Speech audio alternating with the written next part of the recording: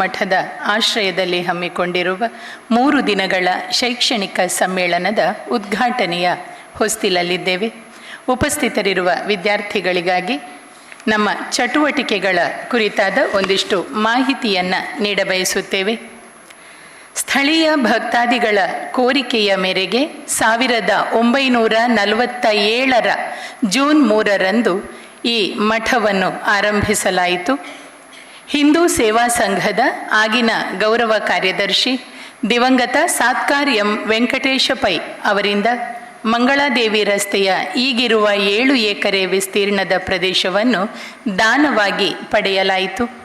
ಅಂದಿನಿಂದ ಇಂದಿನವರೆಗೂ ಮಠವು ನಿತ್ಯ ಪೂಜೆ, ಸಾಮೂಹಿಕ ಪ್ರಾರ್ಥನೆ, ವಾರದ ಉಪನ್ಯಾಸಗಳು, ರಾಮಕೃಷ್ಣ ವಿವೇಕಾನಂದ ವೇದಾಂತ ಸಾಹಿತ್ಯದ ಪ್ರದರ್ಶನ ಮತ್ತು ಮಾರಾಟ, ಮಕ್ಕಳಿಗೆ ಮೌಲ್ಯ ಶಿಕ್ಷಣವನ್ನು ನೀಡುವ ಭಾನುವಾರದ ತರಗತಿಗಳು, ರಾಮಕೃಷ್ಣ ಬಾಲವೃಂದ, ಯೋಗಾಸನ ಶಿಬಿರಗಳು, ಆಧ್ಯಾತ್ಮ ಶಿಬಿರಗಳು, ಮಕ್ಕಳಿಗಾಗಿ ಬೇರೆ ಬೇರೆ ವ್ಯಕ್ತಿತ್ವ ವಿಕಸನದ ಶಿಬಿರಗಳು, ಸಾಂಸ್ಕೃತಿಕ ಪ್ರಸ್ತುತಿಗಳು, ಹೀಗೆ 10 ಹಲವು ಕಾರ್ಯಕ್ರಮಗಳನ್ನು ನಿರಂತರವಾಗಿ ನಡೆಸುತ್ತಾ ಬಂದಿದೆ.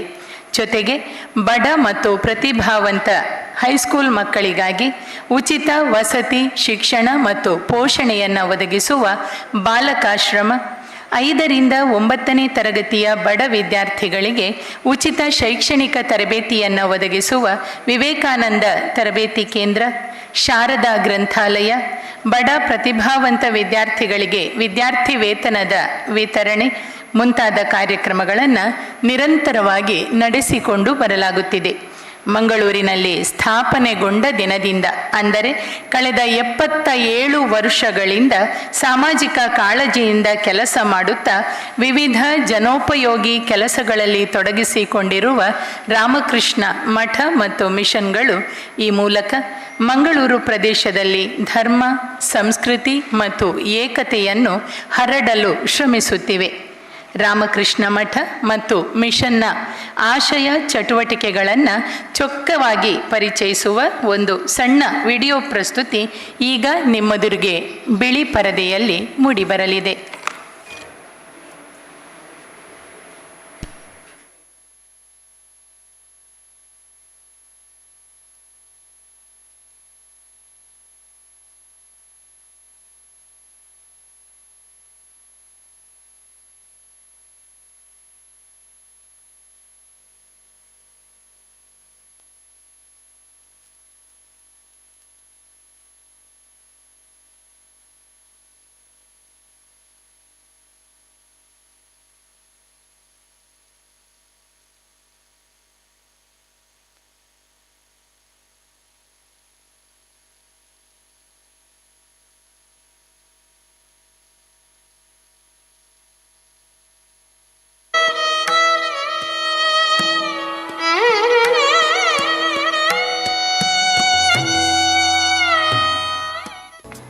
Welcome to Ramakrishna Mutt and Ramakrishna Mission, Mangaluru.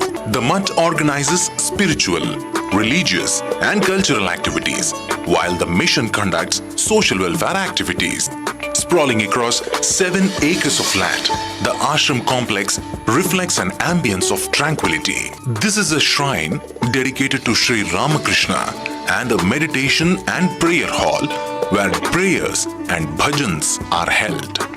Important Hindu festivals and birthdays of Sri Ramakrishna, Sri Sharada Devi and Swami Vivekananda are celebrated and devotees are provided prasadam lunch.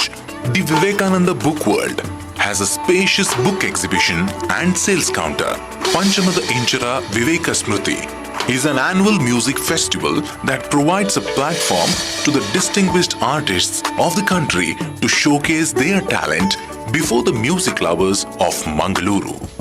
Ramakrishna Balavrinda is a Sunday school organized for the students of the neighborhood to inculcate spiritual, cultural and ethical values in them. Sharda Mahila Vrinda, a ladies group that meets once a week at the ashram to practice bhajans, chanting and the study of the scriptures. They also volunteer in the activities of the ashrama.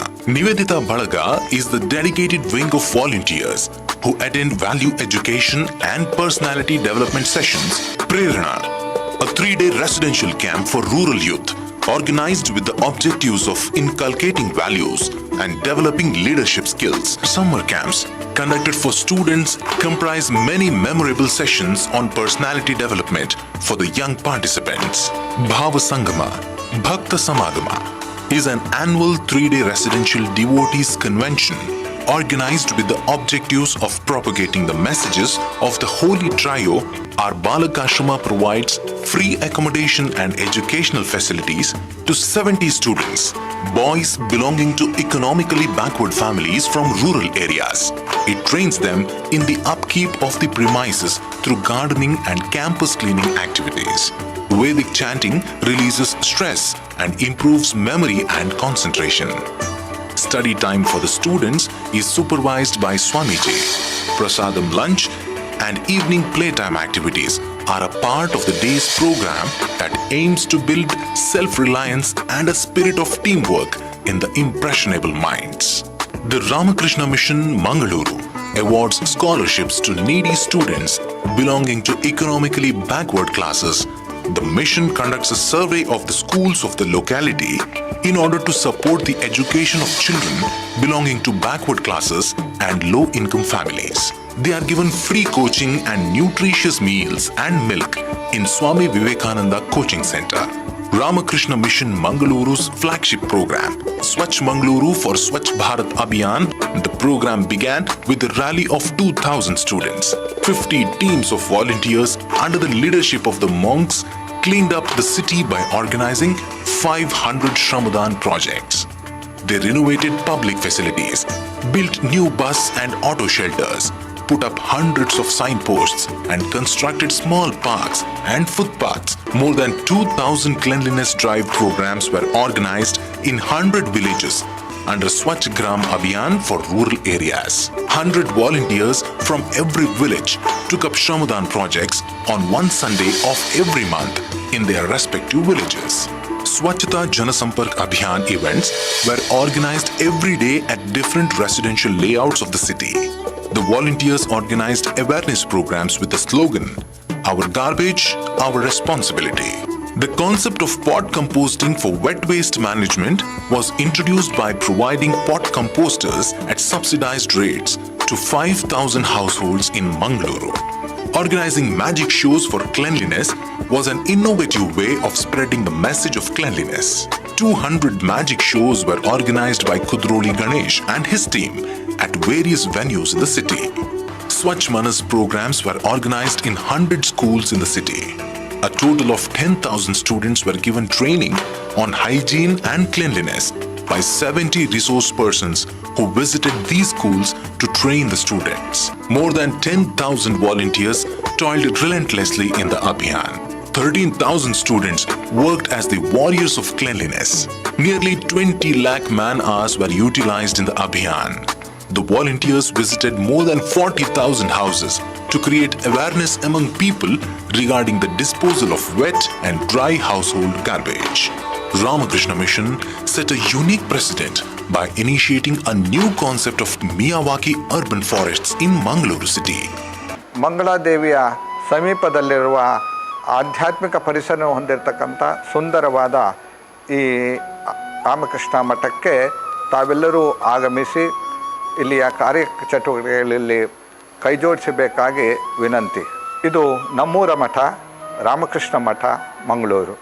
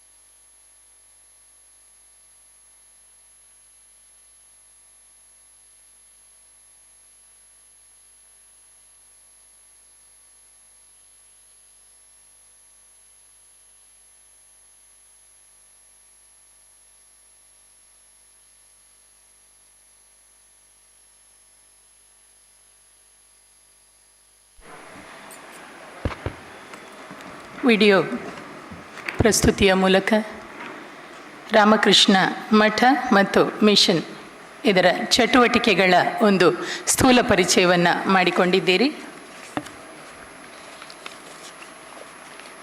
ನಮ್ಮ ಇಂದಿನ ಗೌರವಾನ್ವಿತ ಅತಿಥಿಗಳು ಆಗಮಿಸುತ್ತಿದ್ದಾರೆ. ಮಂಗಳೂರಿನ Ramakrishna mission ಆಧುನಿಕ ಯುವ ಪೀಳಿಗೆಯಲ್ಲಿ ಜೀವನ ಮೌಲ್ಯಗಳನ್ನು ತುಂಬಲು ವಿವಿಧ ಮೌಲ್ಯಾಧಾರಿತ ಶೈಕ್ಷಣಿಕ ಕಾರ್ಯಕ್ರಮಗಳನ್ನು ನಿರಂತರವಾಗಿ ಹಮ್ಮಿಕೊಳ್ಳುತ್ತಿದ್ದು, ಕಳೆದ 10 ವರ್ಷಗಳಿಂದ ವೃತ್ತಿಪರ ಕೋರ್ಸುಗಳ ವಿದ್ಯಾರ್ಥಿಗಳು, ಸ್ನಾತಕೋತ್ತರ ವಿದ್ಯಾರ್ಥಿಗಳು, ಅಧ್ಯಾಪಕರು ಮತ್ತು ಪ್ರಾಧ್ಯಾಪಕರಿಗಾಗಿ ಹಾಗೂ ಪದವಿ ವಿದ್ಯಾರ್ಥಿಗಳಿಗಾಗಿ ಪ್ರಜ್ಞಾ, ಶ್ರದ್ಧಾ ಮತ್ತು ಮೇಧಾ ಎಂಬ 3 ದಿನಗಳ ವಿಚಾರ ಸಂಕಿರಣವನ್ನು ಆಯೋಜಿಸುತ್ತಾ ಬಂದಿದೆ. 1893ರಲ್ಲಿ ಚಿಕಾಗೋದಲ್ಲಿ ನಡೆದ ವಿಶ್ವ ಧರ್ಮ ಸಂಸತ್ತಿನಲ್ಲಿ ಸ್ವಾಮಿ ವಿವೇಕಾನಂದರ ಐತಿಹಾಸಿಕ ಭಾಷಣದ ಸ್ಮರಣಾರ್ಥವಾಗಿ ಈ ಕಾರ್ಯಕ್ರಮವನ್ನು ಪ್ರತಿ ವರ್ಷವೂ ಆಯೋಜಿಸಲಾಗುತ್ತಿದ್ದು, ಈ ವರ್ಷ ಶಿಕ್ಷಣ ಮತ್ತು ಮಾನವ ಶ್ರೇಷ್ಠತೆ ಎಂಬ ವಿಷಯದ ಮೇಲೆ ಚಿಂತನೆ ಮಂಥನ ನಡೆಯಲಿದೆ. ಸಂವಾದವು ಮಂಗಳೂರು ರಾಮಕೃಷ್ಣ ಮಠದ ಈ ವಿವೇಕಾನಂದ ಸಭಾಂಗಣದಲ್ಲಿ ನಡೆಯುತ್ತಿದ್ದು, ವೃತ್ತಿಪರ ಕೋರ್ಸುಗಳ ವಿದ್ಯಾರ್ಥಿಗಳಿಗಾಗಿ ಇಂದು ಪ್ರಜ್ಞಾ ಎಂಬ ಹೆಸರಿನಲ್ಲಿ, ಸ್ನಾತಕೋತ್ತರ ವಿದ್ಯಾರ್ಥಿಗಳಿಗಾಗಿ ಶ್ರದ್ಧಾ ಎಂಬ ನಾಮಧೇಯದಲ್ಲಿ ನಾಳೆ ಹಾಗೂ ನಾಡಿದ್ದು ಪದವಿ ವಿದ್ಯಾರ್ಥಿಗಳಿಗಾಗಿ ಮೇಧಾ ಎಂಬ ಶೀರ್ಷಿಕೆಯ ಅಡಿಯಲ್ಲಿ ಕಾರ್ಯಕ್ರಮ ನಡೆಯುತ್ತದೆ. 3 ದಿನಗಳ ಶೈಕ್ಷಣಿಕ ಸಮ್ಮೇಳನದ ಮೊದಲ ದಿನವಾಗಿರುವ ಇಂದು ಆಯೋಜಿಸಿರುವಂಥ ಶೈಕ್ಷಣಿಕ ಕಾರ್ಯಾಗಾರ ಪ್ರಜ್ಞಾ ಈ ಕಾರ್ಯಕ್ರಮದ ತೆರೆ ಸರಿಸುವ ಹೊತ್ತಿನಲ್ಲಿ ಉಪಸ್ಥಿತರಿರುವ ಎಲ್ಲರಿಗೂ ಮತ್ತೊಮ್ಮೆ ಶಿರಸ ಮಣಿದು ಆತ್ಮೀಯವಾಗಿ ಸ್ವಾಗತಿಸಿಕೊಳ್ಳುತ್ತಾ ಇಂದಿನ ಕಲಾಪವನ್ನು ಆರಂಭಿಸಲು ಸಭೆಯ ಅನುಮತಿ ಕೋರುತ್ತೇವೆ. ಈ ಕಾರ್ಯಕ್ರಮದ ಸಾರಥ್ಯವನ್ನು ವಹಿಸಿಕೊಂಡು ಮಾರ್ಗದರ್ಶನ ನೀಡುವಂತೆ ಪೂಜ್ಯ ಸ್ವಾಮಿ ಜಿತಕಾಮಾನಂದಜಿ, ಅಧ್ಯಕ್ಷರು, ರಾಮಕೃಷ್ಣ ಮಠ ಮಂಗಳೂರು ಇವರಲ್ಲಿ ಕೋರುತ್ತೇವೆ. ಸಂಪನ್ಮೂಲ ವ್ಯಕ್ತಿಯಾಗಿ ನಮ್ಮೊಂದಿಗಿದ್ದಾರೆ ರಾಮಕೃಷ್ಣ ಮಿಷನ್ ಕಾನ್ಪುರ ಇದರ ಕಾರ್ಯದರ್ಶಿಯಾಗಿರುವ ಪೂಜ್ಯ ಸ್ವಾಮಿ ಆತ್ಮಶ್ರದ್ಧಾನಂದಜಿಯವರು. ಕಾರ್ಯಕ್ರಮವನ್ನು ಉದ್ಘಾಟಿಸುವುದಕ್ಕಾಗಿ ಆಗಮಿಸಿದ್ದಾರೆ ಮಂಗಳೂರು ವಿಶ್ವವಿದ್ಯಾನಿಲಯದ ಗೌರವಾನ್ವಿತ ಕುಲಪತಿಗಳು ಪ್ರೊಫೆಸರ್ PL ಧರ್ಮ ಅವರು. ಸಂಪನ್ಮೂಲ ವ್ಯಕ್ತಿಯಾಗಿ ನಮ್ಮೊಂದಿಗಿದ್ದಾರೆ ಶ್ರೀಯುತ SN ಶ್ರೀನಿವಾಸ್ ಅವರು. ಎಲ್ಲ ಅತಿಥಿಗಳನ್ನು ಸ್ವಾಗತಿಸುವುದಕ್ಕಾಗಿ ಒಪ್ಪಿಕೊಂಡು ಕಾರ್ಯಕ್ರಮದಲ್ಲಿ ನಮ್ಮ ಜೊತೆಗಿರುವವರು ಭಾರತೀಯ ಸೇನೆಯ ಮಾಜಿ ಯೋಧ ಕ್ಯಾಪ್ಟನ್ ಗಣೇಶ್ ಕಾರ್ನಿಕ್ ಅವರು. ಈ ಎಲ್ಲ ಗಣ್ಯರನ್ನು ಅತ್ಯಂತ ಗೌರವದಿಂದ ನಿಮ್ಮೆಲ್ಲರ ಚಪ್ಪಾಳೆಯೊಂದಿಗೆ ವೇದಿಕೆಗೆ ಆಹ್ವಾನಿಸುತ್ತಿದ್ದೇವೆ.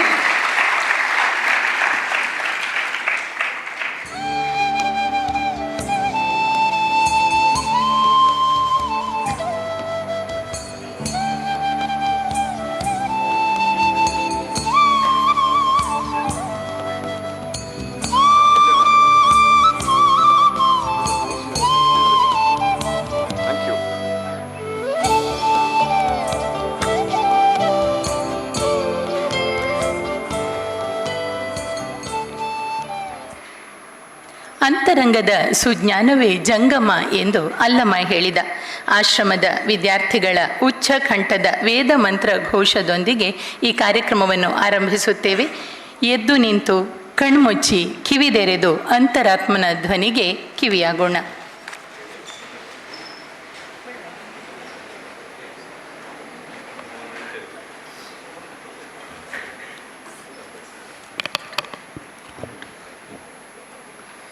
ಓಂ ಶ್ರೀ ಗುರುಭ್ಯೋ ನಮಃ. ಹರಿ ಓಂ. ಸಹನಾ ಭವತು ಸಹನೋ ಭುನಕ್ತು ಸಹ ವೀರ್ಯಂ ಕರವಾವಹೈ ತೇಜಸ್ವಿನಾವಧೀತಮಸ್ತು ಮಾ ವಿದ್ವಿಷಾವಹೈ. ಓಂ ಶಾಂತಿ ಶಾಂತಿ ಶಾಂತಿ. ಹರಿ ಓಂ.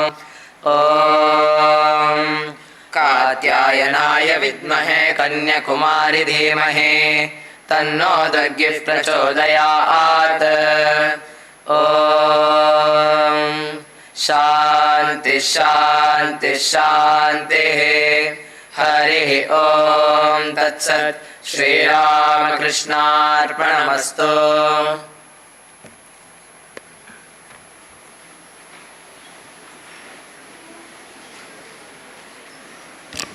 ಧನ್ಯವಾದಗಳು ವಿದ್ಯಾರ್ಥಿಗಳಿಗೆ. ಅತಿಥಿಗಳೆಂದರೆ ದೇವರು ಎಂದು ಜಗತ್ತಿಗೆ ಹೇಳಿಕೊಟ್ಟ ಸಂಸ್ಕೃತಿ ನಮ್ಮದು.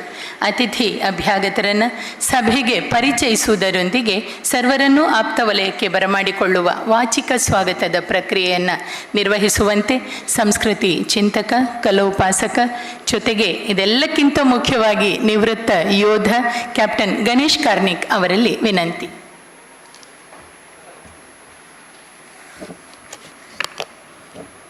On behalf of everyone present here, I offer my most respectful salutations to Mata Sharda Devi, Pujya Sri Ramakrishna Paramahams and Swami Vivekananda, who are called as the Trinity.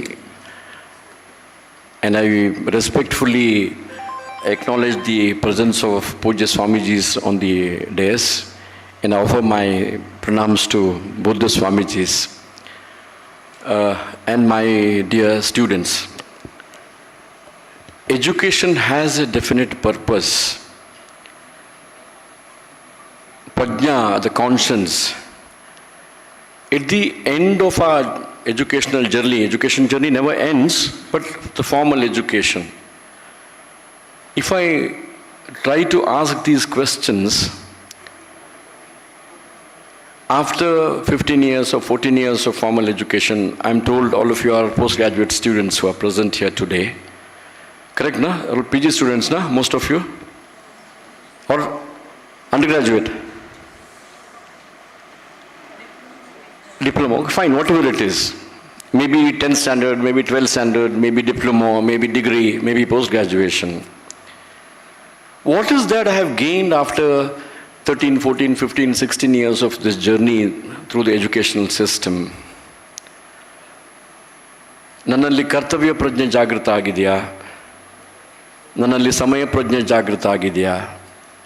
ನನ್ನಲ್ಲಿ ನೈತಿಕ ಪ್ರಜ್ಞೆ ಜಾಗೃತ ಆಗಿದೆಯಾ? I can keep on asking these so-called prajnas.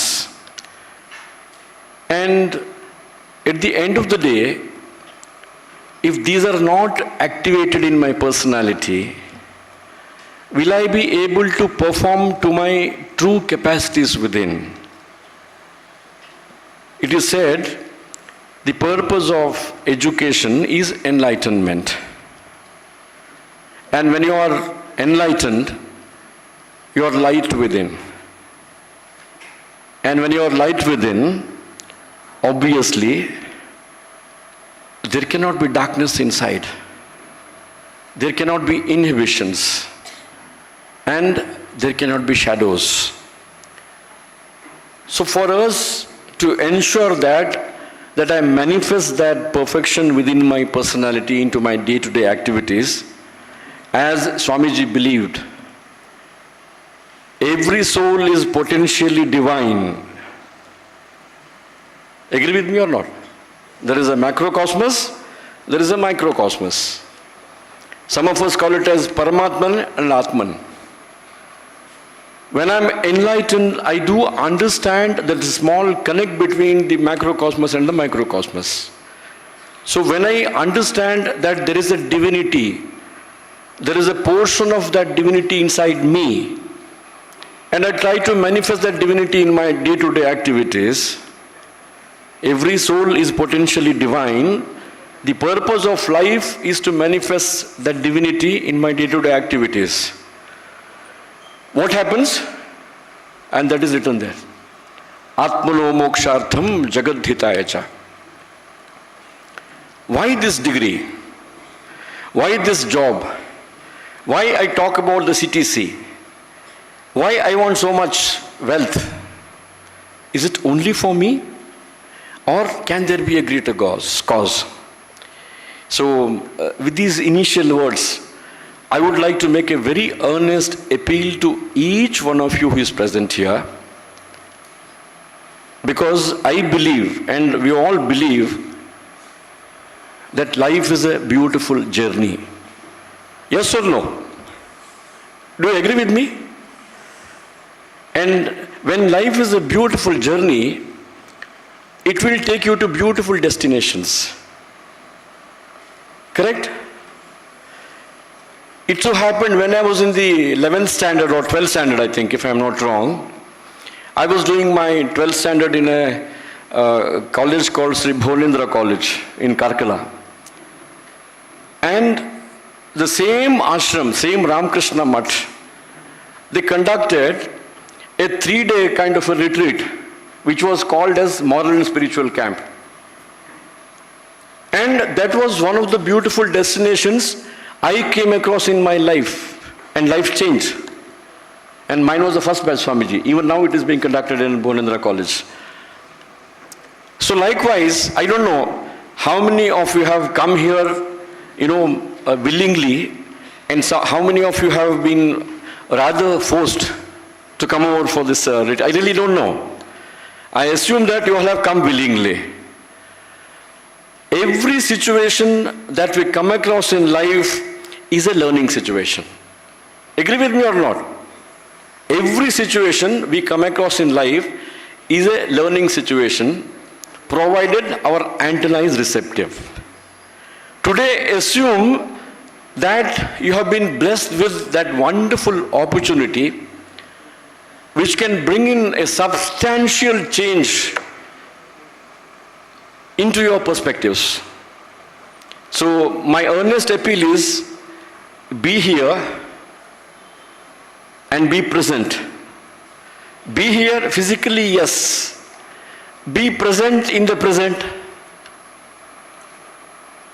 That is the most difficult part, isn't it? That's the most difficult part. So even Swamiji will, join me in saying this. He always makes this appeal. Can you all put off your mobile till you leave this campus today? Nothing is going to happen. No heaven is going to come down. Assume that I am going to be in this hall, present with my 100% presence. This is a small appeal I am going to make. So the very purpose of conducting this 3-day retreat for different batch of students, which is called as Shraddha, Medha and Prajna. Prajna is today, has a purpose. Has a purpose because you are those identified, blessed and chosen students. Not everyone in your class has been given this opportunity. Only you have been blessed with this opportunity. So how do I make best use of it? And we have distinguished guests coming from different parts of the country with the different, specialization. Just listening to them possibly will expose us to newer dimensions. Like we have different dimensions in our personality. When I get exposed to all these experienced people coming and talking from different perspective, I think I'm going to enrich myself. So there is a purpose behind ashram conducting this 3-day retreat for the students continuously for the past 7 years. So before I introduce and welcome the distinguished guests on the stage, I would like to extend a very, very hearty welcome to each one of you who have decided to become part of this beautiful journey. So very, very hearty welcome to each one of you. Did you all see the small movie? A 10-minute movie about Swachh Bharat and ashram activities. So the idea was to expose you to an institution par excellence, institution which is different, much, much different from any other religious congregations, where what I told you just now, the purpose of life and getting that divinity manifested and all those things. So here is an ashram, which is a branch of Belur Mutt, more than 200 branches all over the world. So where they have identified, besides going through the spiritual process, also trying to relate to what is happening outside. I have been a soldier, then in between I had kind of an encounter with the education institution in Nitte. And then I came across politics. And the Swachh Bharat movement was an eye-opener. My 65 years of journey, if you ask me what is the best thing that happened to me, possibly is coming in contact with Ramakrishna Ashram and subsequently getting involved in Swachh Bharat movement. I am saying this because here we have Adhyaksha of the Ramakrishna Math in Mangalore, Pujya Jitakamanandji Maharaj. I was just mentioning the same thing in the morning as we have sat and discussed. But on the very first Swachh Bharat activity in Mangalore, in this campus, he said one sentence which is stuck deeply in my mind. The Swachhata movement is the real worship. We do puja, isn't it? A couple of days back we did Ganesha Puja, before that was Krishna Janmastami, before that was Nagar Panchami, in series of festivities. We try to do puja. But the real puja is worshipping this Mother Earth, which sustains all of us. So it is stuck in my mind. ಕನ್ನಡದಲ್ಲಿ ಹೇಳ್ತೀನಿ, ನಮ್ಮ ದೇಶದಲ್ಲಿ ನಾವು ಕಲ್ಲು ಮಣ್ಣು ಮರ ಗಿಡ ಪ್ರಾಣಿ ಪಕ್ಷಿ ಬೆಟ್ಟ ಗುಡ್ಡ ನದಿ ಎಲ್ಲವನ್ನ ಪೂಜೆ ಮಾಡ್ತೇವೆ. ಯಾಕೆ ಪೂಜೆ ಮಾಡ್ತೇವೆ ಅಂತ ಆಲೋಚನೆ ಮಾಡಿದ್ದೀರಾ ಮಕ್ಕಳೇ? ಯಾ ದೇವಿ ಸರ್ವಭೂತೇಷು ಶಕ್ತಿ ರೂಪೇಣ ಸಂಸ್ಥಿತ. ಭೂತ ಅಂದರೆ ಕಾಂತಾರ ಫಿಲ್ಮಿನ ಭೂತ ಅಲ್ಲ, ಭೂತ ಅಂದರೆ ಮ್ಯಾಟರ್ ಅಲ್ವಾ? ಸೊ ಪ್ರಕೃತಿಯ ಎಲ್ಲ ಪ್ರಕ್ರಿಯೆಯಲ್ಲಿ, ಸೃಷ್ಟಿಯ ಎಲ್ಲ ಪ್ರಕ್ರಿಯೆಯಲ್ಲಿ the macrocosmos, the Paramatman, the energy which is there, it is the same energy which is manifested in every creation. And for my sustenance, I have to live in symbiosis with the nature. The beautiful scientific pursuit our elders had has solutions for all the problems of the world today. That is why the G20 caption was Vasudhaiva Kutumbakam. Ayam nijaha paroveti gananam laghu chetasam udara charitanam tu Vasudhaiva Kutumbakam. Just imagine at what point of time our elders must have realized this perfect understanding between nature and the individual. So this is what is happening in Ramakrishna Ashram. Pujya Jitakamanandji Maharaj, as Adhyaksha of this institution, has been inspirational, has been motivational, has been the guiding principle, has been the spirit behind all of us to get involved in volunteerism, conducting so many activities in and around this ashram. Pujya Swamiji, most reverentially, I extend you a very, very hearty welcome on behalf of everyone present here. Please continue to guide us, in all our endeavors in the coming years too. Today we have another Swamiji from Kanpur Ashram, Atma Shraddhanandaji, Shraddha Meda Prajna. Atma Shraddhanandaji has been in the Ramakrishna order since 1989, if I'm not wrong. And 1989 is the year I left army and came back, Swamiji. I came for a different purpose. Swamiji entered Ramakrishna mission for a different purpose. He has been, holding different responsibilities in Bangalore, in Mysore, and he was the editor of Vedanta Kesari, maybe an English magazine which is dedicated for disseminating the spiritual knowledge of ancient India for more than 100 years, if I am not wrong. Vedanta Kesari is a beautiful magazine, if you all can subscribe. Before I say anything, I wanted to say at the beginning itself, once the session is over, my request is each one of you should visit the library at the entrance, go through the books and pick up something, bookstall, library or bookstall, pick up one book and not only one book is minimum. You can take as many as you want and take it along with you. So Pujya Swamiji has been an editor of that Vedanta Kesari. Besides, he has been motivating students in IIT Kharagpur, where there was a Vivekananda study circle. He used to go regularly and conduct classes for the students there, inspire them, motivate them to do something beyond their capacities. So Puja Swamiji has been here since yesterday, and it's a great honor and to have you amongst us. And our young students will be looking forward to your enlightening lecture. Puja Swamiji, most reverentially extend a very, very hearty welcome. Professor Dharma has been an associate for quite some time, and I keep making, in a way, a little fun of him, sir. Professor Dharma has been a professor in Mangaluru University, and just about a couple of months ago, he has taken over the Vice Chancellor of Mangaluru University. In Mahabharata, after the Kurukshetra Yuddha, Krishna goes to Gandhari.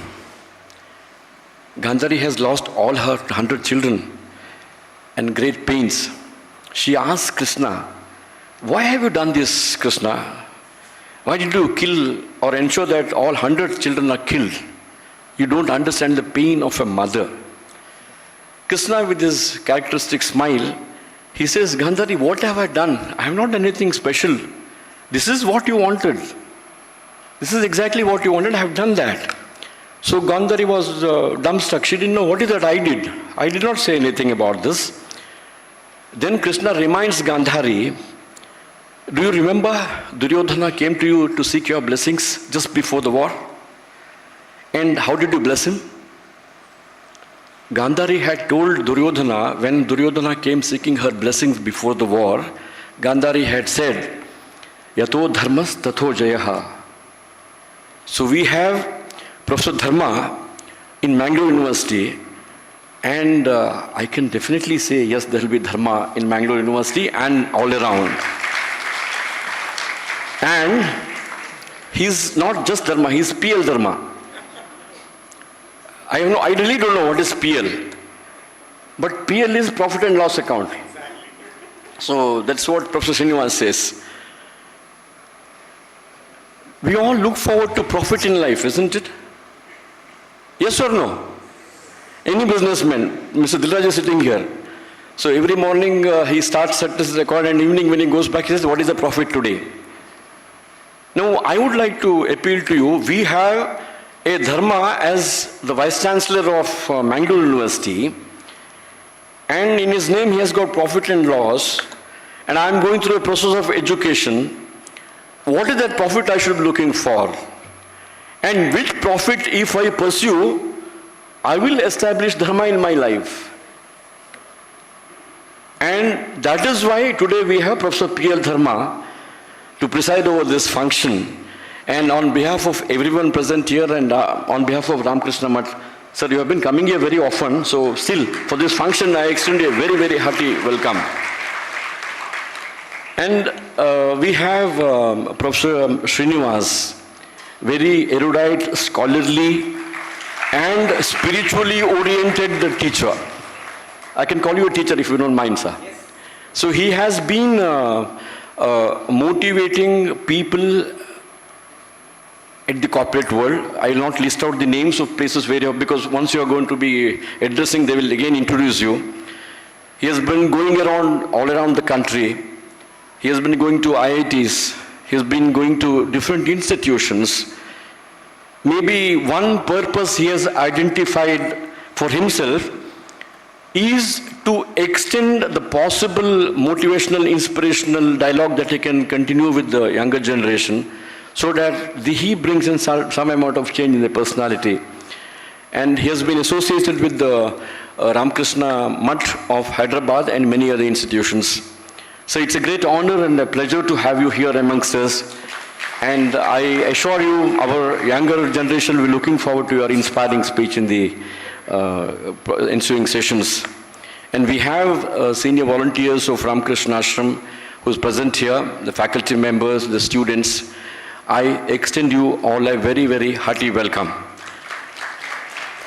I was quoting a small incident which happened on the 15th of August 2014, and our Honorable Prime Minister was addressing the nation, ramparts of Red Fort.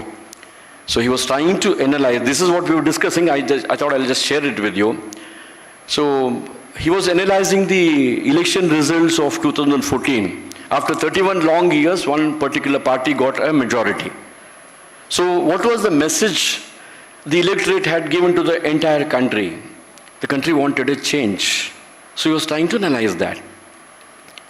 Hindi, little bit. थोड़ा बहुत हिंदी समझ लेते हैं ना? I also know little bit. It was in Hindi, so I'll just quote the exact words. And that should appeal to you because it has appealed to me. If I recollect all the speeches, this one particular sentence has really impressed me. He said, पिछले 68 साल में देश का जो मानसिकता, 68 साल because 68 years, 2014 from 1947. So पिछले 68 साल में देश का जो मानसिकता है वो ऐसा बना है. Young man, there is somebody sleeping next to you, just see. नहीं, right, left side. Yes, good morning. How are you? Is it okay? Are you keeping fine? I really want to learn from you how at 9:30 in the morning you can go to sleep. Please don't mind, I understand maybe you had a late night because of Ganpati Visarjan or something, it is okay. See, I can see all of you from here. That's unfortunately because of this elevated classroom, people can keep watching. I have been a teacher, I can make out. Please don't mind. So he says, पिछले 68 साल में देश का जो मानसिकता है वो ऐसा बना है कि हर एक आदमी यही सोचता है कि इसमें मुझे क्या है. What is there in it for me? The profit that I talked, no? Everybody wants something from it. But the message was, we want a change. After 31 long years, people were having hopes on one particular government that we want to change a lot of things in this country. Then he says, अगर इस देश को बदलना है, बदलना नहीं बदलना है. No, you are loud and clear, but they're all confused. बदलना है नहीं बदलना है? हाँ?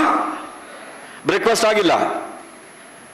But unfortunately, unlike you, 8,000, 10,000 people who are sitting in front of the podium, they said it loud and clear, yes, बदलना है. Then he says, अगर इस देश को बदलना है, तो हम सब मिलके उस सोच से हटके, इसमें मुझे क्या ಅಂತ ಆಲೋಚನೆ ಮಾಡ್ತೀವಲ್ಲ, ನನಗೆ ಲಾಭ ಅಂತ ಆಲೋಚನೆ ಮಾಡ್ತೀವಲ್ಲ, उस सोच से हटके अगर ये सोचना शुरू करेंगे कि इसमें मेरा क्या है, what is my responsibility?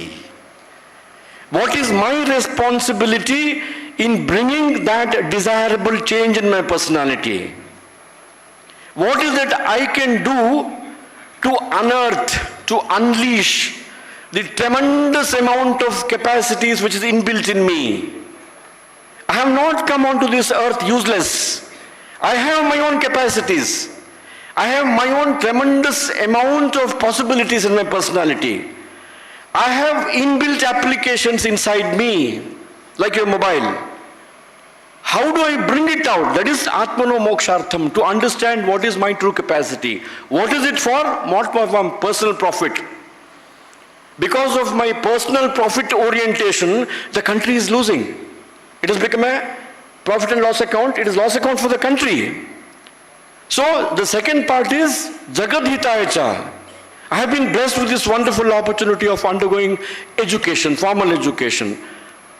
How do I ensure that through this process I access education, I bring a smile on the face of people who are, lesser privileged? And that is the purpose of Prajna. Have a wonderful day with all of us. And again, hearty welcome to each one of you. Thank you. Dhanyavad. Jai Hind.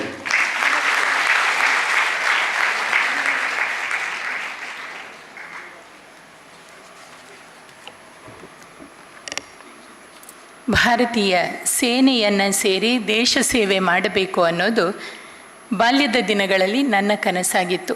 ನಿಮ್ಮಲ್ಲೂ ಬಹುಮಂದಿ ಬಾಲ್ಯದಲ್ಲಿ ಈ ಕನಸನ್ನು ಹೊಂದಿಯೇ ಇರುತ್ತೀರಿ. ಅಂಥದ್ದೊಂದು ಕನಸನ್ನು ನಿಜಗೊಳಿಸುವ ಸೌಭಾಗ್ಯವನ್ನು ಪಡೆದು ಧನ್ಯರಾಗಿರುವ captain Karnik ಅವರಿಗೆ ಮತ್ತೊಮ್ಮೆ ಧನ್ಯವಾದಗಳನ್ನು ಅರ್ಪಿಸುತ್ತಾ, ಈ ಮಣ್ಣಿನ ಜೀವಂತಿಕೆ ಮತ್ತು ಸಮೃದ್ಧಿಯನ್ನು ಸಂಕೇತಿಸುವಂತೆ ಅರಳಿ ನಗುವ ನರುಗಂಪಿನ ಪುಷ್ಪವನ್ನಿತ್ತು ಅತಿಥಿ ಮಹೋದಯರನ್ನು ಗೌರವಿಸ ಬಯಸುತ್ತೇವೆ. ಪೂಜ್ಯ ಸ್ವಾಮಿ ಜಿತಕಾಮಾನಂದಜಿ ಅವರಿಗೆ ಈ ಸಮ್ಮೇಳನದ ಆಯೋಜನೆಯಲ್ಲಿ ಸಹಯೋಗವನ್ನು ಒದಗಿಸಿರುವ ಮಂಗಳೂರು ವಿಶ್ವವಿದ್ಯಾನಿಲಯದ ಸ್ವಾಮಿ ವಿವೇಕಾನಂದ ಅಧ್ಯಯನ ಕೇಂದ್ರದ ಸಂಯೋಜಕರಾಗಿರುವ ಡಾಕ್ಟರ್ ಚಂದ್ರು ಹೆಗ್ಡೆ ಅವರಿಂದ ಪುಷ್ಪದ ಗೌರವ.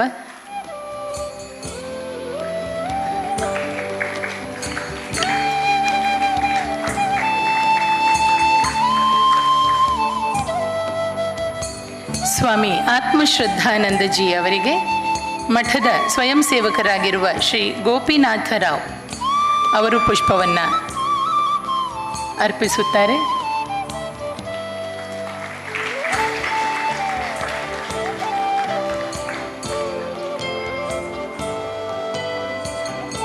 ಮಂಗಳೂರು ವಿಶ್ವವಿದ್ಯಾನಿಲಯದ ಗೌರವಾನ್ವಿತ ಕುಲಪತಿಗಳಾಗಿರುವ ಪ್ರೊಫೆಸರ್ PL ಧರ್ಮ ಅವರಿಗೆ ಶ್ರೀಯುತ ರಂಜನ್ ಬೆಲ್ಲರ್ಪಾಡಿ ಮಠದ ಇನ್ನೋರ್ವ ಸ್ವಯಂ ಸೇವಕರು ಪುಷ್ಪವನ್ನು ಅರ್ಪಿಸಿ ಗೌರವವನ್ನು ಸಲ್ಲಿಸಿದ್ದಾರೆ.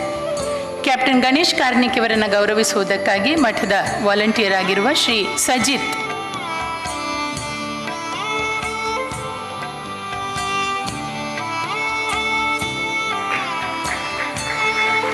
ಶ್ರೀಯುತ SN ಶ್ರೀನಿವಾಸ್ ಇವರಿಗೆ ಪುಷ್ಪ ಗೌರವವನ್ನು ಕೊಡಮಾಡುವವರು ಮಠದ ಸ್ವಯಂ ಸೇವಕರು ಕಮಲಾಕ್ಷ ಪೈ.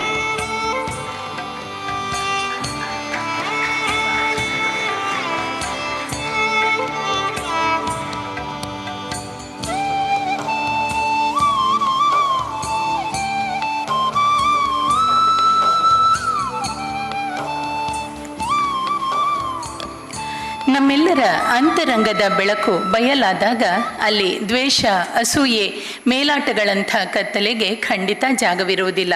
ಸಾಲು ದೀಪಗಳನ್ನು ಬೆಳಗಿ ಈ ಕಾರ್ಯಕ್ರಮವನ್ನು ಉದ್ಘಾಟಿಸುವಂತೆ ಮಂಗಳೂರು ವಿಶ್ವವಿದ್ಯಾನಿಲಯದ ಗೌರವಾನ್ವಿತ ಕುಲಪತಿಗಳು ಪ್ರೊಫೆಸರ್ PL ಧರ್ಮ ಅವರಲ್ಲಿ ಕೋರಿಕೆ. ವೇದಿಕೆಯಲ್ಲಿರುವ ಎಲ್ಲ ಅತಿಥಿಗಳ ಸಾಂಗತ್ಯದಲ್ಲಿ ಬೆಳಕು ಹಚ್ಚುವ ಈ ಪ್ರಕ್ರಿಯೆ ನಡೆಯುತ್ತದೆ.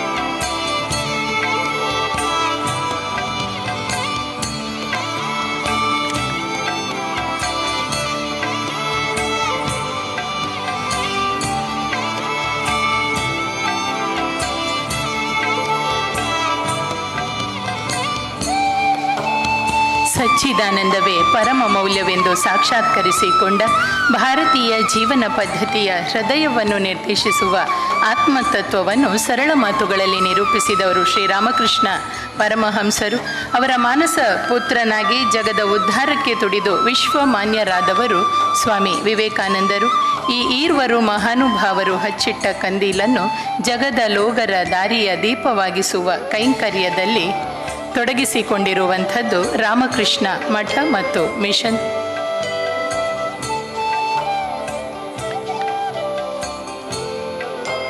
ಮಠದ ಅಧ್ಯಕ್ಷರಾಗಿ ಮುನ್ನಡೆಸುತ್ತಿರುವ ಪೂಜ್ಯ ಸ್ವಾಮಿ ಜಿತಕಾಮಾನಂದಜಿ ಅವರ ಸಾರಥ್ಯದಲ್ಲಿ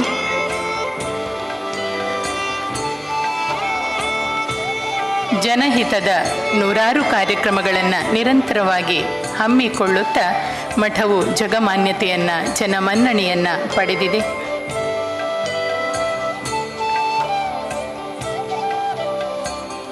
ಇಡೀ ಜಗತ್ತಿನ ಕತ್ತಲು ಒಟ್ಟು ಸೇರಿದರೂ ಒಂದು ದೀಪದ ಬೆಳಕನ್ನು ಅಡಗಿಸಲು ಸಾಧ್ಯವಿಲ್ಲ. ಅದು ಬೆಳಕಿನ ಶಕ್ತಿ. ಬೆಳಕು ಹಚ್ಚಿ ಕಾರ್ಯಕ್ರಮವನ್ನು ಉದ್ಘಾಟಿಸಿದ ಗಣ್ಯರಿಗೆ ವಂದನೆಗಳನ್ನು ಸಲ್ಲಿಸುತ್ತಾ ಪೂಜ್ಯ ಸ್ವಾಮಿ ಜಿತಕಾಮಾನಂದಜಿಯವರು ದಿಕ್ಸೂಚಿ ಮಾತುಗಳನ್ನು ಆಡುವಂತೆ ಅವರಲ್ಲಿ ವಿನಂತಿ ಮಾಡಿಕೊಳ್ಳುತ್ತೇವೆ.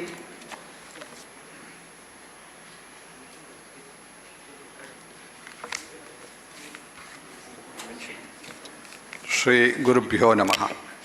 Namashri Yatirajaya Vivekananda Suraye Sachit Swarupaya Swamine Tapaharine. Reverend Swami Atmashraddhanandaji Maharaj, who has come from all the way from Kanpur, and our chief guest, Professor P.L. Dharma, Honorable Vice Chancellor, Mangaluru University, and our resource person, S.N. Srinivas, HR Executive, has come all the way from Hyderabad, and our own Captain Ganesh Karnik, and the bright future of India and the world at large, my dear students.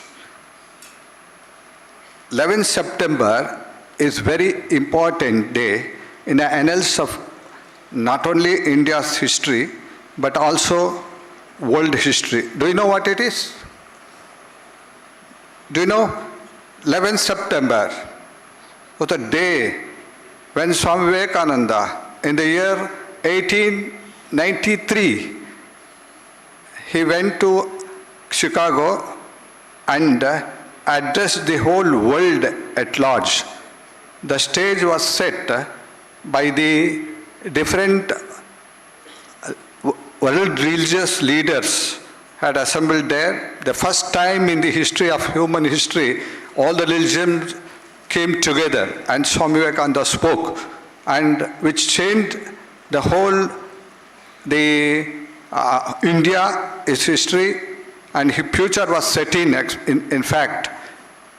And Swami Vivekananda's words, even though it is relevant, and to commemorate this, the very important and holy occasion, Ramakrishna Mission Mangaluru every year organizes a 3-day youth convention, and we call it Shraddha, Medha and Prajna. All the 3 words has very important meaning within it. And today's program, it is Prajna, and the theme in the Prajna that we have given is that Symposium for students of professional courses, and the course is Values and Human Excellence. Very important thing, human excellence. In fact, Swami Vivekananda spoke all his life about the human excellence. What is that human excellence? Why this program is organized? I just read out, I don't like to take much time. And I read out what is Prajna, why this program has been organized, especially for youngsters like you all, who are dreaming of a great career life.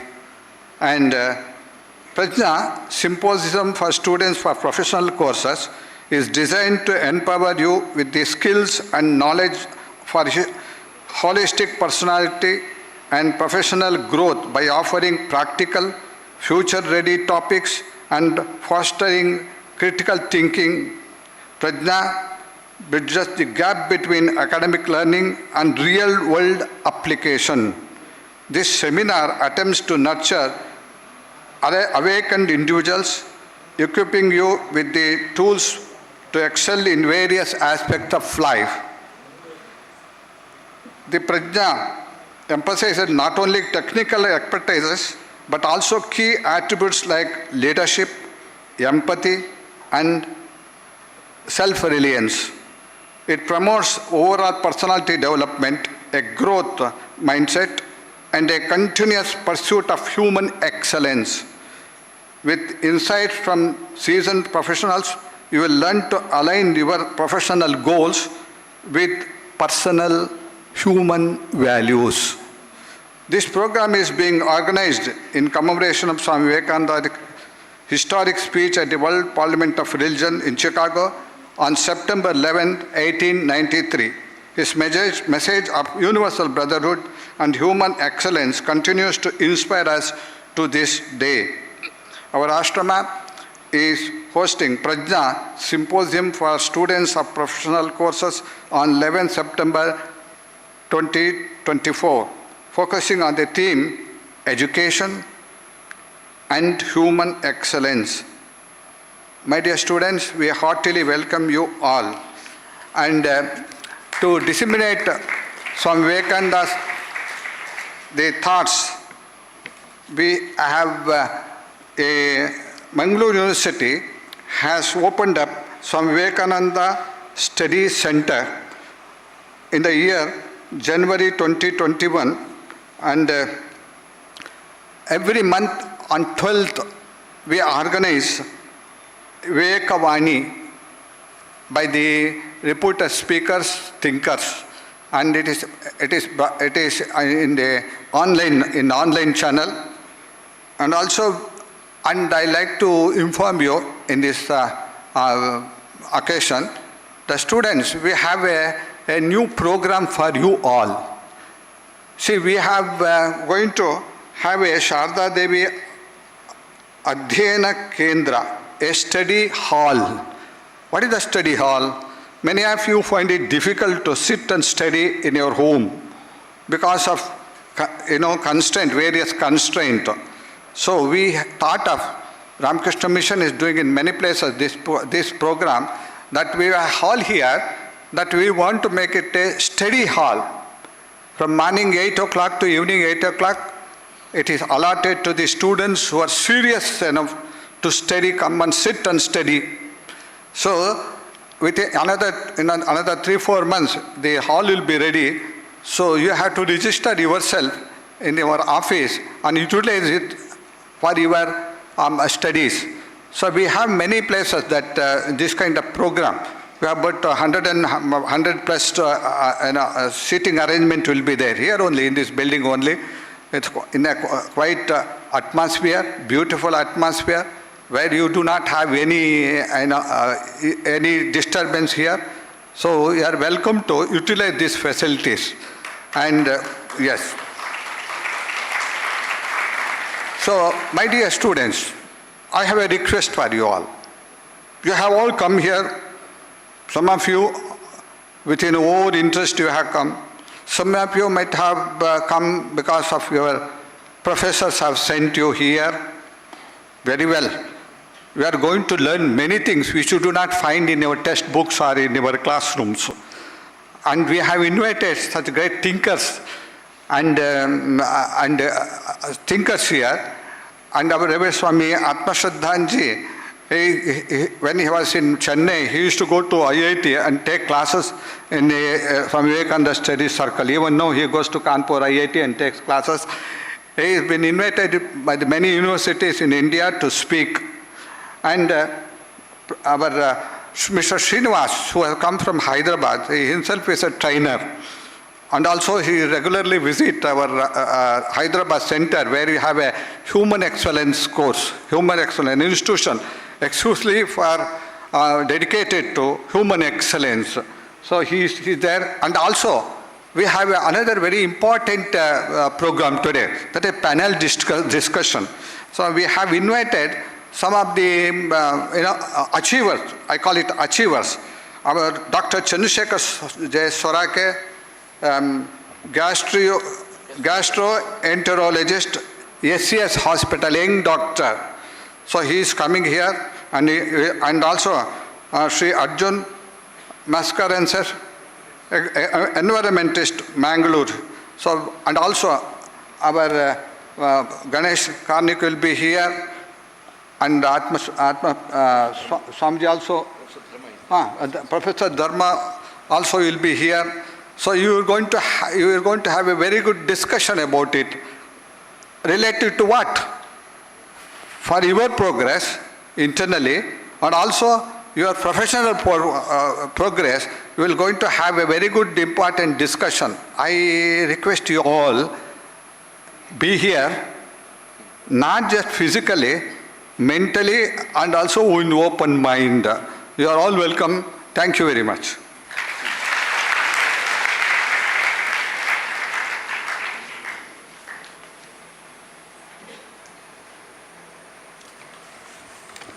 ಧನ್ಯವಾದಗಳು ಪೂಜ್ಯ ಸ್ವಾಮೀಜಿಯವರಿಗೆ.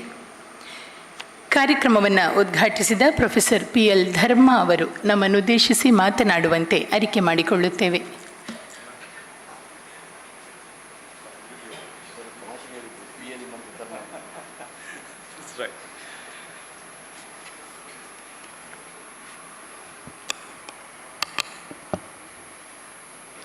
ಈ ಕಾರ್ಯಕ್ರಮಕ್ಕೆ ಬಂದಿರುವ ಎಲ್ಲ ಕಿರಿಯ ಸ್ನೇಹಿತರೆ, ಕಾರ್ಯಕ್ರಮದಲ್ಲಿ ಉಪಸ್ಥಿತರಿರುವ ಸ್ವಾಮೀಜಿ, ಇಬ್ಬರು ಸ್ವಾಮೀಜಿಯವರೇ, ಗೌರವಾನ್ವಿತ ಕ್ಯಾಪ್ಟನ್ ಗಣೇಶ್ ಕಾರ್ಣಿಕ್ ಅವರೇ, ವಿಶೇಷವಾಗಿ ಆಹ್ವಾನಿತರಾದಂಥ ಆತ್ಮೀಯರೇ, I am permitted to speak in both the languages. ತಾವು ಕನ್ನಡದಲ್ಲಿ ಪ್ರಾರಂಭ ಮಾಡಿದ್ರಿ, anchor is also speaking in Kannada, ಹಾಗಾಗಿ ಎರಡೂ ಭಾಷೆಯಲ್ಲಿ ಮಾತನಾಡ್ಬೋದು ಅಂತ ನಾನೇ ಊಹಿಸ್ಕೊಂಡಿದ್ದೇನೆ. ಆ ಸ್ವಾತಂತ್ರ್ಯವನ್ನು ಬಳಸ್ಕೊಳ್ಬೋದು ಅಂತ ನಾನು ತಿಳ್ಕೊಂಡಿದ್ದೇನೆ. ಬಹಳ ದೊಡ್ಡ ಒಂದು ಈವೆಂಟಿಗೆ ನಾನಿಲ್ಲಿ ಸಾಕ್ಷಿಯಾದೆ. ಹಾಗಾಗಿ ಈ ಭಾಗ್ಯವನ್ನು ಯಾವತ್ತೂ ನೆನಪಿಸ್ಕೊಳ್ತೇನೆ. ಇದು ಕೇವಲ ಸೆಪ್ಟೆಂಬರ್ 11 ಮಾತ್ರ ಅಲ್ಲ, ಬಹುಶಃ ನಮ್ಮ ಬದುಕಿನ ಎಲ್ಲ ದಾರಿ ದೀಪ ಆಗಬೇಕಾದ ಒಂದು ದಿವಸ ಇದು. ಅದ್ರ ಜೊತೆಗೆ ಕ್ಯಾಪ್ಟನ್ ಸರ್ ಅವರು ಪ್ರಾರಂಭ ಮಾಡ್ತಾ ಇಡೀ ಒಂದು ಸಂಪ್ರದಾಯವನ್ನೇ ಒಂದಷ್ಟು ಬದಲಾವಣೆ ಮಾಡಿದ್ರು. ಯೂಶ್ವಲಿ ನಾವೇನು ಮಾಡ್ತೀವಿ, ಕಾರ್ಯಕ್ರಮ ಪ್ರಾರಂಭ ಮಾಡುವಾಗ ವೇದಿಕೆಯಲ್ಲಿರುವ ಗಣ್ಯರನ್ನು, ಪೂಜ್ಯರನ್ನು ಸಂಬೋಧನೆ ಮಾಡಿ ಆನಂತರ ನಾವು ನಮ್ಮ ವೇದಿಕೆಯಲ್ಲಿರುವಂಥ ವಿದ್ಯಾರ್ಥಿ ಸ್ನೇಹಿತರನ್ನು ಅಥವಾ ಬಂದಿರುವಂಥ ಎಲ್ಲ ಸ್ನೇಹಿತರನ್ನು ನಾವು ಸಂಬೋಧಿಸ್ತೇವೆ. ಆದರೆ ಇವತ್ತು ನಮ್ಮ ಕ್ಯಾಪ್ಟನ್ ಸರ್ ಅವರು ಮೊದಲನೇದಾಗಿ ತಮಗೆ ಗೌರವ ಕೊಡ್ತಾ ಮತ್ತು ಅದನ್ನು ಬಹಳ ಪ್ರೀತಿಯಿಂದ ತಮ್ಮನ್ನು ಸ್ವಾಗತ ಮಾಡಿಕೊಳ್ತಾರೆ. ಏನೋ ಒಂದು ಸಣ್ಣ ಆಲೋಚನೆ ಮಾಡಬೇಕಾದ ವಿಷಯ ಇದು. ಅದು ಬಹುಶಃ ಅವ್ರಿಗೆ ಚೆನ್ನಾಗಿ ಗೊತ್ತು, ಬಹುಶಃ ಹಾಗಾಗಿ ಮಾಡಿರ್ತಾರೆ. ಯಾವುದನ್ನು ಆಲೋಚನೆ ಮಾಡದೆ ನಮ್ಮ ಕ್ಯಾಪ್ಟನ್ ಸರ್ ಮಾಡೋದಿಲ್ಲ. ಆದರೆ ಅದನ್ನು ಬೇರೆ ರೀತಿಯಲ್ಲಿ ನಮ್ಗೆ ಅರ್ಥ ಮಾಡ್ಕೊಳ್ಳೋಕೆ ಒಂದು ಸಣ್ಣ ಸ್ವಾತಂತ್ರ್ಯವನ್ನು, ಲಿಬರ್ಟಿಯನ್ನು ಸರ್ ನಮಗೆ ಕೊಡ್ತಾರೆ. ಬದಲಾವಣೆ ಆಗಬೇಕಾಗಿತ್ತು ಅಂತ ಹೇಳ್ತಾರೆ. ಬದಲಾವಣೆಯ ಪ್ರಾಮುಖ್ಯತೆಯನ್ನು ನಮಗೆ ತಿಳಿಸ್ಕೊಡ್ತಾರೆ. ಹಾಗಾಗಿ ಆಲೋಚನೆಗಳ ಬದಲಾವಣೆಗಳನ್ನು ಕೂಡ ಮಾಡಬೇಕಾಗುತ್ತೆ ಅನ್ನೋದನ್ನು ಹೇಳ್ತಾ ಸ್ವತಃ ಪ್ರಾಕ್ಟೀಸ್ ಮಾಡಿದವರು ಮತ್ತು ಕಾರ್ಯರೂಪಕ್ಕೆ ತಂದವರು ನಮ್ಮ captain sir. You have been leading us all the time, and then I must be grateful to you in Mangaluru. On behalf of all Mangalurians, I, extend my respect to you, sir, for not only captaining the army, but also, leading all of us towards the light, towards the better future. ಸ್ನೇಹಿತರೆ, ಇದು ಇಲ್ಲಿಗೆ ಬಂದಿರೋದು ಮತ್ತು ನಿಮ್ಮ ಜೊತೆಗೆ ಕಾಲ ಕಳೀತಾ ಇರೋದು ನಾನು ಕೂಡ ತಿಳ್ಕೊಳ್ಳಿಕ್ಕೆ ಮತ್ತು ನಾನು ಕೂಡ ಕಲೀಲಿಕ್ಕೆ, ಸ್ವಾಮೀಜಿಯವ್ರನ್ನ ನೋಡಲಿಕ್ಕೆ, ಆಶ್ರಮವನ್ನು ನೋಡಲಿಕ್ಕೆ ಮತ್ತು ಅವರು ನಮಗೆ ಕೊಡ್ತಿರುವಂಥ ಕಾಣಿಕೆಯನ್ನು, ಸಮಾಜಕ್ಕೆ ಕೊಡ್ತಿರುವ ಕಾಣಿಕೆಯನ್ನು ಪಡ್ಕೊಂಡು ಅರ್ಥ ಮಾಡಿಕೊಂಡು ಹೋಗಲಿಕ್ಕೆ ನಾನು ಇಲ್ಲಿದ್ದೀನಿ. ಹಾಗಾಗಿ ಅಂಥವರ ಪ್ರಮುಖರ ಮುಂದುಗಡೆ ಭಾಷಣ ಮಾಡುವಷ್ಟು ಶಕ್ತಿ ನನಗೇನಿಲ್ಲ. ತಾವೆಲ್ಲ ಕಾರ್ಯಕ್ರಮವನ್ನು ಗಮನಿಸಿದ್ದೀರಿ.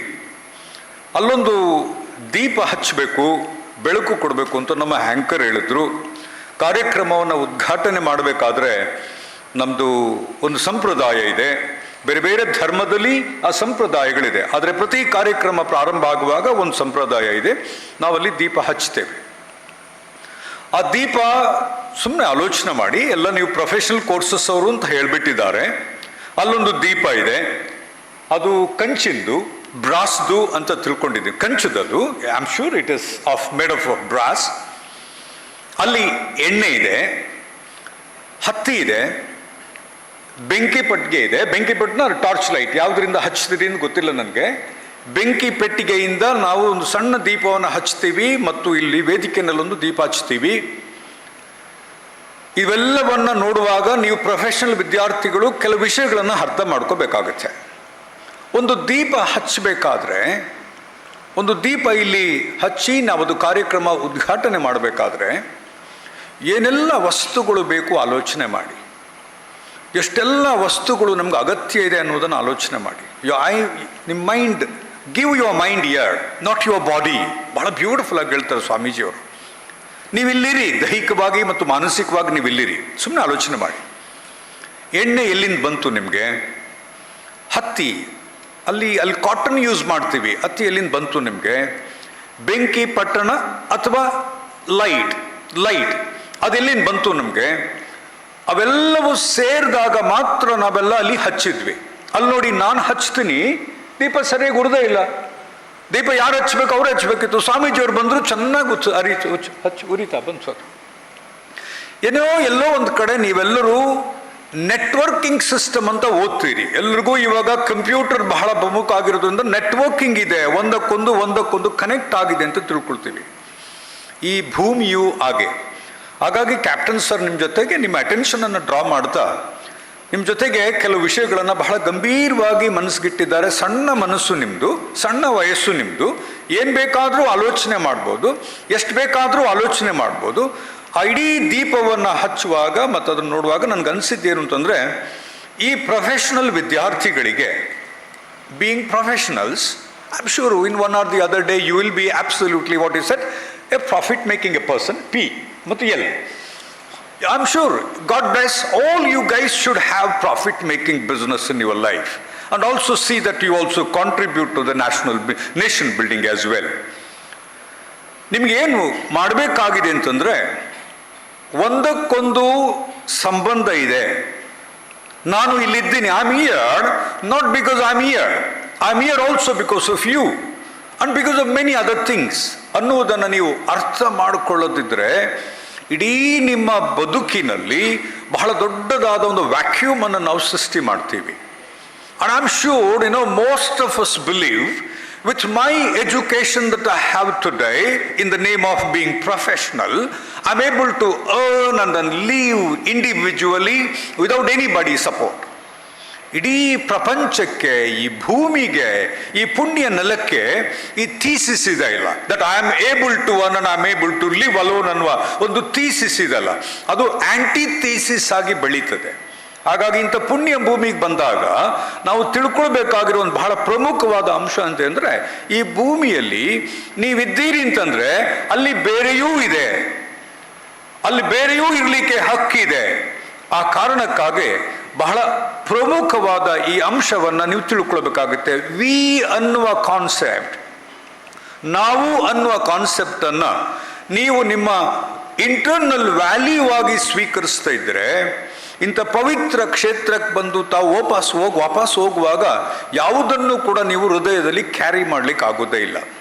ನಾನು ಅನ್ನುವುದನ್ನು ಹೇಗೆ ಮೌಲ್ಯಗಳ ಮುಖಾಂತರ ಸ್ವಾಮಿ ವಿವೇಕಾನಂದರು ಡಿಫೀಟ್ ಮಾಡಲಿಕ್ಕೆ ಪ್ರಯತ್ನ ಪಡ್ತಾರೋ, ನಾವೆಲ್ಲರೂ ನನ್ನ ಬ್ರದರ್ಸ್ ಅಂಡ್ ಮೈ ಸಿಸ್ಟರ್ಸ್ ಅಂತ ಇದೇ ದಿವಸ ಇಡೀ ಪ್ರಪಂಚಕ್ಕೆ ಒಂದು ಮೊಳಗಿಸಿದಾಗ ಅವರು ಕರೆ ಕೊಟ್ಟದ್ದು ನಾವು ಅನ್ನುವ ಒಂದು ಭಾವನೆಯನ್ನು. ಮತ್ತು ಈ ನಾವು ಒಳಗಡೆ ಈ ಪರಿಸರ ಇದೆ, ಹಾಗಾಗಿ ಸ್ವಚ್ಛತೆ ತಗೊಂಡು ಬಂದರು, ಈ ಭೂಮಿ ಇದೆ ಮತ್ತು ಇಲ್ಲಿ ಬೇಕಾದಂಥ ಎಲ್ಲ ಸವಲತ್ತುಗಳು ಇದೆ. ಇದನ್ನು ರಕ್ಷಣೆ ಮಾಡುವ ಬಹಳ ದೊಡ್ಡ ಹೊಣೆಗಾರಿಕೆಯನ್ನು ಈ ಪ್ರಜ್ಞಾ ನಮ್ಮ ಪ್ರೊಫೆಷನಲ್ ವಿದ್ಯಾರ್ಥಿಗಳಿಗೆ ಕೊಡಬೇಕು. ಆ ಕಾರಣಕ್ಕಾಗಿ ನಿಮ್ಮನ್ನು ಇಲ್ಲಿ ಕರ್ಕೊಂಡು ಬಂದಿರೋದು. ಧರ್ಮ ಬೋಧನೆ ಅಲ್ಲ ಇದು, ಧಾರ್ಮಿಕ ಬೋಧನೆ ಅಲ್ಲ ಇದು. ಇದು ಬದುಕುವ ಆಶಯವನ್ನು, ಬದುಕುವ ರೀತಿಯನ್ನು, ಮಾರ್ಗವನ್ನು ಸೃಷ್ಟಿ ಮಾಡಿಕೊಡುವ ಒಂದು ಅತ್ಯಂತ ದೊಡ್ಡ ಪ್ರಕ್ರಿಯೆ ಅನ್ನೋದನ್ನು ನೀವು ತಿಳ್ಕೊಂಡ್ರೆ ಇಲ್ಲಿಗೆ ಬಂದದ್ದು ಭಾಳ ಸಾರ್ಥಕ ಆಗುತ್ತೆ. ಎಂಥ ಪುಣ್ಯ ಜಾಗ ನೋಡಿ. ಕ್ಲಾಸ್ನಲ್ಲಿದ್ದಿದ್ರೆ ಟೀಚರ್ ಪಾಠ ಮಾಡ್ತಾ ಇದ್ರು ಕೂಡ ಮೊಬೈಲ್ ಫೋನ್ ಮಾಡ್ತಾ ಕಿರಿಕಿರಿಯಿಂದ ಮಾತಾಡ್ತಾ ಅಲ್ಲಿ ಎಲ್ಲ ಡಿಸ್ಟರ್ಬ್ ಮಾಡ್ತಾ ಇದ್ರಿ. ಸರ್ ಹೇಳ್ತಾ ಇದ್ರು, you are having a wonderful nap here. I also see a beautiful girl sitting there and having a good nap. You are lucky, absolutely lucky. ಇಲ್ಲಿಷ್ಟು ಜೋರು ಮಾತಾಡ್ತಾ ಇದ್ದೀವಿ, ಇಷ್ಟು ಜನ ಇದ್ದಾರೆ, ಆದರೂ you are enjoying your nap ಅಂತಂದ್ರೆ you should be a blessed girl. You should be a blessed girl. I care nobody because I want to just have a nap and then get away with. ಎಂಥ ಅದ್ಭುತವಾದ ಬದುಕು ನೋಡಿ. ಪ್ರಪಂಚದಲ್ಲಿ ಏನೇನೆಲ್ಲ ಆಗ್ತಾ ಇದೆ ಅದರ ಅಟೆನ್ಷನ್ ಡ್ರಾ ಮಾಡ್ಲಿಕ್ಕೆ ನಿಮ್ಮನ್ನು ಕರ್ಕೊಂಡ್ಬಂದಿದ್ದೀವಿ. I care nobody because I have nothing to worry about ಅಂತ ಹೇಳುವ ಭಾವನೆ ಇದೆಲ್ಲ, ಅದು ಬಹಳ ದೊಡ್ಡದು. But there is somebody who cares about you, God. ಅವನು ನಿಮ್ಮನ್ನು ಯಾವತ್ತೂ ಕೇರ್ ಮಾಡ್ತಿರ್ತಾನೆ ಮತ್ತು ಯಾವತ್ತೂ ನಿಮ್ಮ ಬಗ್ಗೆ ಆಲೋಚನೆ ಮಾಡ್ತಿರ್ತಾನೆ. ಇದನ್ನು ನೀವು ಸ್ವಲ್ಪ ಗಮನ ಹರಿಸಿದ್ರೆ, ಸ್ವಾಮಿ ವಿವೇಕಾನಂದರ ಅನುಯಾಯಿ ಆಗ್ತಾ ಸ್ವಾಮಿ ವಿವೇಕಾನಂದರು, ಈಗ ಸ್ವಾಮೀಜಿ ಇವ್ರ ಥರ ಸ್ವಾಮೀಜಿಗಳಾಗಿ ನಮ್ಮ ಬದುಕಿನಲ್ಲಿ ಸಾಧ್ಯ ಆಗದೆ ಇರ್ಬೋದು, ಕಾವಿ ತೊಟ್ಟು ಹೋಗ್ಲಿಕ್ಕೆ ನಮ್ಗೆ ಅರ್ಹತೆ ಇಲ್ಲದೆ ಇರ್ಬೋದು, ಆದರೆ by yourself, being what you are, you can be one of the finest followers of Swami Vivekananda in terms of doing what you are doing. Being professional, I'm told that you are all professional students. ನೀವು professional ಅಂತ ಅಂದ್ಬಿಟ್ಮೇಲೆ ಪ್ರತಿ ವರ್ಷ ಈ ದಕ್ಷಿಣ ಕನ್ನಡದಲ್ಲಿ ನಾವೆಲ್ಲ ಪ್ರೊಫೆಷನಲ್ಸ್ಗಳನ್ನು highest professionalism ಇಂದ ಬೆಳೆಸ್ತೀವಿ ಅಂತ ಆದರೆ we need to have a wonderful discipline society. ಅದು ಬಹುಶಃ ನಮ್ಮ ಹತ್ರ ಕಾಣ್ತಾನೆ ಇಲ್ಲ. ವಂಡರ್ಫುಲ್ ಪ್ರೊಫೆಷನಲ್ಸನ್ನು ನಾವು ಪ್ರೊಡ್ಯೂಸ್ ಮಾಡ್ತಾ ಇದ್ದೀವಿ, ಆದರೆ ಎಲ್ಲೋ ಒಂದು ಕಡೆ ಬದುಕು ತಾಳ ತಪ್ತಾ ಇರೋದನ್ನು ನಾವು ಕಾಣ್ತಾ ಇದ್ದೇವೆ. ಸ್ವಾಮಿ ವಿವೇಕಾನಂದರಿಗೆ ಬೇಕಾಗಿದ್ದು ಇದು. ಈ ಸಮಾಜವನ್ನು ಅರ್ಥ ಮಾಡಿಕೊಳ್ಳುವ ಶಕ್ತಿಯನ್ನ ಪರಮಾತ್ಮ ಯಾವ್ಯಾವ ದೇವರನ್ನು ಪೂಜೆ ಮಾಡ್ತಿದ್ರೋ ತೊಂದರೆ ಇಲ್ಲ, ನೀವು ಪೂಜೆ ಮಾಡ್ಕೊಳ್ಳಿ. ಆ ಪರಮಾತ್ಮ ನಿಮ್ಗೆ ಆ ಶಕ್ತಿ ಕೊಟ್ಟಿದ್ರೆ ಸಮಾಜದಲ್ಲಿ ಒಂದು ಬ್ಯಾಲೆನ್ಸ್ ಅನ್ನ ಮೇಂಟೈನ್ ಮಾಡ್ಲಿಕ್ಕೆ ನಮ್ಗೆ ಸಾಧ್ಯ ಆಗುತ್ತೆ. ಈಗ ನಮ್ಗೆ ಅದು ಮಾಡ್ಲಿಕ್ಕೆ ಆಗೋದಿಲ್ಲ ಅನ್ನುವ ಕಾರಣಕ್ಕಾಗಿ ನಿಮ್ಮಂಥ ಸಣ್ಣ ಮಕ್ಕಳನ್ನ ಇಂಥ ಜಾಗಕ್ಕೆ ಕರ್ಕೊಂಡು ಬಂದು ನಿಮ್ಮ ಆಲೋಚನೆಗಳನ್ನು ಪರಿವರ್ತನೆ ಮಾಡುವ, ಬದಲಾವಣೆಗಳಿಗೆ ನಿಮ್ಮನ್ನು ನೀವು ತೊಡಗಿಸಿಕೊಳ್ಳುವಾಗ ಕೆಲವು ಪ್ರಮುಖ ಮೌಲ್ಯಗಳನ್ನು ನೀವು ಅನುಸರಿಸಬೇಕಾದ ವಿಷಯವನ್ನು ಇಲ್ಲಿ ಹೇಳಿಕೊಡುವ ಪ್ರಯತ್ನ ಮಾಡ್ತಾ ಇರುತ್ತೆ.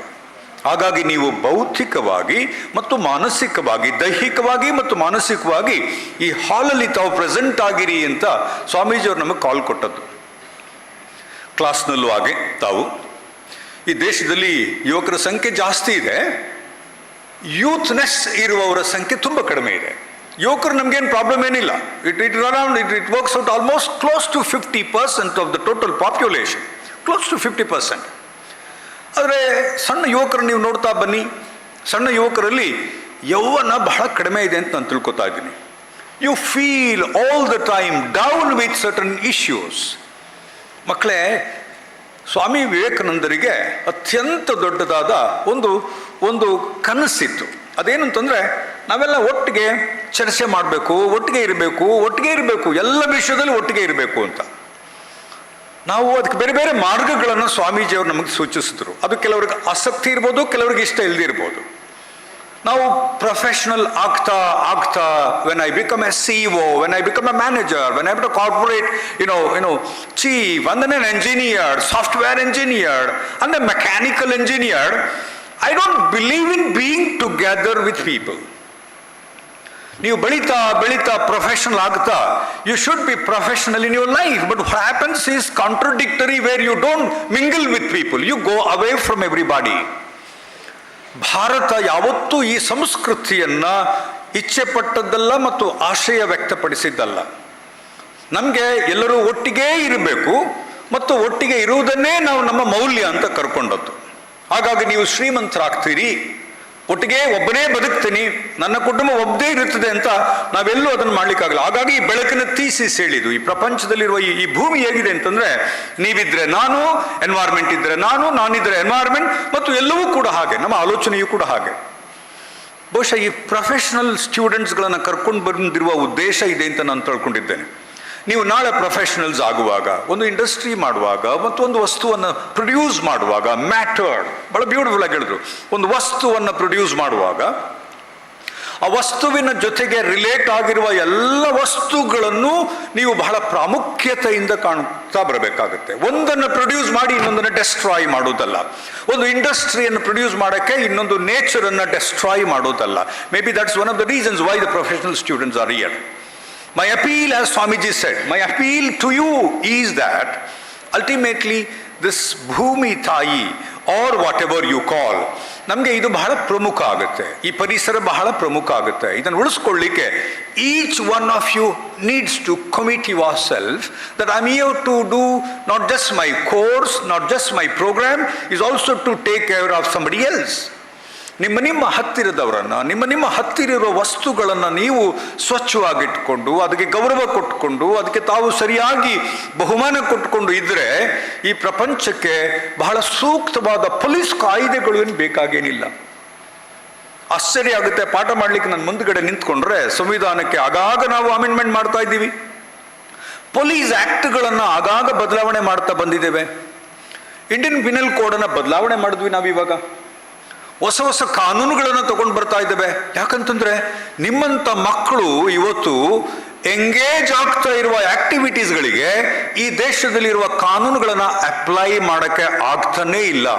ಹಾಗಾಗಿ ಕಾನೂನುಗಳನ್ನು ನಾವು ಹೊಸದಾಗಿ ತಗೊಂಡು ಬರ್ತಾ ಇದ್ದೀವಿ ಅಂತಂದ್ರೆ, ಅದಕ್ಕೆ ಅಮೆಂಡ್ಮೆಂಟ್ ತಗೊಂಡು ಬರ್ತಾ ಇದ್ದೀವಿ ಅಂತಂದ್ರೆ, ನಿಮ್ಮ ಆಲೋಚನಾ ಕ್ರಮಗಳು, ನಿಮ್ಮ ಕರ್ಮ, ನಿಮ್ಮ ಕ್ರಿಯೆಗಳು ಬದಲಾವಣೆ ಆಗ್ತಾ ಇದ್ದಾವೆ. It's beyond a guess. When we think of law, it's beyond a guess. ನಿಮ್ಮಲ್ಲಿ ಏನಾಗ್ತಾ ಇದೆ? ಬದಲಾವಣೆಗಳನ್ನು ನೀವು ಬಯಸ್ತೀರಿ. That's what you said. You also want change. But ಯಾವ ಥರದ ಬದಲಾವಣೆ? ಒಂದು ಎಂಗೇಜ್ ಆಗುವ, ಒಂದು ಕಮ್ಯುನಿಟಿ ಎಂಗೇಜ್ ಇರುವ, ಎಲ್ಲರೂ ಒಟ್ಟಿಗೆ ಬದುಕುವ ಒಂದು ಆಲೋಚನೆಯನ್ನು ನಾವು ಯಾಕೆ ಮಾಡೋಕ್ಕಾಗೋದಿಲ್ಲ? ಎಲ್ಲವೂ ಬದುಕುವ ಹಾಗೆ, ಎಲ್ಲ ಜೀವಿಗಳು ಬದುಕುವ ಹಾಗೆ, ಮನುಷ್ಯರು ಅದರ ಭಾಗ ಆಗುವ ಹಾಗೆ ಒಂದು ಆಲೋಚನೆ ನಮಗೆ ಸಾಧ್ಯ ಇದೆಯೇ? ಈ ಕಾರಣಕ್ಕಾಗಿ ಸ್ವಾಮಿ ವಿವೇಕಾನಂದ ನಮಗೆ ಬಹಳ ಪ್ರಮುಖ ಆಗುತ್ತೆ. ಅವ್ರದ್ದು ಹೋಲಿಸ್ಟಿಕ್ ಆರ್ಗ್ಯುಮೆಂಟ್, ಸ್ವಾಮೀಜಿ ಹೇಳ್ತಾ ಇದ್ರು, ಅವ್ರ ಇಡೀ ಹೋಲಿಸ್ಟಿಕ್ ಆರ್ಗ್ಯುಮೆಂಟ್ ಮತ್ತು ಎಜುಕೇಶನ್ ಹೇಗಿದೆ ಅಂತಂದ್ರೆ, not just to become a professional, a software engineer who makes money and then behaves the way he or she does. And we have seen what Mangaluru today. I was talking to the professional today who is all the way from Mangaluru, who manages the mental health issues in Mangaluru today. Bangalore is Bangalore, and it cannot be compared to Mangaluru because there are different issues to be addressed.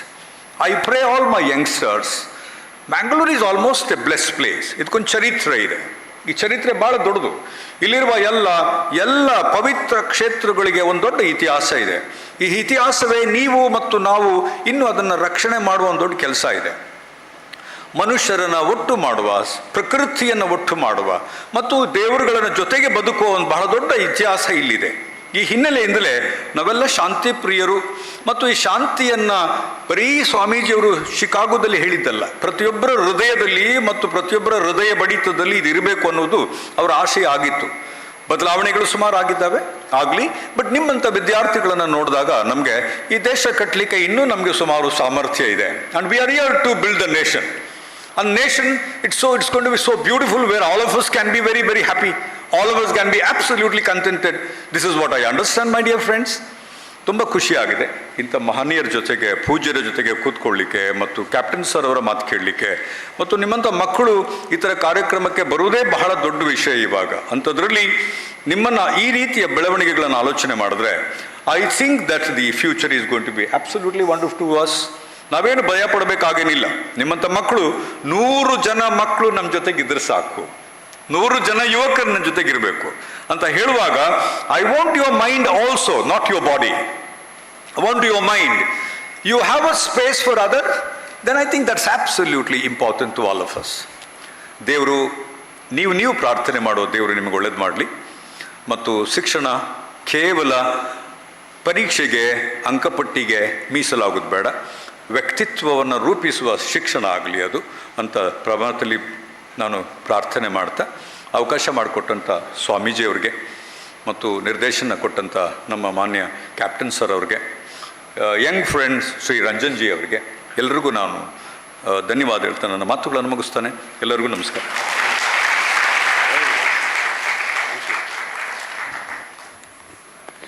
ಎಲ್ಲೆಲ್ಲೂ ಇರುವ ಬೆಳಕಿನ ಇರವನ್ನು ವೇದಿಕೆಯಲ್ಲಿ ಪ್ರಕಟಪಡಿಸಿದ್ದಲ್ಲದೆ, ನಾವು ದ್ವೀಪಗಳಾಗದೆ ದೀಪಗಳಾಗೋಣ ಎಂಬ ಆಶಯವನ್ನು ವ್ಯಕ್ತಪಡಿಸಿದ ಗೌರವಾನ್ವಿತ ಕುಲಪತಿಯವರಿಗೆ ಧನ್ಯವಾದಗಳು. ಮಣಿದಿರಲಿ ಮುಡಿ, ಮುಗಿದಿರಲಿ ಕೈ, ಮತ್ತೆ ಮಡಿಯಾಗಿರಲಿ ಬಾಳ್ವೆ, ರಸಋಷಿ ಕುವೆಂಪು ಅವರ ನುಡಿಗಳನ್ನು ನೆನಪಿಸಿಕೊಳ್ಳುತ್ತಾ ಈ ಕಾರ್ಯಕ್ರಮವನ್ನು ಆಗು ಮಾಡಿದ ಎಲ್ಲ ಒಳ್ಳೆಯ ಮನಸ್ಸುಗಳಿಗೆ ಮಣಿದು ಸ್ಮರಣಿಕೆಯೊಂದಿಗೆ ಬೀಳ್ಕೊಡುವ ಧನ್ಯವಾದದ ಮಾತುಗಳಿಗಾಗಿ ಶ್ರೀಯುತ ರಂಜನ್ ಬೆಲ್ಲರ್ಪಾಡಿ, ರಾಮಕೃಷ್ಣ ಮಠದ ಸ್ವಯಂ ಸೇವಕರು ಹಾಗೂ ರಾಮಕೃಷ್ಣ ಮಿಷನ್ ಸ್ವಚ್ಛ ಮಂಗಳೂರು ಅಭಿಯಾನದ ಪ್ರಧಾನ ಸಂಯೋಜಕರು.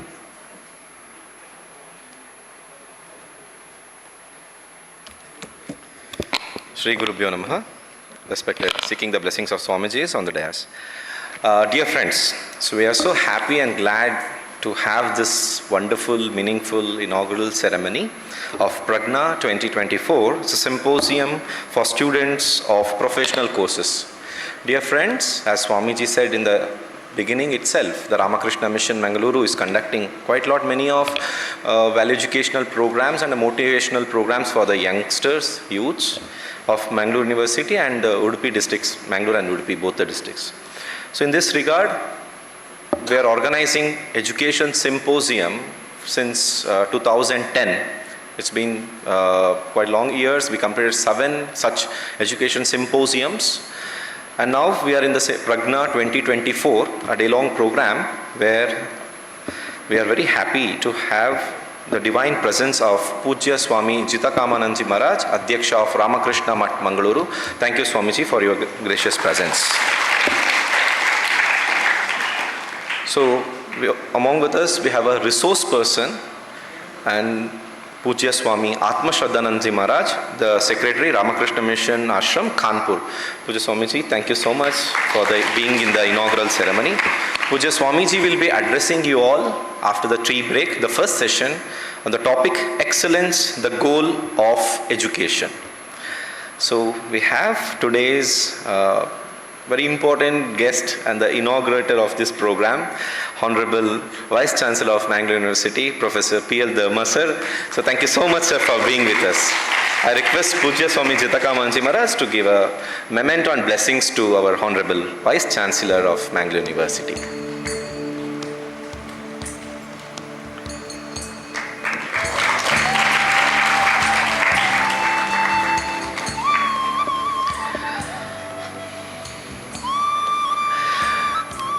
Thank you, Swamiji. So I also thank our mentor, Captain Ganesh Karnik sir, for being here. Thank you so much, sir, for welcoming the gathering and motivating the youngsters. You are always a true inspiration to all of us. Yeah. So I request Pujya Swami Jitakamananji Maharaj to give a memento to our Dharma sir. I request Captain Ganesh Karnik sir also to join today's program's photograph. Yeah. So today we got an inauguration and that photograph we want to give it to sir. So yeah, it's a speed delivery. Yes. Thank you so much for being this. Thank you, sir. Thank you, sir. Thank you. It's a credit to our team, sir. Thanks to Vijesh and Sajid. Yeah. Yes. Is like an example for professionalism. Yes. Thank you so much. Thanks to our resource person of the resource person, Shri S.N. Srinivas, HR Executive and Strategist, Hyderabad, for being here. Thank you so much, sir. And sir will be addressing the second session of the day after Pujya Swami Jitakamananji, Atma Shraddhananji Maharaj, the self-reflection and the continuous learning key to the human excellence. That will be the topic. So I also thank the various education institutions such as Mangala, group of institution. We have a principal, Prajna madam. Thank you so much for your entire team. So we have a Nitte Institute of Physiotherapy, thanks to the Nitte team. So we have a AJ Institute of Engineering and Technology, thanks to AJ team. I also thank Canberra Engineering College, thank you so much. I also thank Srinivasa Institute of Technology, Valachil, thank you Srinivas students. I also thank Tejaswini Institute of Nursing, thank you so much. I also thank City College of Nursing, thanks to you students. Hope I covered everybody. Yes, thank you so much. So I also thank our volunteer teams, Sharada Mahila Vranda and Nivedita Balaga and the Swachh Bharat volunteers for being with us. So now I request Pujya Swamiji to give a little other photos to other guests. I also request Captain Karnik sir to join. Yeah. So till then, my dear friends, we'll be having a tea break soon after this program. So please go to the basement. Take the door, bigger door, not the right one. Ladies can go from that side also, it will be fine. So get down immediately and have a tea little early and come back. The session is expected to start by 11 a.m. Okay, we need your rapt attention and the quick presence in the auditorium. The sessions will be in English and you can enjoy the session thoroughly. The session will be for 2 hours to 3 hours, including a panel discussion. We request you and the faculties to motivate your students to ask questions. Thank you so much. and the tea will be served in the basement, the down. And request the students not to go anywhere of the campus, don't loiter here where, please come back to the auditorium. We have a very short time of 15 minutes. Thank you so much. Namaste, Jai Ramakrishna. Session will be in English. Session will be in the English. So yeah, I also thank our MC, Dr. Manjula Shetty Madam. So I request Pujya Swamiji to give a memento to our today's MC, Manjula Madam. And I also request Captain Ganesh Karnik sir to join. Manjula Madam, please.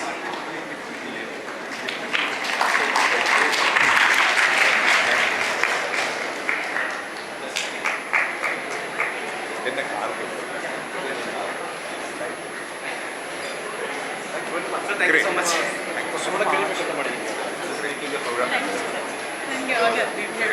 Please have a meeting, sir. Please, I have arranged it before. Oh, yeah.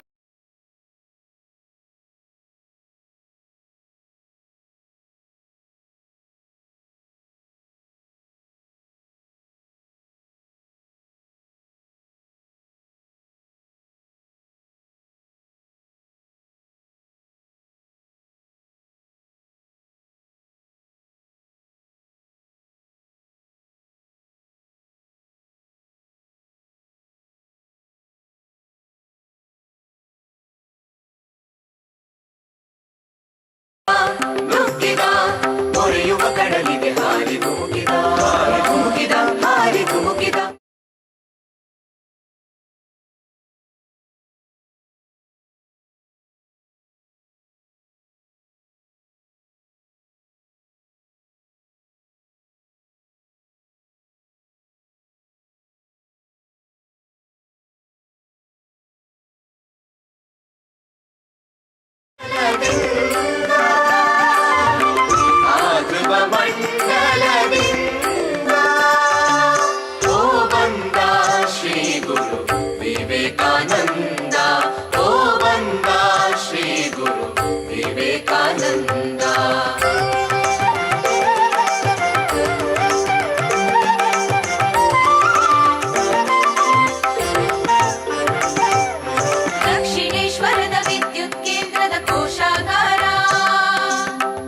ಪಶ್ಚಿಮಕ್ಕೆ ತಂತಿಯ ಹಾಯಿಸಿ ಕೊಟ್ಟನು ಬೆಳಕಿನ ಆಹಾರ.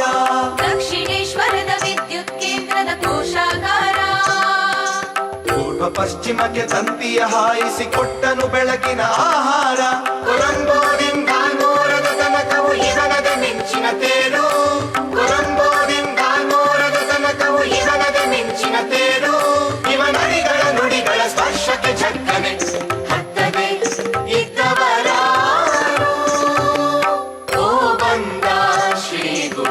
ವಿವೇಕಾನಂದ. ಓ ಬಂದ ಶ್ರೀ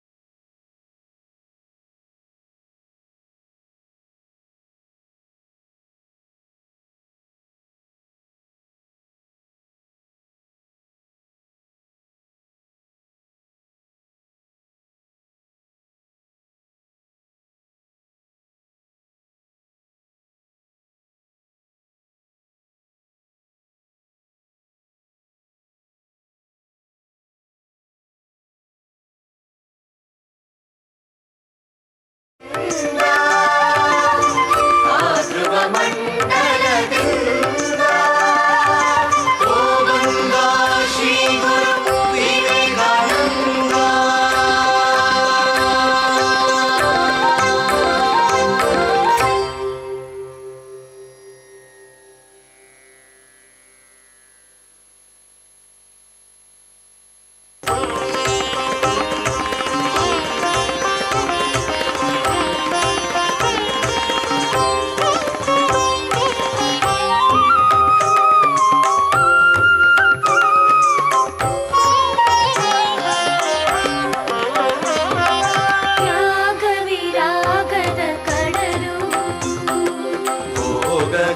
ಸಿಡಿಲು ರಾಗವಿರಾಗದ ಕಡಲು ಭೋಗಗಳ ಸಿಡಿಲು ಜಗ ಜನರಿಗೆ ತಾಯಿ ಮಡಿಲು ಜಗ ಜನರಿಗೆ ತಾಯಿ ಮಡಿಲು ಹರದ ನರನೊಡಲು ಜಗ ಜನರಿಗೆ ತಾಯಿ ಮಡಿಲು ಹರನ ನರನೊಡಲು ಸಾಕರು ಶಿವಮನದಿಂದ ಇಳಿದು ಬಂದ ಸಪ್ತರ್ಷಿ ಭುವನದಿಂದ ಇಳಿದು ಬಂದ ಶ್ರೀ ಗುರುದೇವನ ಕಂದ ವಿವೇಕಾನಂದ ಸಪ್ತರ್ಷಿ ಭುವನದಿಂದ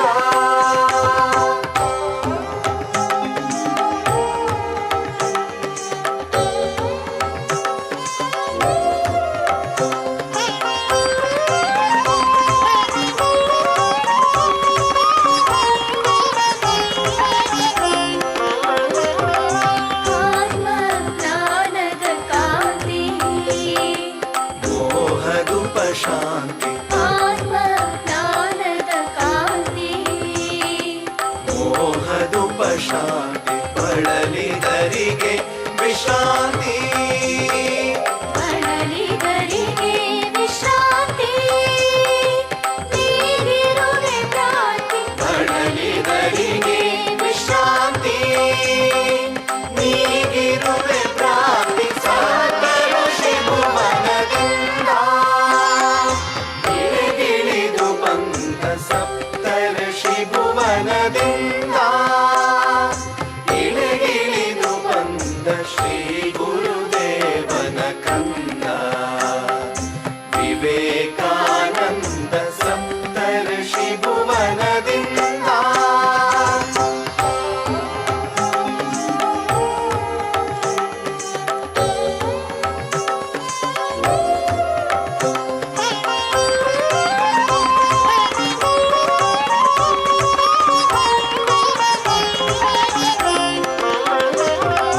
ತಿರುಗುವ ವಿದ್ಯಾ ಸೂರ್ಯ ನಿಸೀಮ ವೀರ್ಯ ತಿರುಗುವ ವಿದ್ಯಾ ಸೂರ್ಯ ನಿಸೀಮ ವೀರ್ಯ ಮೇರೆಯ ಅರಿಯದ ಧೈರ್ಯ ಮೇರೆಯ ಅರಿಯದ ಧೈರ್ಯ ಇಸಗೆ ಗುರು ಕಾರ್ಯ ಮೇರೆಯ ಅರಿಯದ ಧೈರ್ಯ ಎಸಗೆ ಗುರು ಕಾರ್ಯ ಸಾಕರು ಶಿವಮನದಿಂದ ಇಳಿದು ಬಂದ ಸಪ್ತರ್ಷಿ ಭುವನದಿಂದ ಇಳಿದು ಬಂದ ಶ್ರೀ ಗುರುದೇವನ ಕಂದ ವಿವೇಕಾನಂದ ಸಪ್ತರ್ಷಿ ಭುವನದಿಂದ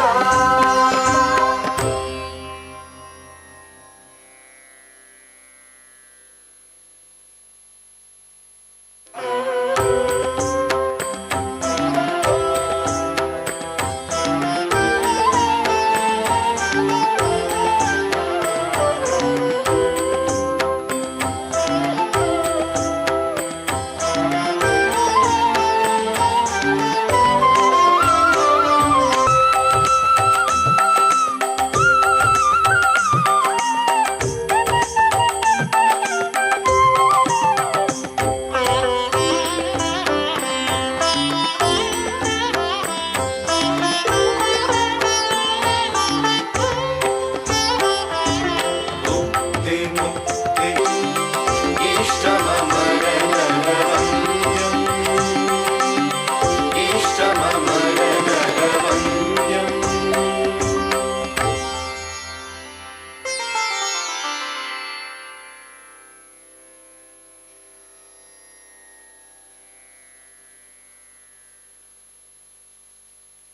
ನಡೆ ನೀ ಮನವೇ ನಿಜದಾಲಯಕ್ಕೆ. ಇದು ನರೇಂದ್ರನಾಥ ಬ್ರಾಹ್ಮೋ ಸಮಾಜದ ಪ್ರಾರ್ಥನೆಗಳಲ್ಲಿ ಹಾಡುತ್ತಿದ್ದ ಹಾಡು. ಆದರೆ ಆ ನಿಜದ ಆಲಯ ಯಾವುದು ಅವನಿಗೆ ಗೊತ್ತಿಲ್ಲ. ಅಂದಿನ ಕಾಲದ ಪ್ರಸಿದ್ಧ ವ್ಯಕ್ತಿಗಳನ್ನೆಲ್ಲ ಕೇಳಿದ, ಅವರಿಗೂ ತಿಳಿದಿಲ್ಲ. ಎಲ್ಲರ ಉತ್ತರ ಒಂದೇ, ಮಗು, ನಿನಗೆ ಯೋಗಿಯ ಕಣ್ಣುಗಳಿವೆ. ಈ ಉತ್ತರ ನರೇಂದ್ರನ ಮನವನ್ನ ತಣಿಸುತ್ತಿಲ್ಲ. ಆಗ ಅವನ ಸೋದರ ಸಂಬಂಧಿ ರಾಮಚಂದ್ರ ದತ್ತ ಅವನಿಗೆ ಹೇಳಿದ್ದು, ದಕ್ಷಿಣೇಶ್ವರದ ಶ್ರೀ ರಾಮಕೃಷ್ಣ ಪರಮಹಂಸರನ್ನ ಭೇಟಿ ಮಾಡು, ನಿನ್ನ ಪ್ರಶ್ನೆಗೆ ಉತ್ತರ ಸಿಗಬಹುದು.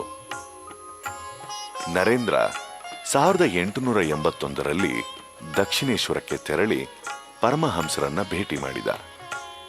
ತನ್ನ ಮನದ ಎಲ್ಲ ದುಗುಡವನ್ನ ತೋಡಿಕೊಳ್ಳೋ ಹಾಗೆ ಅಯೋಧ್ಯಾನಾಥ ಪಾಕರಾಶಿ ಅನ್ನೋ ಕವಿ ರಚಿಸಿದ ಈ ಬೆಂಗಾಲಿ ಗೀತೆಯನ್ನ ಹಾಡಿದ.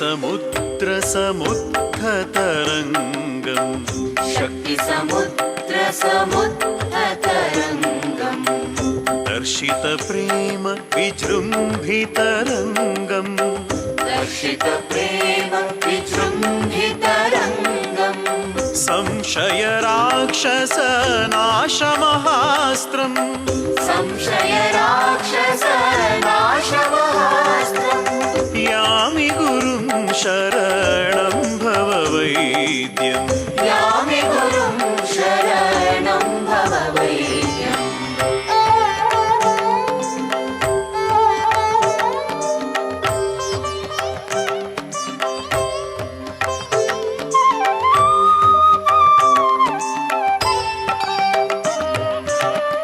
अद्वयतत्त्वसमाहितचित्तम् अद्वयतत्त्वसमाहितचित्तम् प्रोज्ज्वलभक्तिपटावृतवृत्तम् प्रोज्ज्वलभक्तिपटावृतवृत्तम् कर्मकलेवरम् अद्भुतचेष्टम् कर्मकलेवरम् अद्भुतचेष्टम् यामि गुरुं शरणं भव वैद्यम् यामि गुरुं शरणं भव वैद्यम् यामि गुरुं शरणं भव वैद्यम् यामि गुरुं शरणं भव वैद्यम्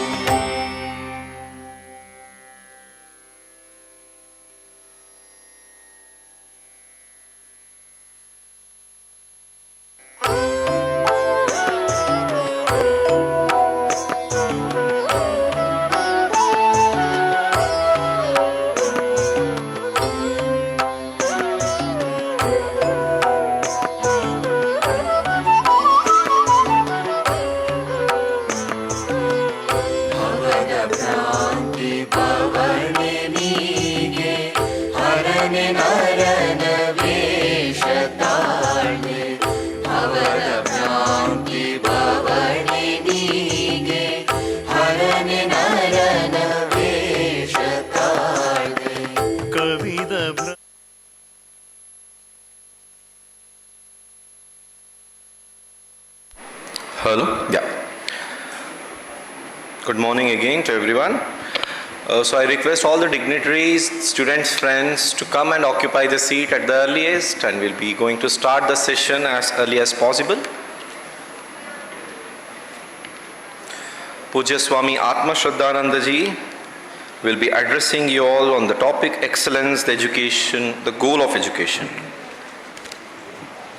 So the students who are standing outside of the auditorium, I request them to come and occupy their respective seat at the early.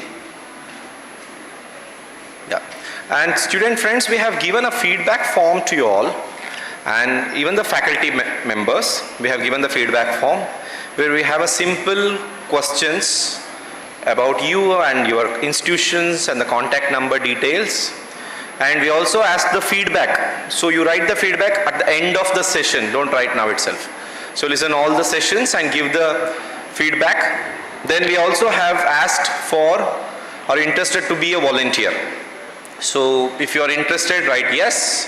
And if you are interested to join the WhatsApp group of our ashram, please write yes.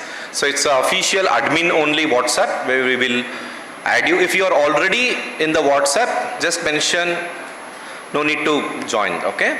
So we keep on posting all our upcoming activities of the ashram, say Swachh Bharat Abhiyan, youth activities, spiritual activities, and the study center activities. So many activities we have organizing frequently in the ashram. We will update in the WhatsApp group. So the invitation itself is a call to you to attend the program. It will be an open invitation, most of the programs, where you can come and participate the programs of our ashram. And please put a signature and hand over after the session. So you have already got the feedback form. Don't make it rocket or ball and throw it somewhere or hit somebody else, but retain it properly. Write the feedback form, return it at the end of the program. After 2 o'clock, we have a registration counter. Give the feedback form and you will get the book, certificate and the photograph of Swami Vivekananda. Okay?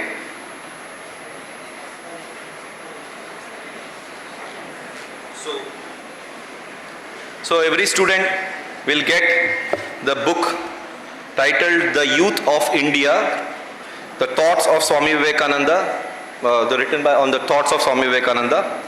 And the certificates, each student will get the participation certificate, and we will give the photograph of Swami Vivekananda, which have the activities and the contact numbers. So, please. Yeah. Yes.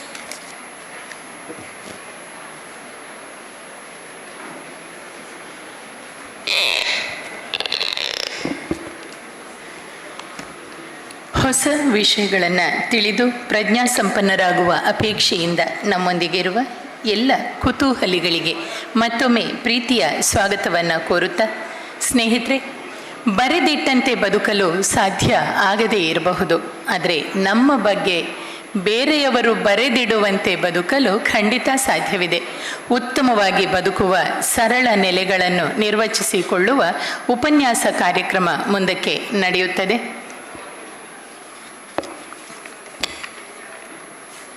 ಮೊದಲ ಅವಧಿಯಲ್ಲಿ ನಮ್ಮ ಸಂಪನ್ಮೂಲ ವ್ಯಕ್ತಿಯಾಗಿ ಒದಗಿ ಬಂದಿರುವವರು ಕಾನ್ಪುರದ ರಾಮಕೃಷ್ಣ ಮಿಷನ್ನ ಕಾರ್ಯದರ್ಶಿಯಾಗಿರುವ ಪೂಜ್ಯ ಸ್ವಾಮಿ ಆತ್ಮಶ್ರದ್ಧಾನಂದಜಿಯವರು 1989ರಲ್ಲಿ ರಾಮಕೃಷ್ಣ ಪಂಥವನ್ನು ಮನಸಾ ಒಪ್ಪಿ ಸೇರ್ಪಡೆಗೊಂಡವರು. ಬೆಂಗಳೂರು, ಮೈಸೂರು, ಬೇಲೂರು ಮುಂತಾದ ಮಠಗಳಲ್ಲಿ ಶ್ರದ್ಧೆಯಿಂದ ತರಬೇತಿಯನ್ನು ಪಡೆದು 1999ರಲ್ಲಿ ಸನ್ಯಾಸವನ್ನು ಸ್ವೀಕರಿಸಿ ಪೂರ್ಣಾವಧಿ ಜಗತ್ತಿನ ಸೇವೆಗೆ ತನ್ನನ್ನು ಸಮರ್ಪಿಸಿಕೊಂಡವರು. 2016 ಮತ್ತು 18ರವರೆಗೆ ಚೆನ್ನೈಯ ಮೈಲಾಪುರ್ ರಾಮಕೃಷ್ಣ ಮಠವು ಪ್ರಕಟಿಸುವ ವೇದಾಂತ ಕೇಸರಿ ಎಂಬ ಪತ್ರಿಕೆಯ ಸಂಪಾದಕನಾಗಿ ತನ್ನ ಆಧ್ಯಾತ್ಮ ಚಿಂತನೆಯನ್ನು ಹರಳುಗೊಳಿಸಿಕೊಂಡವರು. ಅದೇ ಅವಧಿಯಲ್ಲಿ ಮದರಾಸು IITಯಲ್ಲಿನ ವಿವೇಕಾನಂದ ಅಧ್ಯಯನ ವೃತ್ತದ ಆಧ್ಯಾತ್ಮಿಕ ಮಾರ್ಗದರ್ಶಿಯಾಗಿ ಸ್ಪಿರಿಚುವಲ್ ಗೈಡ್ ಎನ್ನುತ್ತಾರೆ ಕಾರ್ಯನಿರ್ವಹಿಸುತ್ತಾ ಅಲ್ಲಿನ ವಿದ್ಯಾರ್ಥಿಗಳಿಗಾಗಿ ಸಾಪ್ತಾಹಿಕ ತರಗತಿಗಳನ್ನು ನಿರ್ವಹಿಸಿದವರು. ಬೇಲೂರಿನಲ್ಲಿ ಮಠದ ಬ್ರಹ್ಮಚಾರಿಗಳ ತರಬೇತಿ ಕೇಂದ್ರದ ಬೋಧಕನಾಗಿ IIT ಖರಗ್ಪುರ್ ಇಲ್ಲಿನ ವಿದ್ಯಾರ್ಥಿಗಳಿಗೆ ಪ್ರತಿ ತಿಂಗಳು ಧ್ಯಾನದ ತರಗತಿಗಳನ್ನು ಮತ್ತು ಅವರ ಚಿಂತನೆಯನ್ನು ಸ್ಪಷ್ಟಪಡಿಸುವ ಚರ್ಚಾ ತರಗತಿಗಳನ್ನು ನಡೆಸಿಕೊಟ್ಟ ಸಂಪನ್ಮೂಲ ವ್ಯಕ್ತಿ. 2018ರಿಂದ ಉತ್ತರ ಪ್ರದೇಶದ ಕಾನ್ಪುರ ರಾಮಕೃಷ್ಣ ಮಿಷನ್ ಆಶ್ರಮದ ಮುಖ್ಯಸ್ಥರಾಗಿದ್ದಾರೆ. ಕಾನ್ಪುರ IITಯ ವಿದ್ಯಾರ್ಥಿಗಳಿಗೆ ವಾರದ ಧ್ಯಾನ ಮತ್ತು ವಾಚನ ತರಗತಿಗಳನ್ನು ನಿರಂತರವಾಗಿ ನಡೆಸುತ್ತಿದ್ದಾರೆ. ಭಾರತೀಯ ಸಂಸ್ಕೃತಿ, ಆಧ್ಯಾತ್ಮಿಕ ಬದುಕು, ವ್ಯಕ್ತಿತ್ವ ವಿಕಸನ, ರಾಮಕೃಷ್ಣ ವಿವೇಕಾನಂದ ಪರಂಪರೆಯ ಬಗ್ಗೆ ಹಲವಾರು ಕೃತಿಗಳನ್ನು ರಚಿಸಿ ಸಂಪಾದಿಸಿ ಪ್ರಕಟಿಸಿರುವ ಪೂಜ್ಯ ಸ್ವಾಮಿ ಆತ್ಮಶ್ರದ್ಧಾನಂದಜಿಯವರನ್ನು ನಿಮ್ಮೆಲ್ಲರ ಗಟ್ಟಿಯಾದ ಚಪ್ಪಾಳೆಯೊಂದಿಗೆ ಮತ್ತೊಮ್ಮೆ ಈ ಉಪನ್ಯಾಸದ ಅವಧಿಗೆ ಸ್ವಾಗತಿಸಿಕೊಳ್ಳುತ್ತಾ, ಉತ್ಕೃಷ್ಟತೆ ಶಿಕ್ಷಣದ ಧ್ಯೇಯ, excellence the goal of education, ಈ ವಿಚಾರವಾಗಿ ಮುಂದಿನ ಅವಧಿಯನ್ನು ನಡೆಸಿಕೊಡುವಂತೆ ಅವರಲ್ಲಿ ವಿನಂತಿ ಮಾಡಿಕೊಳ್ಳುತ್ತೇನೆ.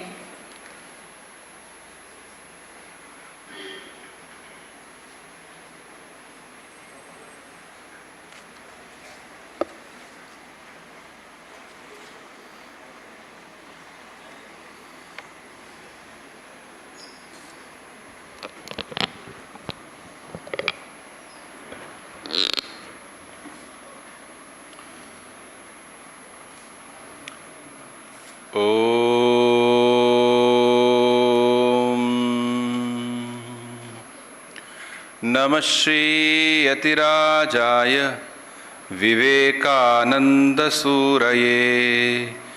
सच्चित्सुखस्वरूपाय स्वामिने तापहारिणे असतो मा सद्गमय तमसो मा ज्योतिर्गमय मृत्योर्मा अमृतं गमय. Dear students, thank you very much for coming here.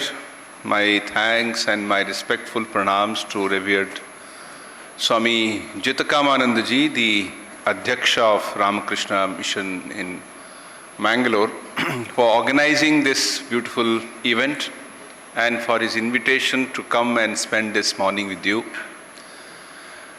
Since morning you have been hearing, you have heard a number of talks where the purpose of this event, this program, has been very effectively and beautifully placed before you. Prayojanam anuddishya mandopi na pravartate. Without a prayojanam, purpose, even a person who is a dullard, he also will not do anything. So there must be some purpose why you have all come here or why we have organized this event. Already in the inaugural session, you heard 3 distinguished speeches on that. Now this function is also on the 11th of this month, which is September, and there was a passing reference to Swamiji's Chicago lecture. So though our subject today for this morning, this talk would be excellence, the goal of education, but before that I will briefly dwell upon the importance of today. Today is 11th September. As you all know, it is known for a wrong reason. 9/11, you know what is 9/11. 9/11, more than 20 years back, was a day when there was an attack, a terror attack on the famous Twin Towers in US, and they broke down. Exactly 108 years before that, in 1893, on the same day, Swami Vivekananda gave his first speech in the Chicago Parliament of Religions. What a remarkable coincidence it was. Because in that speech, Swamiji spoke of acceptance. He spoke of how we should be able to understand one thing, that each human being is essentially seeking the highest truth through different paths, from this religion or that religion or another religion. He is seeking the same truth. Though sometimes he may get caught in various things, like he may get caught in rituals or fanatical beliefs or some kind of a hatred for other religions. These are all obstacles. But if he is sincere, if he is wanting the truth, truth will definitely come to him. And he will be in one day able to realize the importance of this human life itself is to seek that truth. Now, why did Swami Vivekananda go to the West? You should know that. You know, Swamiji was born way back in 1863 in a very aristocratic family in Kolkata. And he grew up in Kolkata like anybody else of those days. He was a student with exceptional qualities. And he would read a lot. He was a voracious reader, given to a lot of thinking, lot of philosophical analysis. And in those days, as like anybody else, he studied in Scottish Church College, which is quite close to his place where he was born. And then he met his great teacher through different circumstances which finally took him there. Finally, one question was there in his mind which took him to his teacher. And he asked him, when he met Sri Ramakrishna for the first time, he said, "Sir, have you seen God?" And Sri Ramakrishna straightforward gave the answer, "Yes." Not only that, he said, "I am seeing him more clearly than I see you." And anyone can see that, but who wants God? People want things from God. They have a list of things. They have their own, like a grocery list. You do this, you do this, you do this. But who wants God himself, who is the giver, who is the creator? So that was a new opening before the young Naren, as Swami Vivekananda was known before he took to monastic vows. And that was a long journey of several years before he could accept Sri Ramakrishna as his teacher. And finally, after his teacher's passing away, he went around the country. He visited different places. He was as if, caught by a wanderlust as well as a desire to see different holy places and get interacted with this country itself. So all of us know about India. All of us, we have some idea, general knowledge. I hope you know where the Kanpur is, from where I have come. It's not near Nagpur, it's 1,000 kilometers from that. It is in Uttar Pradesh. It's not, some people say it may be somewhere in Gujarat. No, it's in Uttar Pradesh. So we have general knowledge. But Swami Vivekananda got an extraordinary knowledge about his country as he went around. Not just names of places. He interacted with people. And he was a monk. He did not carry money with him. And there were no luxury buses in those days, no Bisleri waters. There were no places where he could stay. There were no digital phones. So he has to go from place to place. India was divided into hundreds of states in those days. So he sometimes went to Gujarat, sometimes from there to Maharashtra, down to south. Different places he has gone. And he has interacted with people. He has interacted with very learned people or royal people. He has also interacted with poor people, so-called lower classes of the society. He would go and stay with them. He has interacted and known and things about India which none of us possibly have an idea. When he spoke of India later on, he spoke with so much of emotion. When he said India, it was Sister Nivedita, his Irish disciple, used to say, whenever Swami Vivekananda spoke of India, it was like the mother of his adoration. As if he's speaking of somebody, like all of you speak of your mother. Oh, my mother. There's a special place. There are so many women in this world. But when it comes to mother, there's a special place in the heart of every human being. Mother. Same way, Swami Vivekananda looked upon India. He finally, after visiting, he came from Kolkata, came to Banaras, Mathura, Delhi, went to Himalayas. There he meditated in some caves. But as if he was pulled by some power, and he came down and visited. He was in Rajasthan, interacting with kings there, with common people there, further down to, he went to Gujarat and then Maharashtra, came to Andhra, Chennai, and finally he reached Kanyakumari. It's in Kanyakumari he underwent a transformation. You know, Kanyakumari is the last tip of Indian peninsula. Those of you know the geography of India. The last portion, the last rock. And there we have a beautiful temple of Mother Kanyakumari, very old as Mahabharata. It is mentioned that the great Pandavas also went there and bathed. And from there is the temple. Swamiji visited that temple. But as if sometimes we are filled with emotions. We have seen something and we want to share with somebody. So he also wanted to share the poverty, the difficulty of people in India. Not only just the poverty, so much of oppression, so much of loss of one's own self-identity. And yet there are people with such goodness, such remarkable spirituality. They may not know what is all these words called spirituality, personality, but they are extremely good people, extremely noble people. So these two contrasts he saw. So he was deeply troubled by that. He wanted to open his heart to Divine Mother. And went to Kanyakumari. After making pranam at the temple, he swam across and sat on that famous stone, big rock in the sea itself. It's a half a kilometer from the main shore. Swamiji swam across and sat there for 3 days. Meditating on what? Those of you know about meditation, they know we meditate on some image, some object. He was meditating on Mother India. India and her problems, India and her greatness, India, her past, India and her future.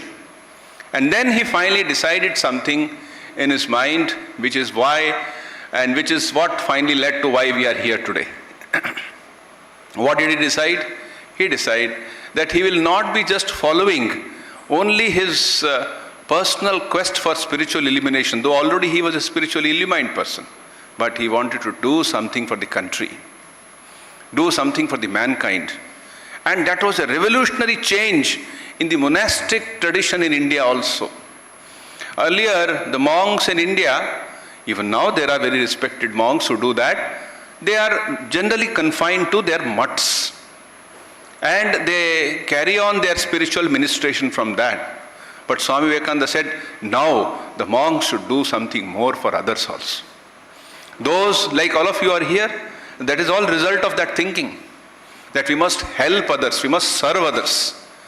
And in those days, there were a country where there were hardly 2 or 3 universities, very few colleges, no women's education in India. Women were not educated in those days. In that 125-year-old India, or 130 years or 40 years old India, from there Swamiji started thinking about India's freedom. And then finally, he decided that he will go to the West. He will go to America, where a world parliament of religion was being organized. Why? What was the occasion why this parliament, first ever in the history of mankind, a parliament of religions was organized? Why it was organized? That was because it was part of the American celebration of the discovery of Columbus about America. So 400 years had passed, and the government of America decided that we'll showcase what the achievements of our country are in last 400 years. So they had put up a huge exhibition in Chicago. And there is a long history how the President of America passed that rule, how the Senate approved of it, and how such huge structure was put up there. As part of that, they organized, part of that World Columbian exhibition, this World Parliament of Religions was organized. And Swamiji had decided that he will go there, but there was no introduction letter. In those days, there was who will use that? India was so disorganized. India was so, divided into so many problems. So Swamiji just took the ship thanks to his disciples in Chennai. And one of them, later was from Mangaluru area. We discovered it later. So Swamiji went to, he boarded he got into there was no flights in those days. He went by ship. He went to America. It took me 1.5 months of traveling. And that also we must know that, how challenging it was. There's a very interesting incident which all of you should know when we passed through that story of that part of life. When he was in that ship, he met the famous founder of the Tata group of companies, Mr. Jamshedji Tata. Tataji was very impressed with him, and there were so many discussions Swamiji had with him on the ship, and Swamiji mentioned that we in India don't have any research institutes. Now we have so many research institutes, thanks to the efforts of noble people, intellectual people, dedicated people across the country. A few hundred institutes are there which are research institutes. They work on different aspects of our life. Somewhere it is research about science, somewhere is research about leather, research about road, research about nutrition. In Hyderabad there is a famous institution about nutrition, and we have so many more. In those days that was not the case. But Swamiji thought of that, how we must have a research first. And he shared his thoughts with Jamshedji Tata. Later on, before we go forward, I must mention that Jamshedji took it very seriously. A few years later, maybe some 7-8 years later, he wrote a letter to Swami Vivekananda recalling that meeting and saying, Swamiji, please recall that we met there and you had suggested like that. I have decided to start a science research institute in India. And today we have that famous Indian Institute of Sciences in Bangalore, perhaps one of the academically the best one in the country today. It owes its origin to that chance meeting of two great minds, Tata, Mr. Jamshedji Tata, and Swami Vivekananda. Now taking our story forward, Swamiji went to America. When he reached there, he was an unknown monk. He had no introduction with anybody, didn't know anyone there. And he was a monk. He had never carried money with him. He had never carried any things with him. So he was much in trouble. And he had no idea about America, nor did the people in those who had sent him there had any idea of America. He didn't have the warm clothing. And nobody had seen a monk earlier. Think of it. Now we see so many monks in our country. When you go by somewhere, you might come across somebody who is wearing these clothes. Now there are many other organizations also. There are people who are belonging to the monastic traditions. They had not seen any monk till then. And some places, people couldn't accept the fact that Swamiji was wearing a Gerua cloth. So finally, after many, it's a long story how finally Swamiji went to Chicago Parliament of Religions, how he went to another place where there was a professor who came to know that Swamiji has no introduction letter. Then he said, Swamiji, to ask you, your right to speak is like asking the sun its right to shine. You don't ask sun its right, it's whether you can shine or not. It's so natural, so spontaneous. Same way, they said, the professor said, Swamiji, you are the right person to speak at the Parliament of Religions. And then he gave a letter of introduction. Here is a man, referring to Swami Vivekananda, who is more learned than all the learned people of America put together. And finally, Swamiji reached the Parliament of Religions and he spoke. His famous words given at the Parliament were, Sisters and Brothers of America. These 5 words, it invoked such a response from people as if they're all electrified. People stood on their feet and started clapping. Nobody had thought that these simple 5 words, Sisters and Brothers of America, could carry so much of energy that a whole audience got up and went on clapping for a few minutes. So that is the day. That was on the 11th of September, and today is also 11th of September. So remembering Swamiji's that famous speech, let us clap heartily in that.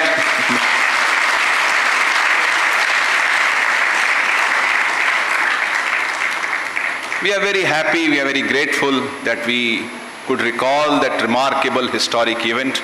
I must also mention, before I come to the actual subject of our discussion, that after that speech, Swamiji gave a number of other speeches. You should know this, because sometimes people don't know, have authentic knowledge, and they add up things which have not happened at all. So Swamiji gave his famous paper on Hinduism. He also spoke on why we disagree and what is the message of this Parliament of Religions. And after that, for about 4 years, Swamiji was in the West. He traveled extensively, preaching about Hinduism, preaching about Indian culture, Indian spiritual traditions, meeting with all kinds of people. There's the first time in English language, the Indian ideas are presented with such authenticity and intensity. And finally, he also visited some other countries like England, twice he visited France and Greece. And finally, he returned to India, where he was given a royal welcome. Thousands of people gathered to welcome Swamiji at Chennai, at Kolkata and other places. And it is in the same year, when he returned in 1897, that he founded the Ramakrishna Mission. And today we are sitting here in the Ramakrishna Mission, Mangaluru, which is a branch of the Ramakrishna Mission. This center of the mission itself is more than nearly 70, 80 years old. And Ramakrishna Mission itself is around 127 years old now. So we are very grateful to Swami Vivekananda for starting this remarkable order, under which the ideal of Atmano Mokshartham Jagat Hitaya Cha is carried on. Atmano Mokshartham means one's own spiritual progress, and Jagat Hitaya for the good of others.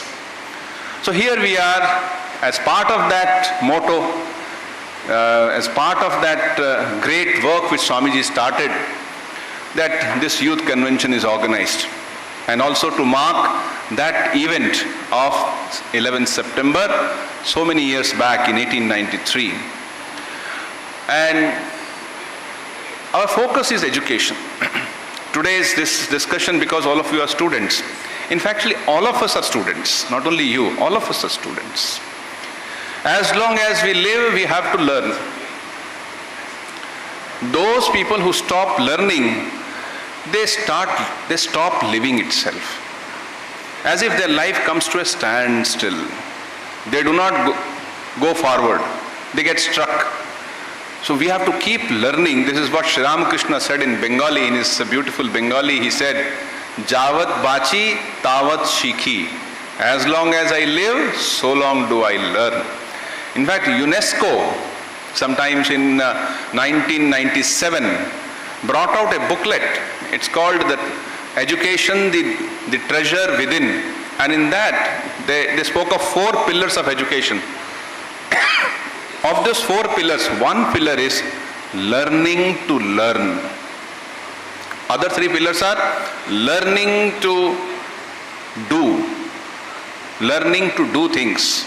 You know how to do computers, you know how to manage any of the machinery that we know, or we know how to write accounts. So learning to do, skill development. Then there is learning to be, what kind of person you become. It's not sufficient that you become professional, though it's very important that you should become professional, because then only life brings happiness. There is efficiency, there is speed, there is a sense of doing. But along with that, what kind of person you are. So it's the mystery of human beings, what we are as human beings. What is that learning to be? Learning to be means learning to become good, learning to forbear, learning to love, learning to serve, learning to sacrifice, learning to rise above our lower instincts like anger, greed, lust and jealousy. How do we come out of it? That's learning to be. So learning to do, learning to be, and the last one I said was learning to learn, and in between there's a third one. What is that? It says learning to live with others. We have differences. No, all these 5 fingers are so different, isn't it? Each finger is named. This is called thumb, this is called index finger, this is a middle finger and all that. Likewise, each human being is different. And yet, we learn to live with each other. How? We are like rivers, like a river is flowing. There are two banks under which the river flows. There's this bank and then this bank. In between the river flows. So, you can't remove the banks. Then only the river flows. The bank will be there. Shore will be there. But we can build bridges of understanding. We can have bridges of understanding. We can bridge from this to this we can go. So this is what is called learning to live with each other. Let us understand, let us empathize, let us be interested in other person. Then only we can learn to live with each other. So Swami Vivekananda always spoke about education. He said, I have traveled across India and I have also traveled across Europe. Then I found what's the difference between the two great places. India is also not a small place. In fact, some of the states in India today are bigger than, in terms of population, they are bigger than England. The state from where I have come, that is Uttar Pradesh, its population is much bigger than many countries. More than 24 crores, which is equal to several European countries put together. So, what is the difference between Europe and India? Swamiji made one wonderful observation there. He says, the difference is in education. He says, education, education, education. Alas, Swami Vivekananda says, education alone makes the difference. Now, what is education?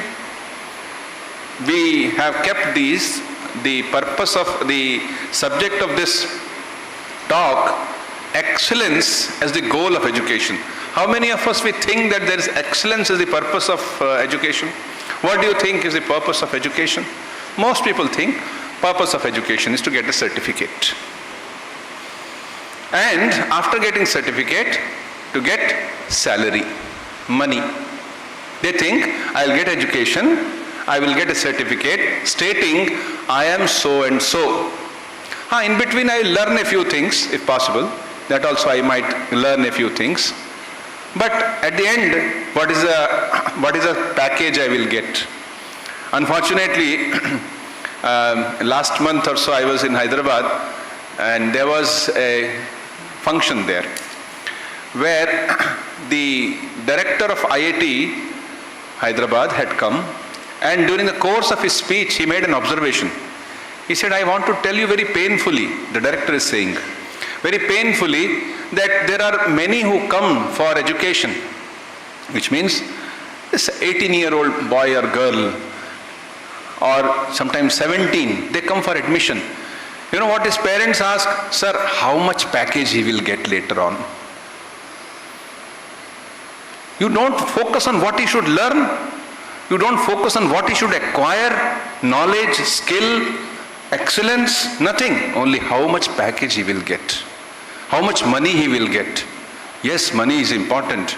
It is important if it is your slave. If it becomes your master, it will bring all disasters in your life. Family will break. Relationships will go to wind if money becomes the master. But if the money is a slave, which means it is your servant, it will be wonderful. You can do so many good things. You can help others in so many ways.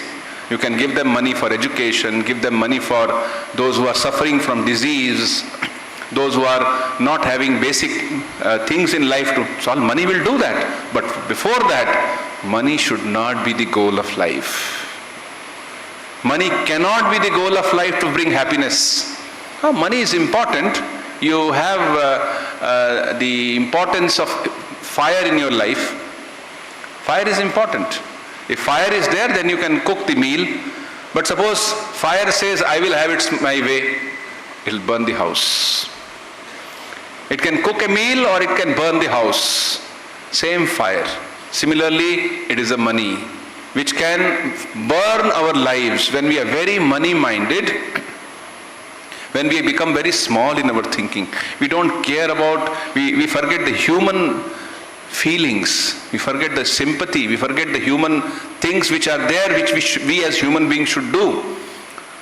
And we think money, only I should make profit. Only I should have more and more. Happiness may not be with us. This also is a fact of life. You have seen many people who have got money but not happiness. Sometimes they have got beautiful house to sleep but no sleep. They need a medicine. Or they have a lot of gifts they can give. They have money for that, but they don't have friends. Because friendship requires something more, not just exchange. Not that I will give you this and then you will become my friend. You require a genuine understanding, a genuine love. Then only you can have friendship. So let's understand that. Money is important, but it is not the goal of life. So what is the goal of life? What is the goal of education? We should think. This morning we were discussing this, that Japan became what it was after the Second World War. You know what happened in Nagasaki. There was this great tragedy that took place there. That there was this dropping of the nuclear bomb there. People think nuclear bomb means a big bomb like the Diwali bomb, make a lot of sound it will make. It's not like that. You should ever spend some time. What happens if the nuclear bomb falls? How the temperature, now the temperature may be 30, 34 here, we are so very comfortable. Suppose this temperature rises to 50, 54, 60, you can't go out. Human beings will die. They can't live in that. And there the temperature rose to hundreds of centigrades. How will remain there? With such heat, even the girder in the building will collapse. It will, with that heat, it will melt and come down. Imagine, not only that, the radioactive things, how they created, they burnt human beings. And for generations to come, people were born defective. So it happened there. Such a thing should not happen again any time. The nuclear bomb thing. So after that, Japan could have remained it is a broken country, broken economy, broken everything. But now, there was a huge change. It is one of the superpowers. Why? We can learn from others. We as country have got many things to teach, but we have also to learn something from others. We must remember this golden teaching of Swami Vivekananda, that I can learn from other countries. What was it to learn? They learned in Japan, it was almost accepted as a fact something which every educationist must learn. Make the children think as to how to solve the problems of our country, not just go on criticizing your country. Don't go on criticizing your problems. Oh, government is like that, system is like that, my teacher is like that, my parents did not give me this. Stop blaming others. Let us find out solutions. And there are solutions. This finding of solutions, this thinking about solution is what Swami Vivekananda called as positive thinking. Don't become negative, become positive. So he kept before us an ideal of excellence. What is excellence? Look at this hall. It's such an excellent hall, beautiful hall. Suppose it was not done excellently, you would have got 10 buckets here where water will be seeping in. It was not done that way, then there will be stuffiness here, not enough light there. But everything is provided here. Excellent hall. Similarly, excellent program. Things are going on time.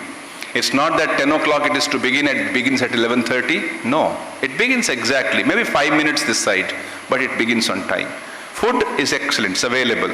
Everything has been organized in a professional way. That's called excellence in a function, in an event, in a program. Likewise, we have excellence in other fields of life. What sort of engineer are you? Are you an excellent engineer or just a salaried engineer? Salaried engineer is one who gets salary. But an excellent engineer puts his brain, uses his He uses his great sense of skill that he has learnt. Unfortunately, not many professionals, although they get education as professional, continue as professional. One of the teachers in IIT, he once told us that many of the professionals today, be it engineers, and generally engineers, he said, are employable as engineers.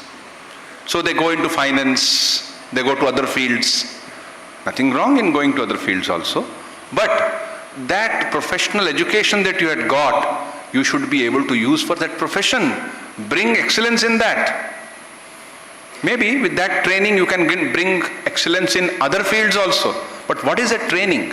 So the first thing that Swamiji said was that we must have expansion of intellect. We must acquire knowledge. You know, human beings alone can acquire tremendous knowledge. Animals can't do that. No other living being will have so much knowledge as the human beings can have. We have so much types of living species around us. There are, right in this hall, there may be many viruses. There may be small parasites, we do not know. But they can't acquire knowledge beyond a small field. But human beings, we have got libraries. Why? Because we got brain, superior brain. So we must utilize our brain in the right way. Again, acquiring knowledge for what sake? Knowledge for the sake of bringing excellence in work and also doing good to others. What Swami Vivekananda kept as the ideal? Atmano mokshartham jagat hitaya cha. For your own good and for the good of others. Not for destroying others. Not bringing your professional knowledge to bring violence and misery to others. So the first thing is, we must train our intellect. Training the intellect, just as we train our hand. Those of you know play tennis, you know how to hold the bat and how to hit it. There's a training. Likewise, we can train our intellect. We'll let it go in the right direction. This is also called developing not only just our intellectual capacities, but developing how to use our intellectual capacities.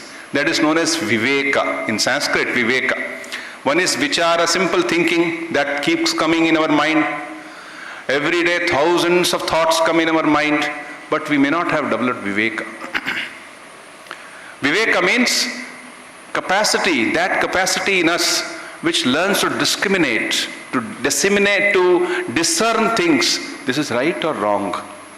Should I eat this food which is not going to bring me good health, or should I not eat?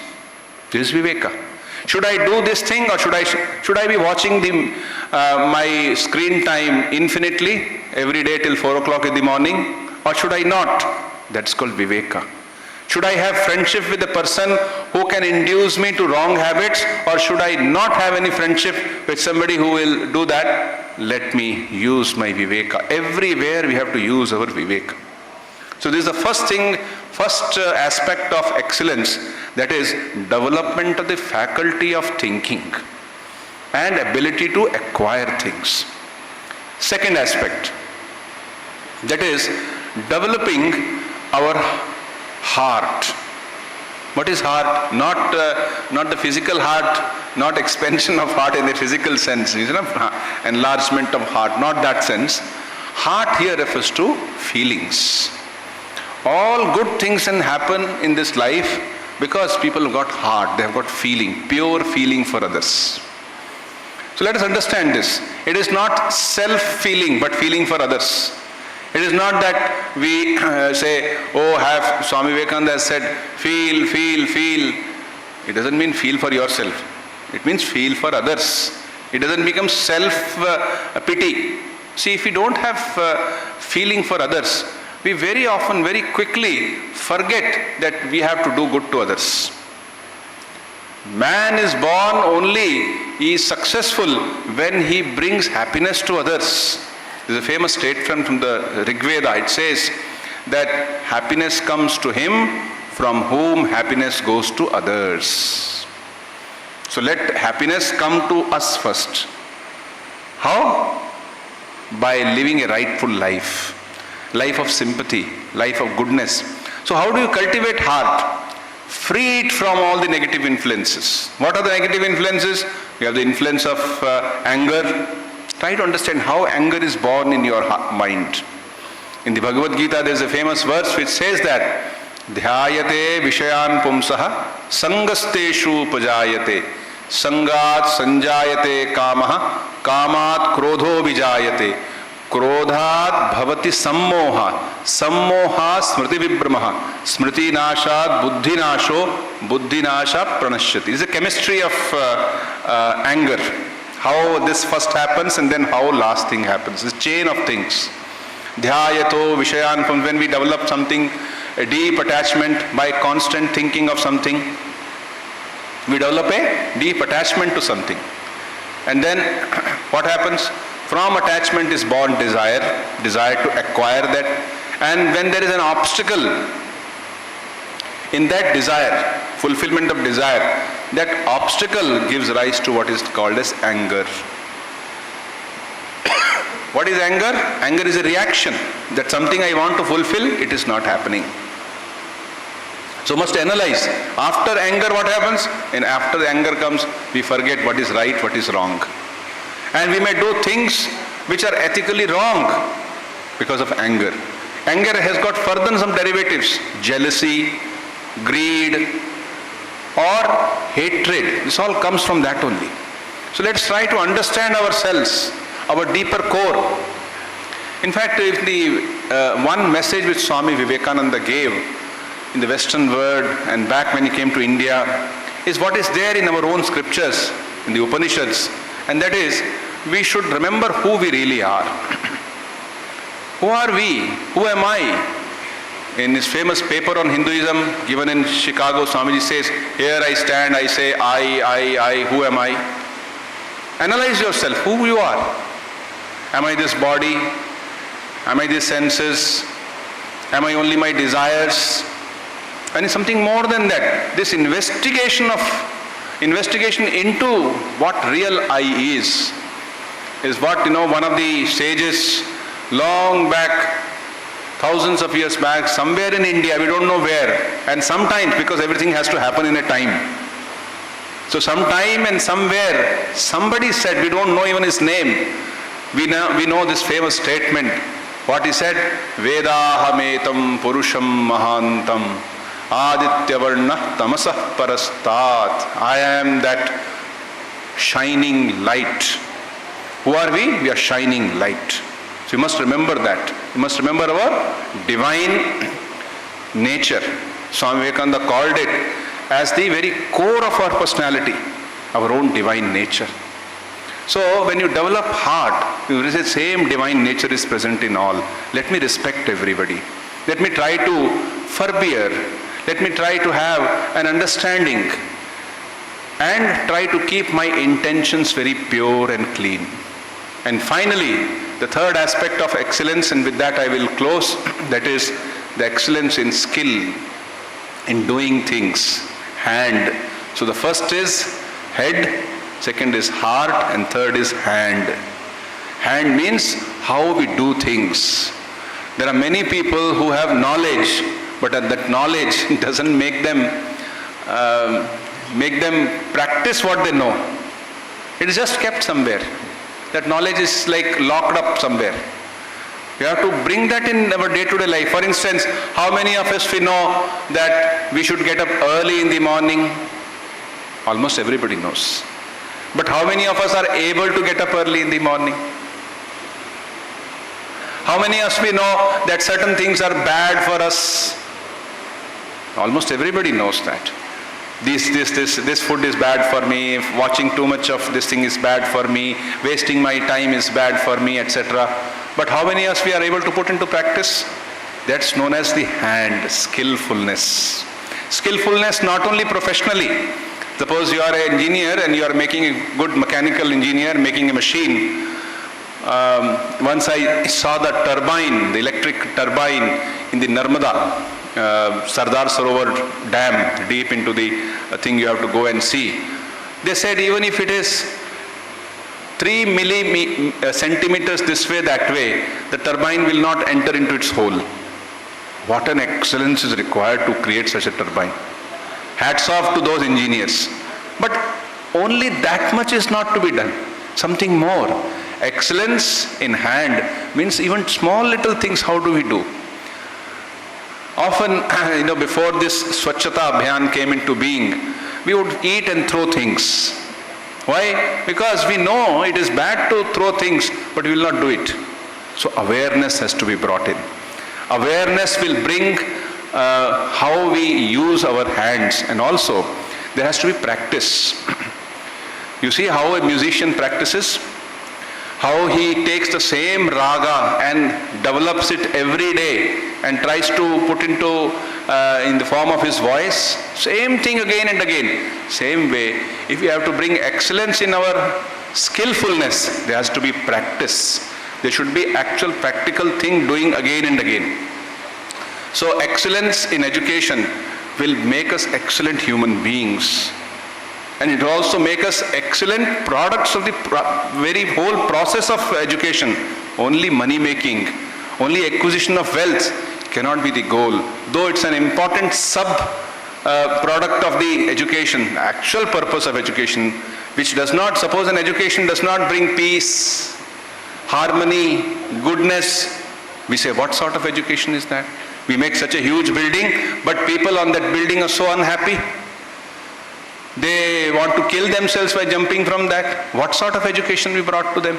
So education is a complete, comprehensive, total process. And Swami Vivekananda called it as education is the manifestation of perfection already in man. Please think over it. These few ideas I have shared with you, they are there in Swami Vivekananda's works. Please think over them and try to make them part of your thinking so as to practice them. Thank you very much. My pranams to Revered Swamiji for this invitation.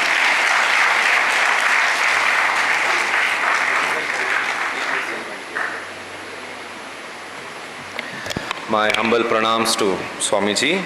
Swamiji, thank you so much for giving such an amazing, thought-provoking action plans for our life and enlightening the youngsters on the topic excellence, the goal of education. Thank you so much, Swamiji. Thank you. So, dear friends, the next session will be by the S.N. Srinivasji. Okay? Yes.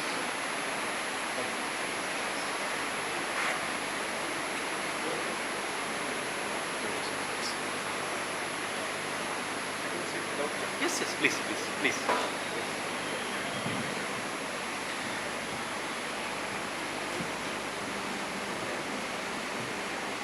So please.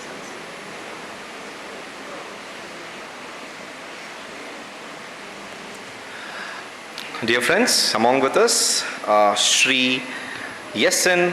Srinivas, HR Executive and Strategist, Hyderabad. Let me introduce a brief profile of S.N. Srinivas sir. Srinivas sir is graduated from Shillong International University, an American university, and hold an MBA from Symbiosis University, India. He has a wide experience of the industry since 1998 and have witnessed the changing face of the industry, where he has acted as an HR, played the role of strategic partner to the core business functions. So he's also trained he also coordinated the training group with the intellectuals groups, and he was a senior director of HR India region with the Grid Dynamics India Private Limited. He was also a member of HR forums like SHRM, NHRD, NIPM, and HYSEA. He is a distinguished speaker at the industry forums and educational institutions like Amity, ICFAI Business Schools, and IP Business Schools, CAI, etc. So, sir, we are very glad to have you here, and the sir is a right person to speak and address you all, because he's a father of a professional student.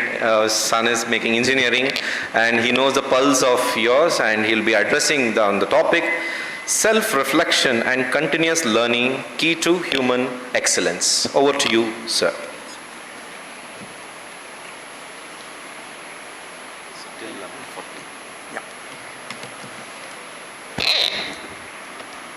My namaskars to the holy trio, Ma Sharda Devi, Sri Ramakrishna, and Swami Vivekananda. Thank you, Ranjan, for that wonderful introduction. My pranams to Swami Jikamananda ji, Swami Atma Shraddhananda ji, Captain Karnik, and the lovely students over here who have gathered from these colleges. I would say that I'm so lucky to meet you all, and I would like you all to see how much each one of you is enjoying today morning session by clapping when I tell the name of your college. Mangala Group of Institutions.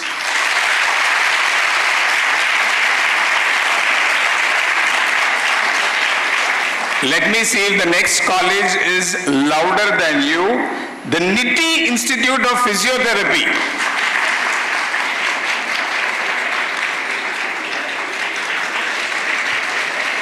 Tejaswini Institute of Nursing.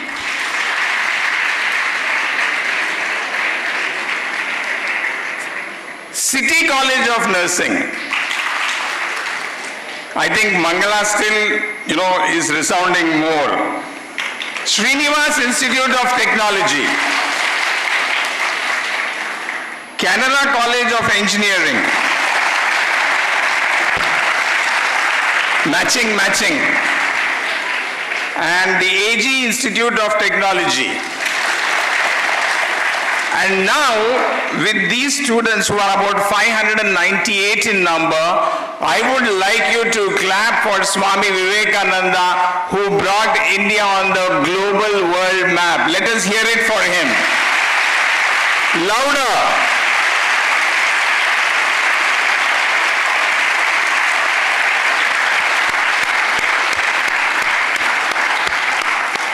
Thank you so very much. I'm sure that each one of you has been really inspired and have been enjoying what so many dignitaries have spoken. But today I am here to tell you a few things which can relate to your life. The life of a student is not easy. The life of a student, right from the start, there are students over here who I'm sure have had even difficulties in getting the basic education. Maybe you had to travel a few kilometers to complete your primary school and your middle school and your high school. Then comes the most important part, which is trying to get into either your IIT JEEs or into some of your best engineering colleges. Yes or no?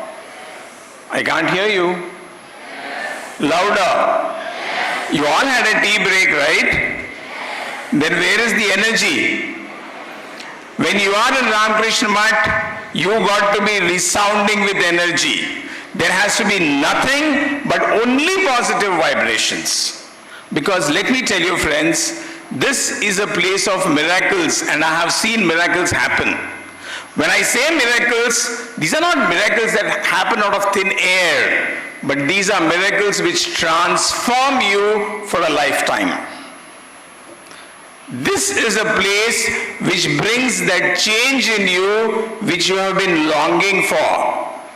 This is the place which will give you a wonderful life ahead.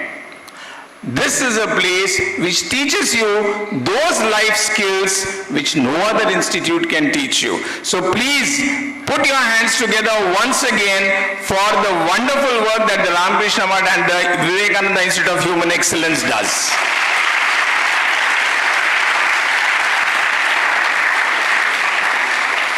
And I am sure in your college there must have been a couple of more 100 students. But out of that, only you people have come over here. And don't leave it as a destiny. This is your luck. This is your fortune. This is your good luck which is trying to bring that big change in you. And I'm sure that you will continue with this change. So let me just dwell back on some of the stories that we've been hearing since morning. The first thing is the story of travel of Swamiji from here to Chicago. Was it easy? Was the travel or the journey of Swamiji easy? No, it was very difficult. Just like how I compared to your education, Swamiji himself had to go through a lot of troubles. But did he give it up? No. He continued. He was persistent. He said that I will go, I will speak, and I will bring the much required help to our nation.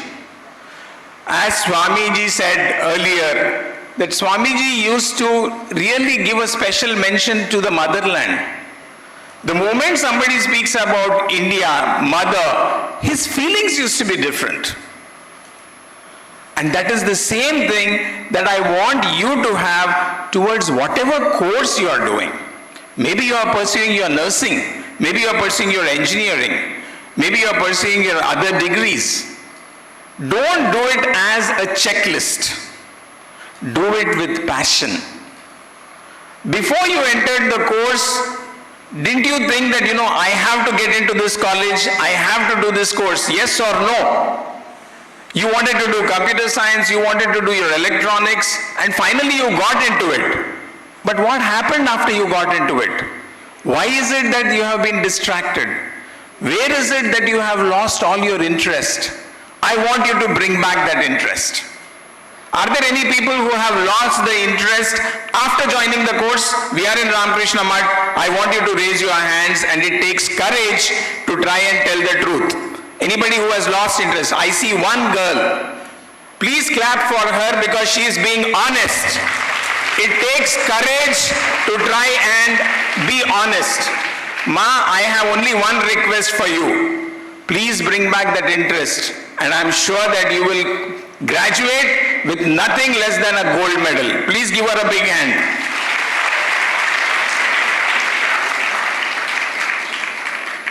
Telling truth is not easy. Standing courageously in front of people is not easy. Committing in front of people is not easy. She has done it. I want you people to learn. See, this is all experiential learning. Learning what we do in colleges and schools is in academics through books. But what you learn over here is through experience. People are coming and sharing their experiences. They have shared the experiences of Swami Vivekananda. They have shared their own experiences. You have a lot to learn. Just water? I have it. So friends, that was the first part. The second part, story of resilience. A lot of us go through troubles in our life. But how many of us, after falling down, rise up to the occasion? It's not easy. It's not easy, very difficult. People can tell stories, but then you as a person, when you come out of difficulties and rise up like a phoenix, that is what Japan as a country did. It did not continue to be a country where they wanted empathy. Japan laid the way for people to look up to head with the head held high. Japan is a country which has got so many values, and those values are taught right from the time when there are small children. For example, you must have seen some of the WhatsApp videos. If there is a small child who is wanting to cross the road, the traffic on both the sides will come to a halt and will allow the girl to walk across the road. But the story doesn't end there. The girl, after she reaches on the other side of the road, continues to thank the person for a long time. This is respect. This is values. We as a country are a rich country which had so many rich values. Where have they disappeared?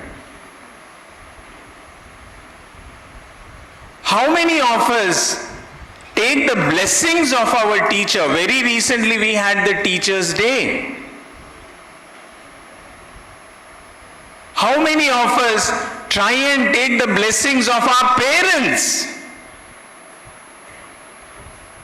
These are very, very important and crucial things. This is something which we knew even before Japan had those values. Where have they disappeared? I want you people to bring these values back in life. I want other people to see you and emulate you. You people have to become the role models for the next generation. Next, I would like to talk about being responsible. Responsibility is something which you hold in your hands. How many times have we, without thinking twice, thrown maybe a packet of chips after we have eaten, or discarded a bottle of water just on the road, or you ate a banana or a plantain and you just threw it out of the window? Let me give you an example. I was living with a friend who was born and brought up in Singapore. When we were studying together, we went out, and on the evening after I came back, this friend of mine did something which really surprised me.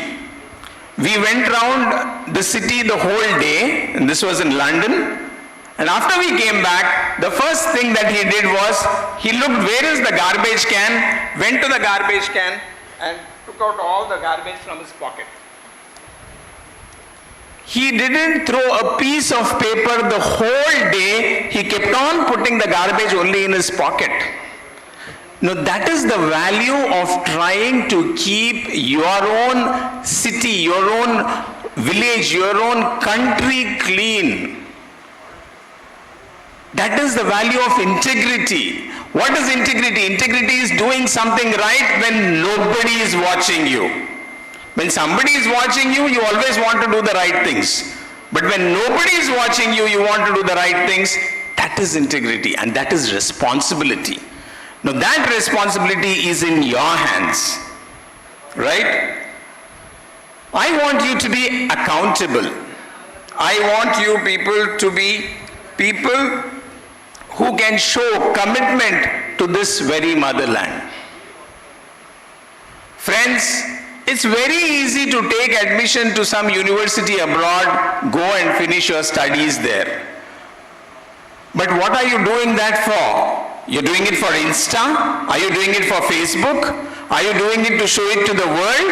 Or are you trying to do something for yourself where you can come back and do something for this country? Are you trying to add value to this country? Are you trying to see what is this country missing as compared to the country where you went for your studies, and what is it that you can bring a change for?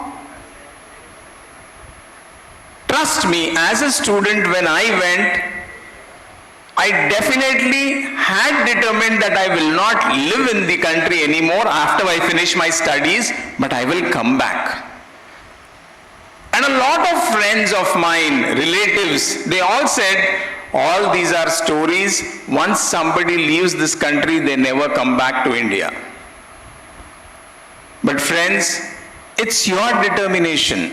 If you feel that you can come back, you can achieve certain things, you can. And this is the calling. I had my parents.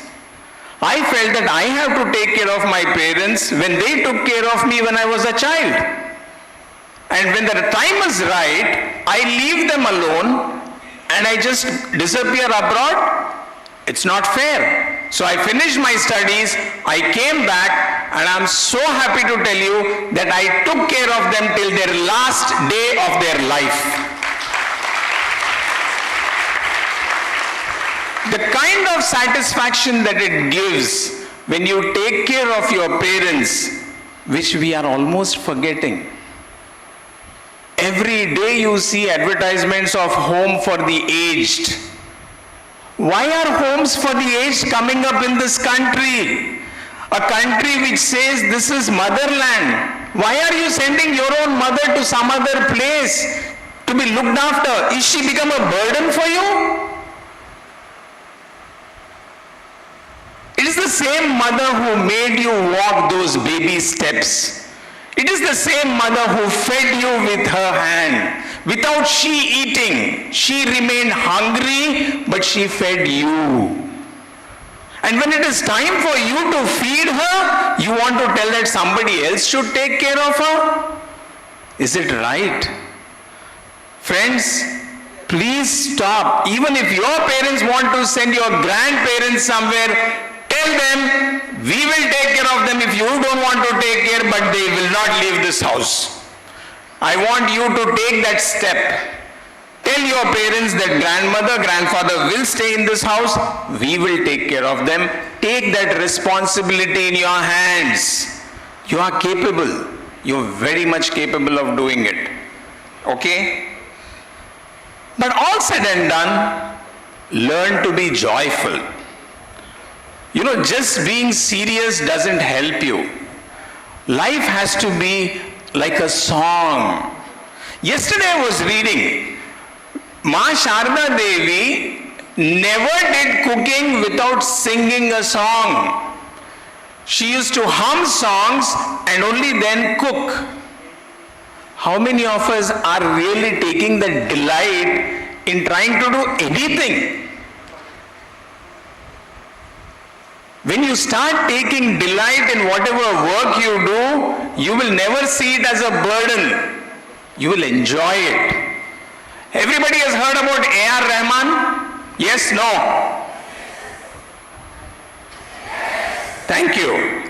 What is the time when A.R. Rahman records his songs? He records it only in the middle of the night after 2 o'clock or 3 o'clock.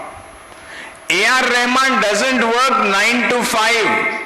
He doesn't take his guitar at 9 o'clock and says 5 o'clock over, we will do the recording tomorrow. No way. You got to be creative. You got to be innovative. You got to be joyful in whatever you do. And you will never see it as work. As an HR person, training and development is part of HR. But a lot of times in the corporate world, the HR people don't want to take the responsibility of training and development. They want to give it to somebody else. All my life, the last 36 years, wherever I have worked, I have fought for training and development, and I have told my managers, I will do HR only if I get training and development. The reason is simple. I have always seen it as something which will help people develop. People develop professionally. You see somebody from nothing to becoming something else in life. Now all that can happen only when you love your work, when you love what you're doing. So friends, it's a simple request. Don't do any course just because you have to do it. Start loving it. And you will find it so enriching. You will feel like reading about it. You will feel like understanding it. You will feel like going into the depth. And then your friends will be surprised. How is it that you know so much about this subject when I do not know, and both of us are doing engineering together? You can tell them it is the passion that drives in me. Right? So be passionate about whatever you do. I'll tell you one more example, a standing example. You all heard about Amitabh Bachchan? Who is Amitabh Bachchan?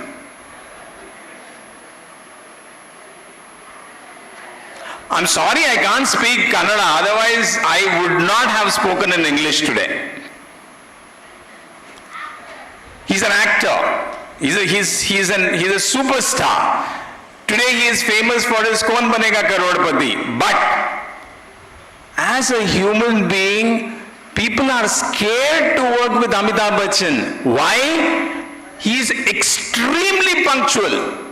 If the shooting has to begin at 7 o'clock, Amitabh Bachchan will not be there at 7, he will be there at 6:50. 10 minutes to 7. There are stories where people have not slept in the night because next day the shooting is with Amitabh Bachchan. And the story doesn't end there. Every time Amitabh Bachchan makes a movie, he reads the script so many times as if he is doing the acting for the first time. Now that's passion. That's passion.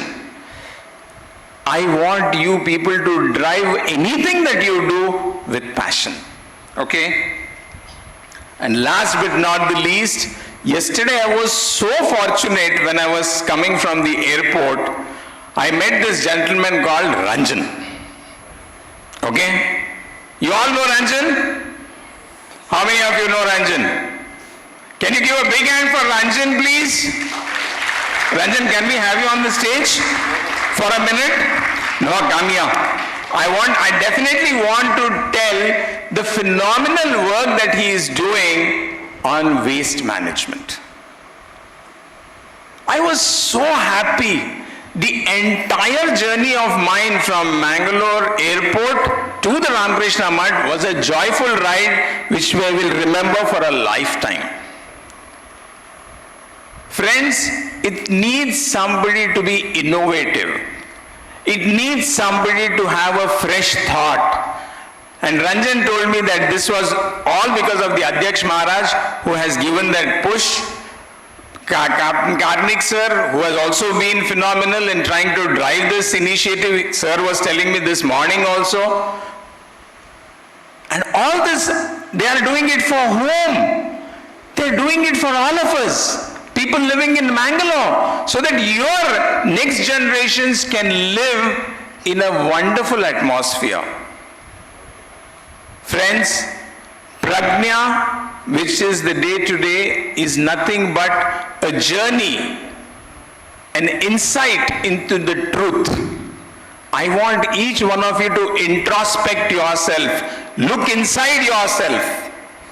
See if you have these characteristics in you. P stands for persistence and patience. R stands for responsibility, which I told you. It also stands for resilience, how to come up from difficulties. A stands for being accountable. J stands for taking joy in whatever you do. N stands for new ideas and innovation, like the work that we are doing out of Ramakrishna Mutt in Mangaluru. And another A, which wants you to be authentic and genuine, so that the world knows that you are really connected with your heart. So please try and practice this PRAJNA, which is nothing but an acronym for some of the characteristics or attributes that I want you to take home today. If you have not been practicing them, start practicing at least a few. Make that change in yourself. The people at home should say, something is wrong with you. Where did you go today? Your neighbors should say, this girl or this boy was not this type. He has changed or she has changed. People have to say that. You shouldn't look at the mirror and say, I changed. I changed. Right? So promise me that you will take these things, bring a change in yourself, bring a change at home, the community at large, and to this wonderful country which Swami Vivekananda felt was nothing but his home and his motherland. Thank you so very much. Pranams. Namaste.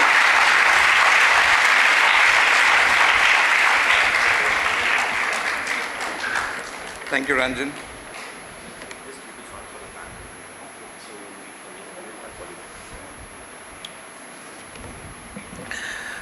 Thank you so much, sir, for your thoughts on the self-reflection and a continuous learning, the keys to human excellence. Dear friends, we are coming to the last session of the day. That is a panel discussion. That's going to be a very interesting. And till then, we set up the stage. I'll just give a brief about the concept of panel discussion here. So as you all aware that the Prajna is a symposium for the students of professional courses, where we are focusing the young professionalists, where you are all ready to the job market in a HR language, or maybe your professional life where you are ready to In a year, we are going to start earning. So in that point, what is missing between the industry and the institution is the values or ethics. So in that note, we developed a concept or a theme for this symposium, that is a human excellence. So I was reading a book by Pujya Swami Ranganathanji Maharaj. He was a president of Ramakrishna order, where it's a small book came out in the short note called Human Excellence, where I want to summarize it and I just want to read it, that human excellence refers to the highest expression of human potential that transcends culture, religious or regional boundaries. It embodies qualities such as wisdom, compassion, integrity, creativity, and a balanced approach of life. Unlike narrow definitions of excellence that focus on a specific domains or a culture, human excellence encompasses the harmonious integration of diverse qualities and strengths. Swami Vivekananda exemplifies the concept by merging the best of East and the Western philosophies, demonstrating that true excellence arises from the embracing a holistic approach. So dear friends, the essentials of human excellence includes the character building, balanced development, holistic education, synthesis of cultures, equilibrium and modernization, work efficiency, empathy and humanism, continuous growth. So this is how the essentials of human excellence goes. So now if I move towards the panel discussion, where we have a wonderful panelist for the day. So we have, before I calling them, I just tell their names of the resource persons. So now I can call the resource persons on the dais.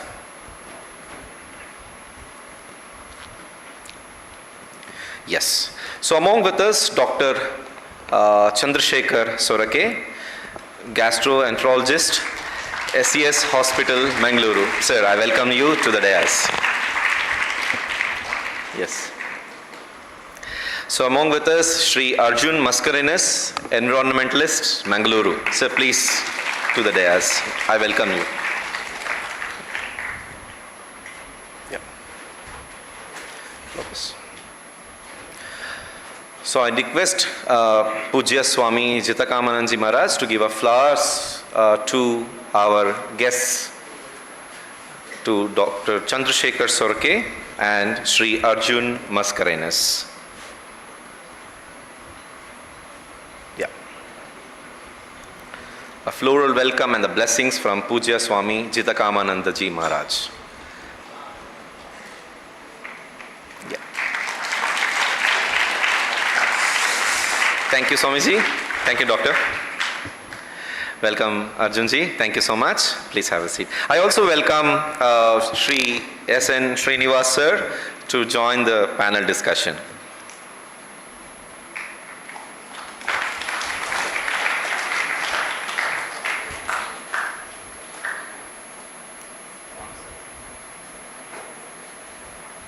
Thank you, Swamiji.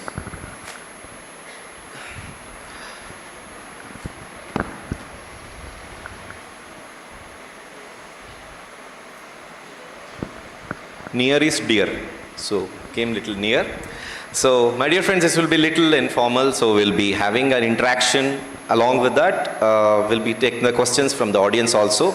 I request all the institutions where the Srinivas sir made you to claps. Similarly, you have to start questioning also, so that we'll see that which institution will come up with the good questions. Okay? So it will be very happy that the panel discussion will go up to 2, and it will be 1 hour 30 minutes. So the session, the structure goes like this. I'm very happy and privileged to moderate this session. So first, by Dr. Chandrasekhar Sorake will be speaking on the topic of the panel discussion, that is enhancing the education and fostering the human excellence in the professional courses with his own experience. Then we'll be taking the he will be speaking for 10 to 15 minutes. Later on, Sri Arjun Mascarenhas ji will be speaking for 10 to 15 minutes on the same topic. Then they will be come back and join for the panel discussion. We'll be continuing the question and answer. So, before requesting the Dr. Chandrasekhar Sorke sir, I'll just introduce him to the audience. So, Dr. Chandrasekhar Sorke is a young leading gastroenterologist and the torchbearer of SES Hospital, Mangaluru. As the head of the Department of Gastroenterology at the Nitte deemed to be university, he exemplifies the excellence in both medicine, medical practice and education. What stands out about Dr. Sorke is his unwavering commitment to the continuous learning and his dedication to serving the common people. His initiative and his family's initiative to convert the valuable property into the Miyawaki urban forest reflect his deep concern for the environmental sustainability and community well-being. Great admirer of Swami Vivekananda's teachings and the voracious reader of the Swami Vivekananda's literature and a humble devotee of Mata Amritanandamayi Devi. Dr. Chandrasekhar Sorke embodies the values of compassion, humility and the self-service. His effort in knowledge, discrimination and his focus on the holistic development make him an inspiring figure. I deeply appreciate his commitment to the medicine, learning and community service, which sets a remarkable example for a younger generation of this professional field. Sir, thank you for being here, and I request you to address the students on the topic with your vast experience.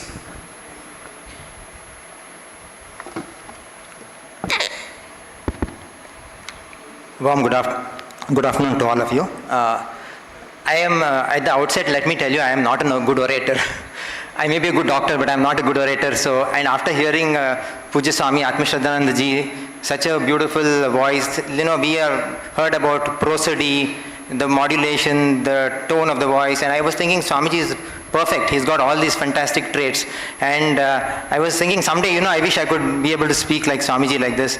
And then Mr. Srinivas is just fantastic. He is so powering and inspiring, and in front of these great men and great orators, I don't know what I'll share with all of you, but I thought when I looked at all the points, I had actually done a little bit of homework. I had jotted down some points because this topic, see, we are in core medicine, and when this topic came in, I said, let me look a little bit deeper into what this whole talk is about, this whole theme is about, human excellence and excellence in education, human excellence. And it is very interesting, each point that came out, like these are core studies. There are there's a lot of work happening in big schools. Like if you look at books like Harvard Business Review, and if you look at all these top guys, they've done a lot of research, the top US schools and all of them. And it's very interesting, everywhere you can find a quote from Swami Vivekananda that and you feel that he has said this exact same things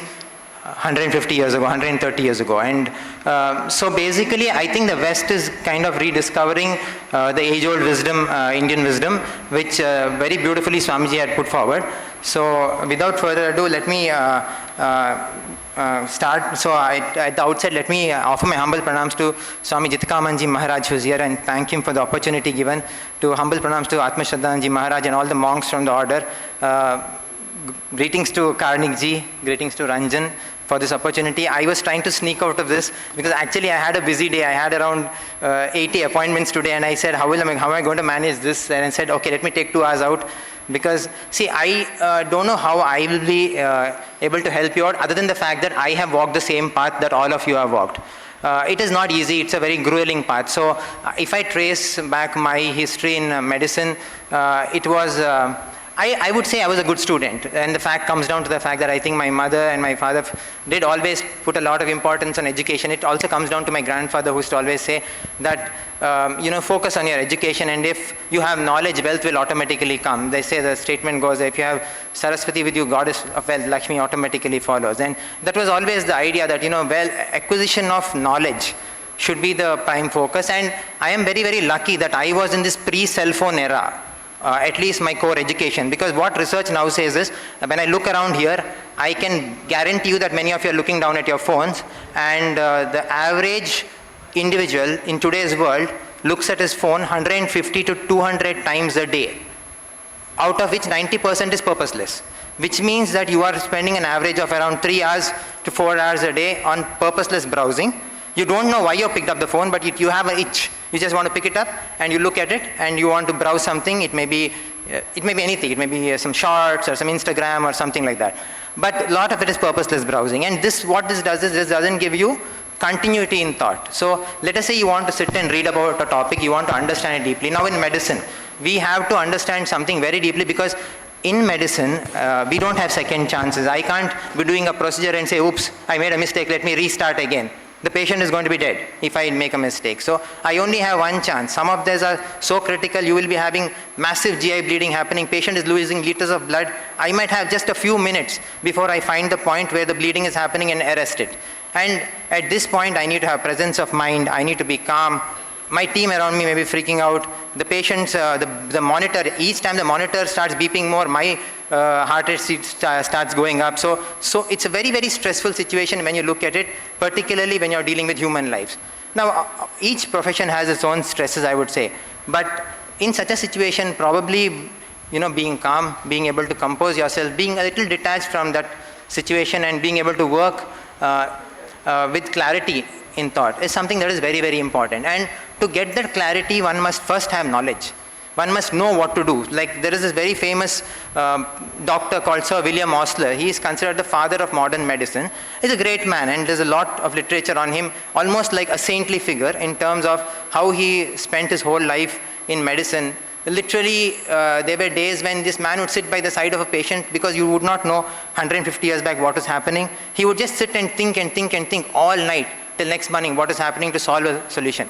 And he said one thing very clearly, very early in life, in his career. He had said, the eye see what the mind knows. In terms of medicine, what that translates into is, if you have not read a book and you have not understood the fundamentals of medicine, when you go by the side of the patient, based on the patient's symptoms and based on the signs that you see, you will not be able to diagnose a problem. So first you need to have understanding of knowledge of medicine, and then you can diagnose and treat. So diagnosis is a critical aspect in medicine. If you don't have a proper diagnosis, you can't come to the proper treatment. So to gain that knowledge, the first thing is you need to be able to sit for a good 30 minutes or 1 hour, pick up a topic, concentrate and read. And this is very challenging in today's era, because I have nursing residents, I have trainees, I have postgraduates with me, I have undergraduates with me. I regularly take classes for undergraduate students. And what I see is, there are patients, there are some very, very rare diseases that we are treating. There are some very advanced procedures that we are doing. In Mangalore, many of these procedures that we do, both at K.S. Hegde Medical College and at SES Hospital, we started for the first time. And these are fantastic learning opportunities. But I often see that they'll form a small group, 3 or 4 of them, they're busy with their cell phone, they're busy gossiping around. Or even further is the sub-classifications. All the kids from Kerala will form a group, all the kids from Mangalore will form a group, all the kids from Andhra will form a group. Now this is a very big problem. When I was looking at all these aspects about currently what research talks about you becoming excellent in your field, first of all, I think it's very, very important to understand that these are all limitations that prevent you from expressing yourself. Now when I joined medicine, even medicine I joined purely by chance. I thought I'll become an engineer. My uncle was a great software engineer in US. He was a millionaire, and he was telling, this is a very difficult life. See, your dad doesn't sleep. My father's a doctor. He doesn't eat in time. It's such a bad life. Look at me, I'm having the perfect life. At 40, I'm a millionaire. You can retire, you can have the perfect life. But then I was in second PUC, a very deciding year, and I used to go for these Sunday camps. Me and my sister used to go to this, because my dad used to run these free medical camps to help poor patients. The problem was, he was the only doctor. There was no compounders to distribute medicines, because it's a Sunday, nobody wants to come. So we used to be the compounders distributing the kids. We used to be the ones seeing and writing down the medicine and distributing to these poor people. And I'll tell you, absolutely poor people, many of them don't even have money for a proper meal a day. And I remember some of these people coming, holding my hand with tears in their eyes and telling me, I'm alive today because your father saved my limb, because he operated on me when I was dying, or he treated me when I was really sick, or my husband, this is my husband, I have him today because he did something. And then I said, okay, this is quite touching. This is quite touching. See, there is nothing more touching in your life than when you can have a fellow human being come and thank you. And to the extent wherein many times we have tried, we lose patients, and we have patients' children and patients' relatives coming to us with tears in their eyes and saying thank you. And we don't have words to say. I mean, see, I'll tell you, life is a very, medicine and professional courses train you to, and they give you knowledge, but nobody trains you to deal with the dilemmas of life, how to handle death, how to break the news of a death to a son or sometimes you see children dying. It's so difficult. I recently lost a 15-year-old to a condition called Crohn's disease. And how do you talk about this to a mother who has lost a 15-year-old? And you are just at loss of words. And even in such situations, I had great mentors. I still remember when I was doing my post-graduation, it was Amrita Institute of Medical Science. I had a great mentor, Professor Venu. Professor Venu is a great man because he comes from, again inspired by Swami Vivekananda. Two of his uncles were monks in the ashram order. And he was greatly inspired, spent 45 years in USA, then decided he was one of the greatest gastroenterologists in USA. He wrote the first textbook on ERCP in 1980s. And I was very fortunate that when I joined gastroenterology, he came as a chief of gastroenterology and came to train me. And I was a happy bachelor that time, and my other 4 colleagues were all married. They had a lot of family responsibilities. So 5 o'clock, 6 o'clock, they would all go. I would be the only one roaming around in the hospital. I was happy. I enjoyed my time I was in Cochin for 9 years. And the first thing I did when I went to Cochin was I learned Malayalam, because I found it very difficult to converse with people when I didn't know Malayalam. And I would miss all the jokes. I would miss all the funny things that they would be saying. So I said, let me learn Malayalam. It's real fun. So the first year, I took the help of some friends. I learned language. It was a lot of fun. And so I picked up the language. I used to enjoy having conversations. And I used to I spent 9 years in the hospital there. It was a great learning opportunity because all my bosses realized that this fellow is always here. He never leaves the hospital. He's always roaming around here. And he enjoys his work a lot. So whenever there's a complicated case and they're at home, they'll say, you do the case. We'll help you out, or we'll come and support you out if you have a difficulty. So that was a great blessing in disguise, because by the time they reach, it takes 40-45 minutes sometimes. Patient is bleeding, some complicated thing is happening. Of course, the basic training has happened. 45 minutes, patient may die. So better than that, you start doing the case, we will come and help you out. And that's a great learning opportunity, because I was always there. I got to do some of the most complicated procedures, the most complicated cases, because I was there. So being available to an opportunity that hands you will all get opportunities, They'll come knocking on your doors. Are you ready to take that opportunity to learn? That is completely down to you. If you are more busy, preoccupied in your own, small little world, then you'll miss these beautiful opportunities. And if you learn better, you can serve better. So I think that is fundamentally what it is in most of your professional courses. And I remember late night, we used to be sitting, Professor Venu would be, and me would be the only one. He's the chief and I'm just a resident. And then after all the medicine and all the work is done, 8 o'clock, 9 o'clock in the night, we would discuss something. He would throw insights into life, into so many teachings. He was a very versatile led person. He has read books from Bible and Imitation of Christ to, he has read all the works of Swami Vivekananda, to all the great leaders. He had read science. He was very well versed in neuroscience and so many other fields. So it's a lot of learning. And one night we had a patient of his who suddenly died. And I remember Professor Venu breaking, I used to be very bad at this declaring death, declaring death. When someone dies, how do you go and tell a patient's family of close one, near and dear one has died? That is a very, very difficult thing. Your training doesn't teach you this. And I think for the first time I saw, he just went there. He had tears in his eyes because he had treated this patient's mother for the last 1 month. She was getting better. She had some cardiac arrest and she passed away. And then he just sat, held the patient's hand. He just sat with them. No words were spoken. He just sat in utter silence for 5 minutes, 10 minutes with them. The patient's family was crying. The doctor was in tears in his eyes. Nothing was said. At the end of it, when he got up, the patient and the family touched his feet. He gave them a warm hug. They went with a smile, literally a smile on their face. It was as if some, divine being has touched their life. They have lost their mother and they're going back feeling still consoled and happy. I think that is humanity, that is where, that is human excellence. And I don't think any amount of training or theoretical teaching will ever give you what you learn from a human being. And see, if you are in a field, particularly if you're in the medical field, you're very lucky, you get to learn from human beings. You get to one-on-one interact with them. So when I see nursing students or graduates who are more interested browsing the phone, and when I ask them a question and I say, this is an article, go up and read this article and come back, rather than that, they quickly Google up something and they give you, this is very superficial knowledge. This is not going to become core knowledge, and if it doesn't become a part of your core being, if you don't develop that experience, in the time of need, it's not going to come to you. See, I'll tell you, recently I was in Indian School of Business, Hyderabad, for a healthcare workshop, management workshop, and there was this very great professor of management called Professor Jalan. And Jalan, when he was talking to us, we were having a discussion, he said, look doctor, you're running institutions, you had a department in one hospital, you were having a hospital of your own, you were doing all this. Remember one thing in life, when you hire someone, hire for attitude, train for skill. Don't do the reverse. Don't hire for skill and train for attitude. People's attitudes cannot be changed. Always look at their attitude. Are they proactive? Are they enthusiastic? Do they want to learn? Do they have enthusiasm in life? And only then hire such a person. And remember one thing, every management guru in this world, every HR person in this world, every organization you go to, they are going to be looking at you. What is your attitude? I see people every day, 5 minutes of conversation, and I tell my HR manager, no. Absolutely no, I don't want this person. He doesn't seem to have a passion to learn, grow. He is more interested in getting 1 or 2 years experience and hopping for a slightly higher pay scale elsewhere. Or maybe the focus is already on, let me work for a year, one leg already in the Middle East, I want to run away. You'll never become great.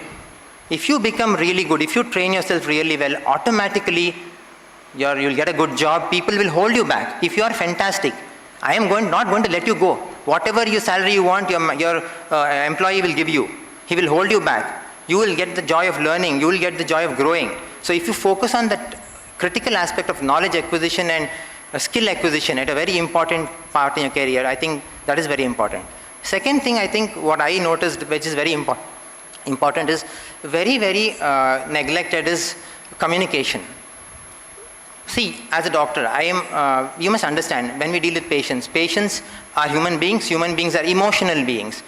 No matter what theory I talk to them, if you have a tumor and I can explain how the tumor theoretically came, or if you have some other problem, I can explain the neuroscience basis or the GI basis or the hormonal basis or the neurotransmitter related basis of it. It doesn't help you.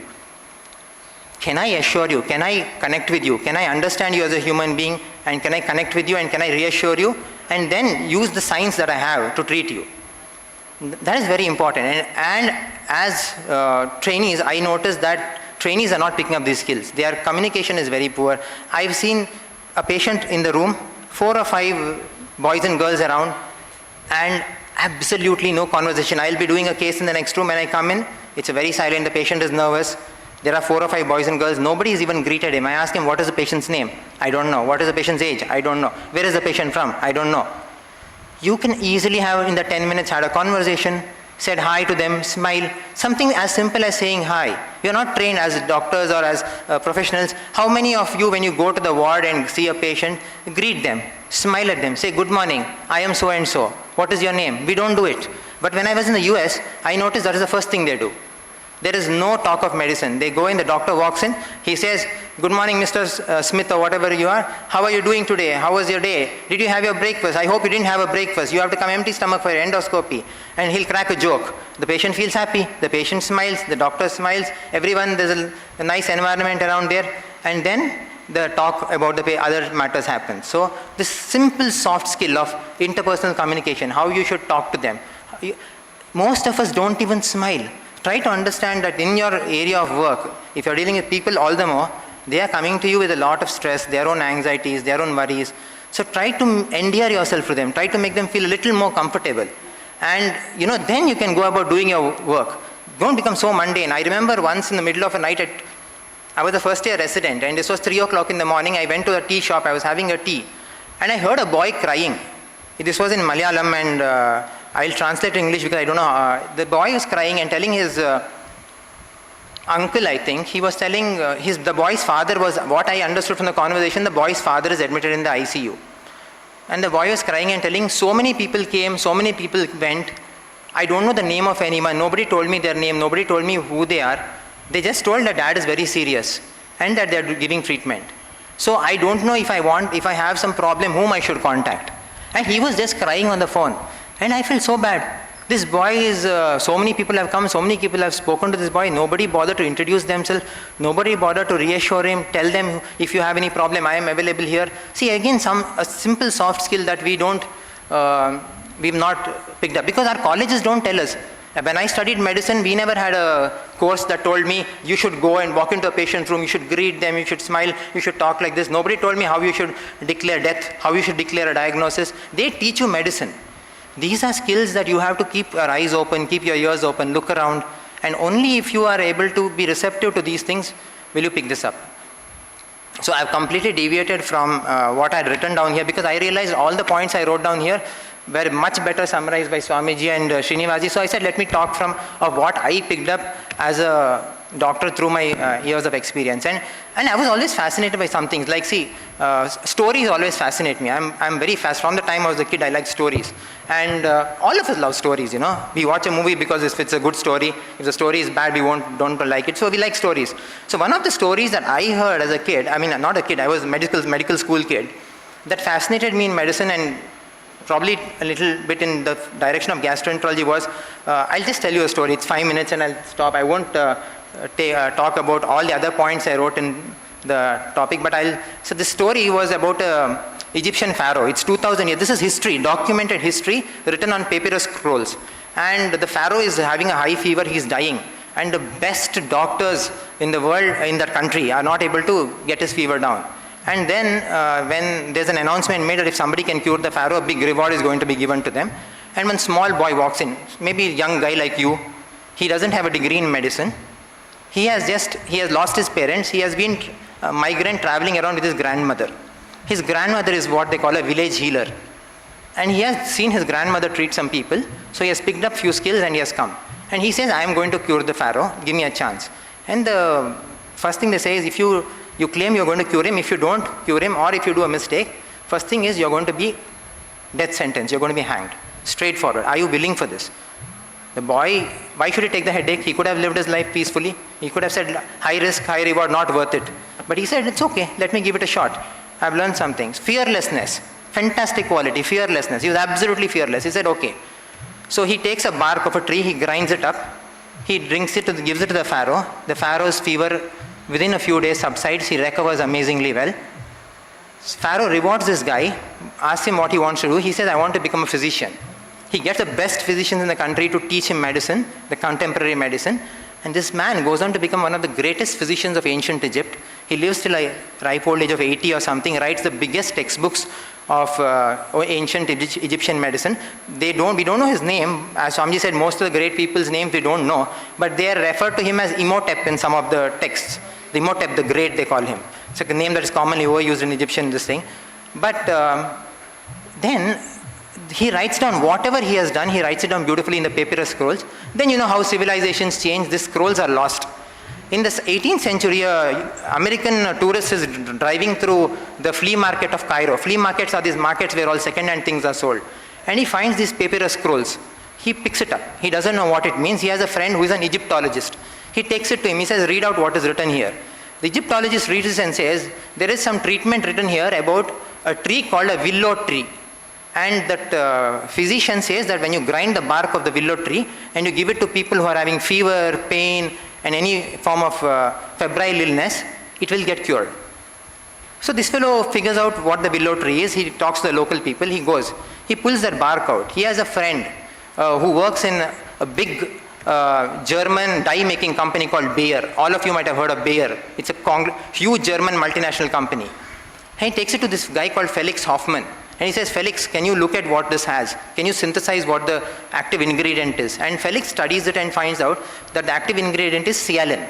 Sialin is synthesized, and from sialin comes aspirin, acetyl salicylic acid, which is a wonderful drug which changes the entire course of humanity. Even today we are using aspirin for all our patients with heart disorders, strokes. Imagine a 140-year-old invention that changed the world. And then within few years of this invention, World War I comes in. And following World War I, you have Spanish flu. The entire world is affected by these two big illnesses. The sale of aspirin skyrockets. Now one physician in Germany called a young physician, just passed out of school, just like you and like you guys. His name is Rudolf Schindler. He starts seeing by 1920, a lot of people are vomiting blood and coming. Severe abdominal pain, vomiting blood. And he is wondering what's happening. And he can't make out. This was not there 20 years back. He talks to all his professors. Have you seen people coming vomiting blood like this? He said, no. The last 20 years, we're seeing too many cases of people vomiting blood. Now he is not able to figure out what, but he makes a connection. He says something is wrong in the stomach. Something is wrong. There must be an ulcer in the stomach that is bleeding. But why is this ulcer become more in 20 years? He's not able to make out. So he goes on studying and he finds out that in the last 20 years, aspirin use has increased. So he does his own experiments and figures out aspirin is highly toxic to the stomach. It causes ulcers and erosions. But how do you prove it? He develops the first endoscope to look inside the human stomach, spending 15-20 years. He and his wife, they sit, they work day and night, day and night, day and night. They develop the first, it's called the fiber optic endoscope or the gastroscope. It is called the Schindler's gastroscope. And he is considered today the father of modern gastroenterology. And he discovers that aspirin causes ulcers. And from there, the entire endoscopy, the whole world of endoscopy and treatment comes forward. So just think of it, 3 great people. One young physician, one Hoffman who synthesized a great drug, and a great physician. Today, if I ask you who is your great-grandfather's father, or your great-grandfather's grandfather, I'm sure most of you won't know. But we remember great people like this. We remember Chanakya, we remember Aryabhatta, we remember with awe we remember Swami Vivekananda, Sri Ramakrishna. When you look at the West, you remember Newton, you remember Einstein, you remember Schindler, you remember Osler. You'll never forget these people. Because somewhere down the lane, they didn't work with an idea, with a result-oriented goal, but let me go into the depth of this problem. Let me figure out what is happening. And from that inquisitiveness, from that enthusiasm, came legends. And I think, from in your life, I think what you should take forward is don't lose that interest and that inquisitiveness to learn something new. You will never, after spending hours and hours and hours scrolling your phone, when you go back and you ask yourself, what on earth did I gain today? Nothing. Whereas if you sat and read something new, it may be anything. It may be a fascinating topic on nature, or it may be on some neuroscience, or it may be on anything. It may be on butterflies or sparrows. For example, I was recently fascinated by sparrows, and everyone kept telling me sparrows are going because of the mobile towers. No. Sparrows are going because our house constructions have changed. They can't come and build a nest inside. Constructions have become vertical. So a lot of interesting things. So you learn something new, it's fascinating. When you have a conversation, when 2 people meet, if you have a lot of knowledge in your head, you can have a good conversation. You become a very attractive person. You can capture attention. Whereas if you're a person who has no knowledge in the head, all what you have is in your phone, what kind of a conversation you'll have? Why will your employer want to hire you? In which way are you contributing to the betterment of a group or a department or a hospital or a company? So you have to be innovative. You have to have ideas. And I think that is where I could say that keep your eyes and ears open. Medicine, job, career is there. But it's very, very important, I remember, Ranjan said, I ardently follow Amma's teachings, and yes, I follow because such fantastic practical advice she gives. She says, many of her speeches, she says, see, look at it. Our houses are air conditioned, but look at our minds deconditioned. Our TV screens and mobile screens are becoming bigger, but how small have our minds become? Today, we can't forgive a person if they do a mistake.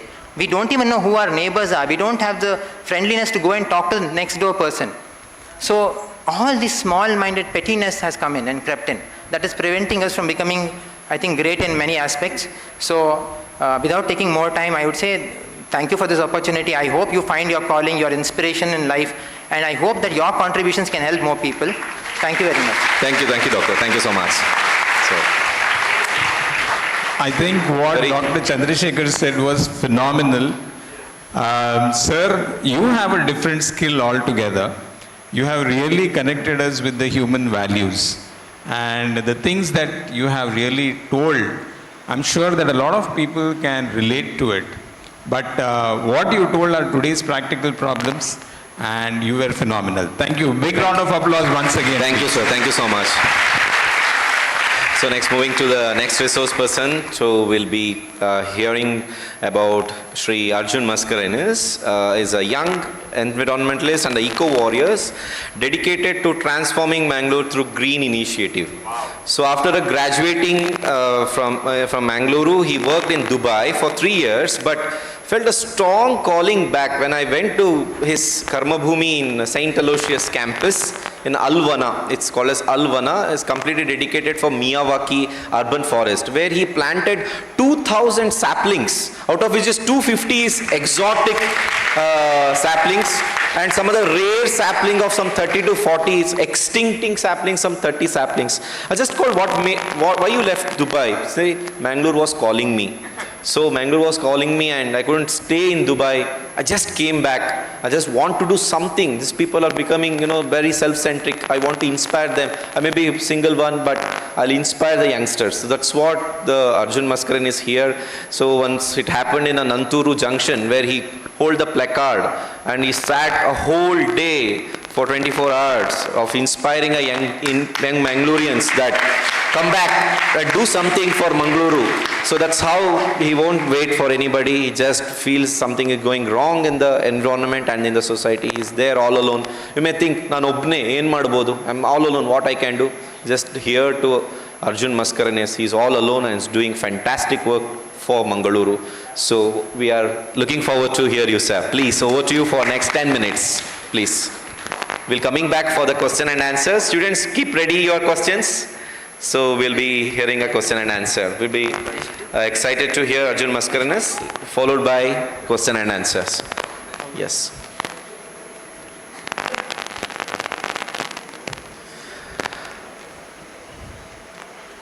And if you say next, we will go for the next slides. That is also possible. Yeah.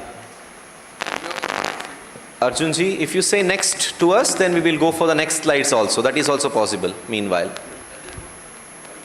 Yeah. I'll request the volunteers to turn off the lights of the portion. Yes, please. Yeah. Yes. Make it full slide, please. Yeah. Make it slideshow. Yeah. Upper one, yes. Correct. Yeah, we can. Yeah, it came. Yeah, we will off. Let's come back. Just say next. We will go. Yeah. Okay. Sorry for the people issue. ಎಲ್ಲರಿಗೆ ನಮಸ್ತೆ. Initially, I was a bit reluctant to come and participate because I prefer to be other side of the stage, prefer to be an audience than as a talker. As the doctor said, he said initially that he's not a good orator, but it's a white lie. I mean, you spoke absolutely very good. I mean, very good. I mean,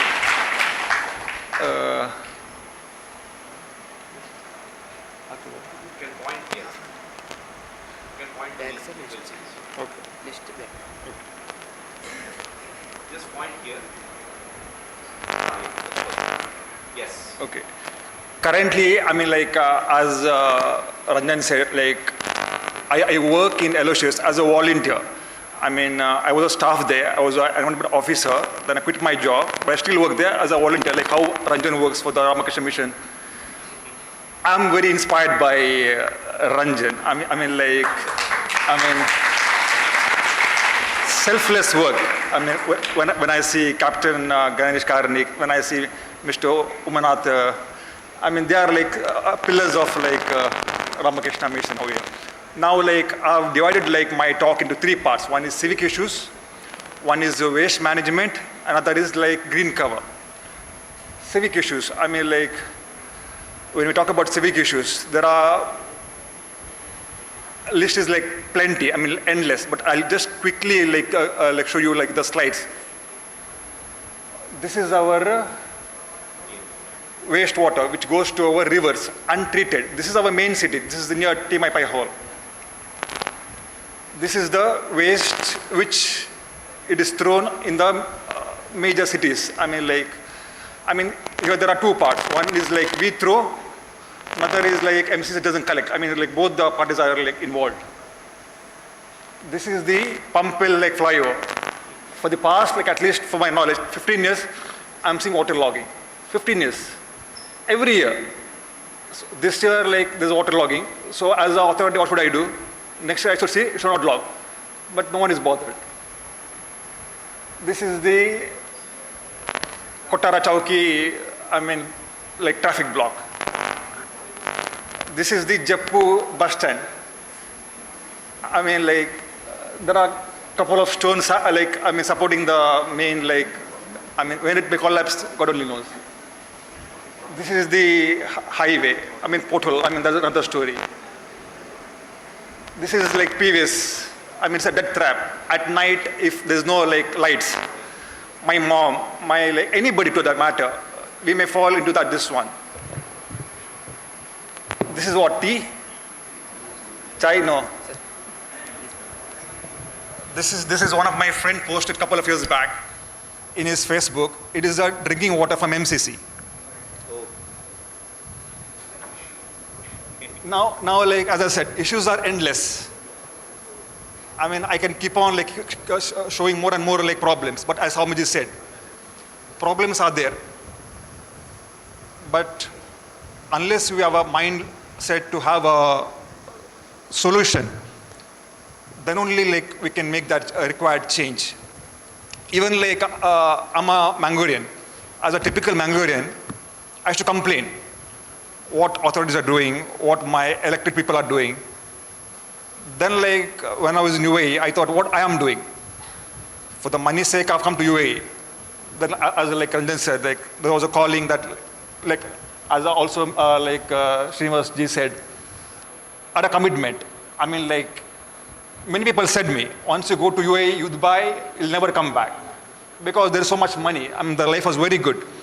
But for me it was very clear. I mean like for me, India was like a bit of an emotion.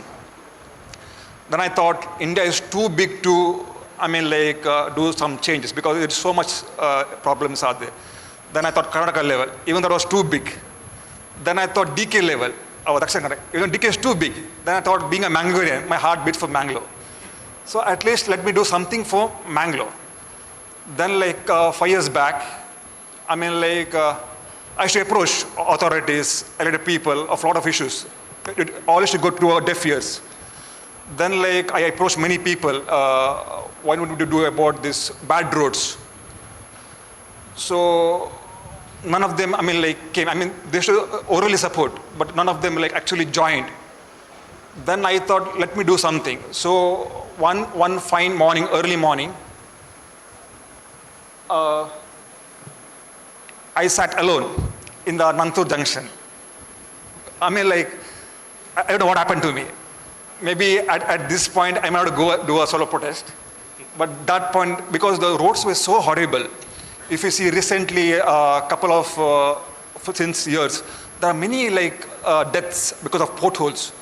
It is about like maybe my like friend, my cousins, like or like maybe anybody. Are we asking like too much from government? I mean, is it too much like 24 hours water, like current or like clean roads?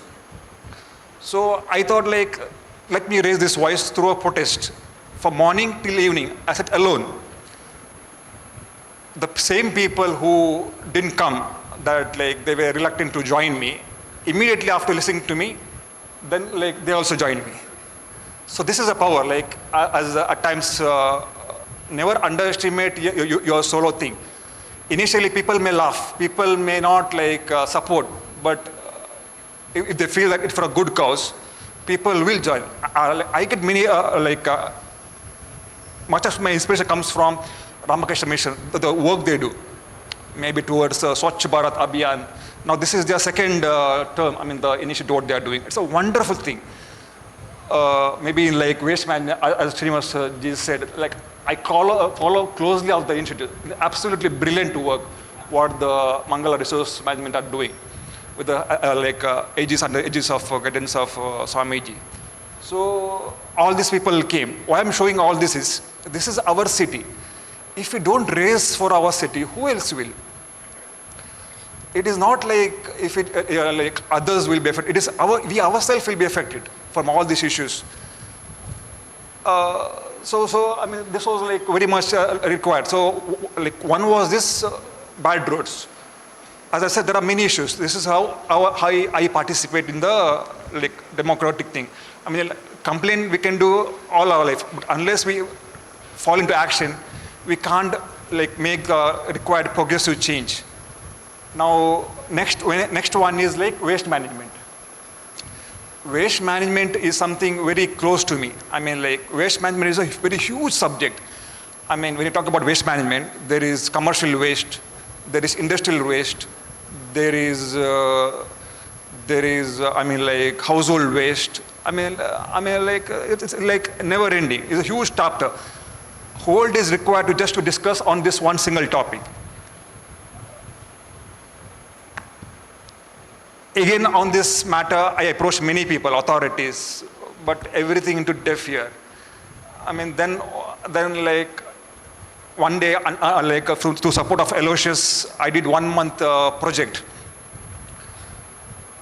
Waste management. But like before that, like I want to just show you this slide. I mean, some of you may know. I mean, like what is this? Can you guess what is this? Is it a park? Can anyone guess? It's a landfill. All the waste what we don't segregate at a household lands at like Pachanadi. There is a like garbage is so much. There's a mountain of garbage. Mountain. I mean, like I'm not sure how many millions of tons. I mean, recently there was a landslide. I mean, it was 4 words. I mean, up to 3-4 kilometers it stretched. Just the waste. And if you can see the bottom, like over there, those are not like sticks. Those are adike mara. Adike means arecanut.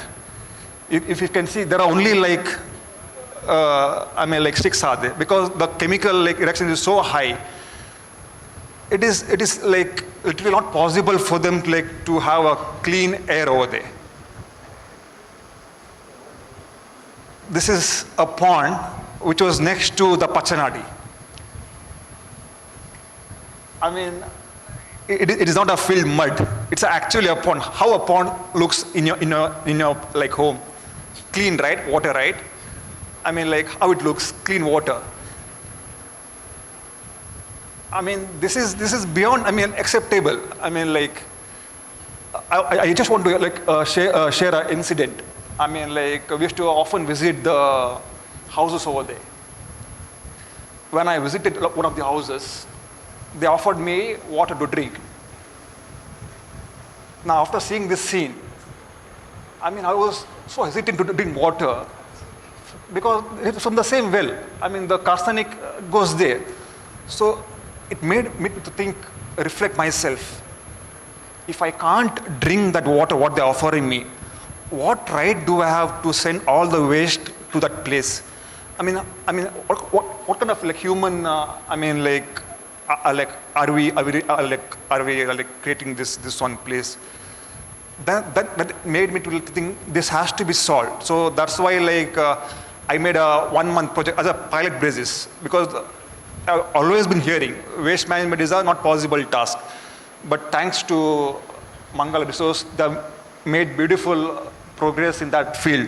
So even I made a small like project, a pilot project, where for 1 month I collected the wet waste and dry waste. Now wet waste, I give them all the drums, which the Ramakrishna mission is doing, terracotta pot. This is a plastic tub, it's the same thing. All the dry waste I collected. In a span of like just 1 month, this is the like drums which we give for composting, home composting. This was the waste. This is a waste of just 40 houses for 1 month. And most of the waste goes to landfill or like somewhere they dump it. And this is all recyclable waste. From these 2 slides, I made a revenue of 15,000. Just from 30 houses, I mean 30, 40 houses. And from 1 month, imagine there are lakhs of houses which we dump into landfill. This can be recycled. So many jobs can be created. So much, it's a huge industry like recycling. But everything goes to landfill. I mean, like proper methods are not there. No, like as for like my observation, only like two things matter. One is source segregation, right way of segregation, and like collection. Source segregation is like our work, how we segregate. Now, when we segregate, when we mention segregation, nothing is there. Only two types if we do: wet waste and dry waste. 80% or 90% of the problem is solved on the spot itself. Wet waste, what is your food waste? Your leftover and cooked food. That's all. Remaining is your recyclable. But when you throw recyclable, just make sure you throw clean waste. I mean, like not like your leftover print that. So if you follow that, we can do. Now, like all this, of course, the people were random people. It was easier for me because many were like-minded people. So that's why you do it. But like when you do a pan city, there are other challenges which I accept. But it is possible. If I can do as an individual, government has so much resources.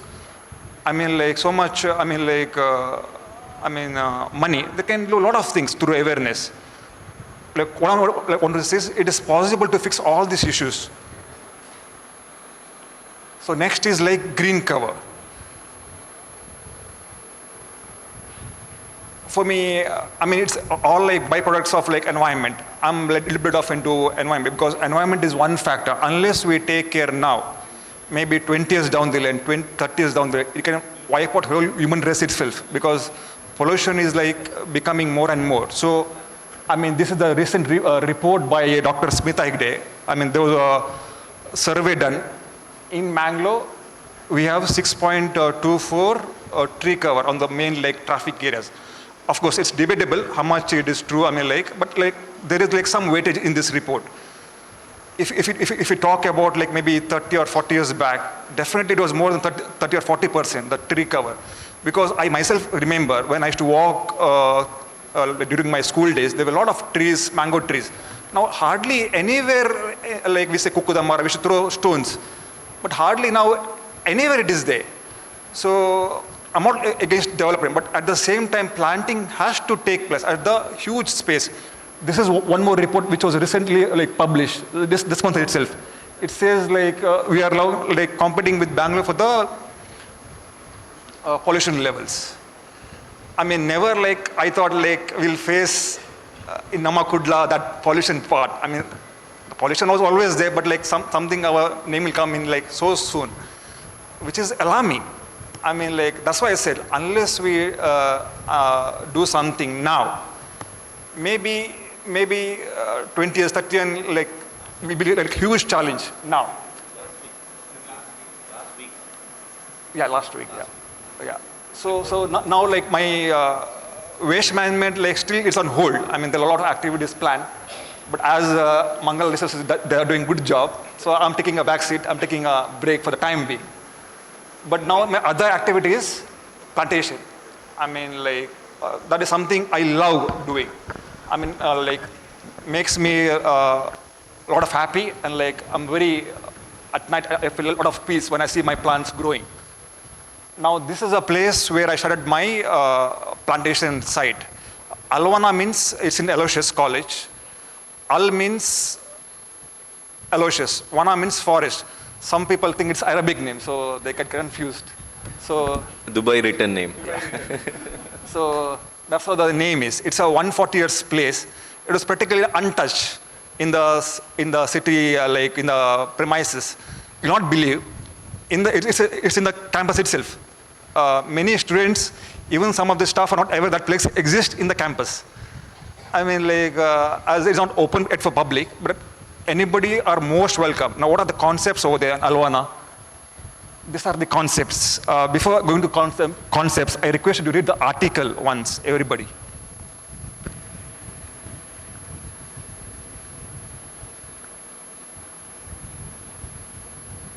It's Article 51AG of the Indian Constitution states, it shall be the duty of every citizen of India to protect and improve the natural environment, including forests, lakes, rivers and wildlife, and to compassion for living creatures. respect all living creatures, because like at times what happens, what is beneficial for us, we only do that. Example, fruit plants. It's beneficial because it's giving food. That's why we plant that. But there are a lot of other living things like insects, butterfly, animals. So this all the concepts of in Alvana. So next time, I mean recently, I mean Anjana had been there. I mean like some butterflies were there. I mean if you had witnessed. So all of you are most welcome. I mean it takes like 1 hour journey to the whole completion. So there are many teachers. You can bring your students. But with a prior appointment over there. I will read quickly. Alvana, the concept includes the organic farming, it's in Kannada also, organic farming, Naisargika Krushi, bird hotel, Pakshiyopahara. So, dream lodge and... Drum lodge. Yeah. Fish farming and beekeeping, insect hotel, butterfly garden, Miyawaki forest and fruit garden. So now, as I said, like plantation, like I do throughout the week. So far, at least maybe 8,000 plants through my direct initiatives I have planted in the Mangaluru city limits. And in Aloysius campus itself, in the heart of the city, there are around approx 1,500 to 2,000 plants, and like some are like your wild plants, Western Ghats species, which are endangered, rare, because it's very important like to promote our local plants. What happens when we grow plants? We are so in a fantasy world that we promote only your exotic plants, but there are a lot of our plants like kokum, our punarpuli. That's our local plant. This, there's Kuntal Kai. I mean, no one has even like heard about this plant. So when you come there, like I have more than 60 varieties of fruits there. So please, I mean, like do visit. Now, like currently what we are doing is, see now like to offset all these issues, planting is a must. Now instead of planting random plants, I thought why not promote fruit plants? So currently we are like doing a fruit city initiative where like our dream is to make Mangaluru as a fruit city. Of course, may not be immediately, maybe 10 years, 15 years down the line, we want to make Mangaluru as a fruit city. So this year, we have already distributed around 2,000 plants, fruit plants, in the city limits. Because why city limits? Outskirts, there are good number of green cover, because in the city premises, hardly it is reducing. So, and this is currently, we want to planting in the public spaces, only in the private places. Like somebody approaches me, I personally go check this spot whether it is suitable plantation. If I'm convinced, then I give. Because what happens? It's a free drive, and it's very expensive. Like most of them are grafted plants. When it's free, people take, but they don't plant or like neglect. So when I go, when I like speak with them, then only like we give the plant. So this year maybe another 500 I will like finish off. Then like this was a like small like initiative we like distributed to a lot of authorities and like elected people. As a symbolic, we have given something called cat-eye fruit. This fruit no one goes because a lot of people complain that I have planted 1,000 plants because there was space. Because many people say, "Nange jagilla, jagilla we stay in a flat, we stay in a small space, city place."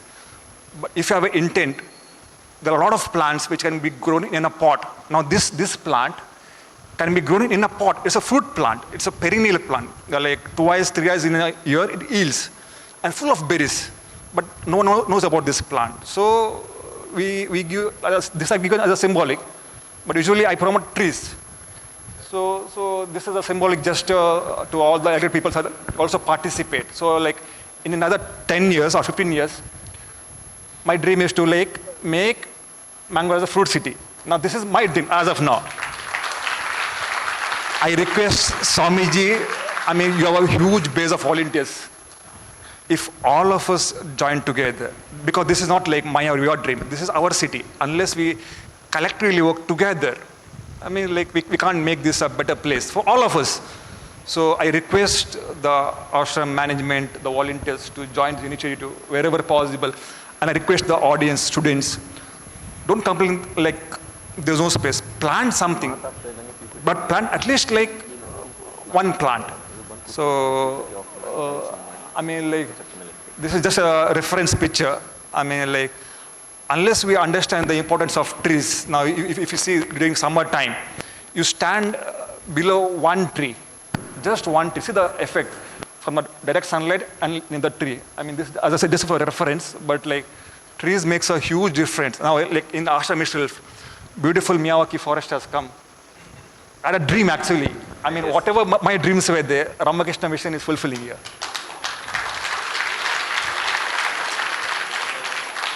I had a dream of Miyawaki forest, not now, 15 years back when the Bangalore guy, Subhendra, was doing that.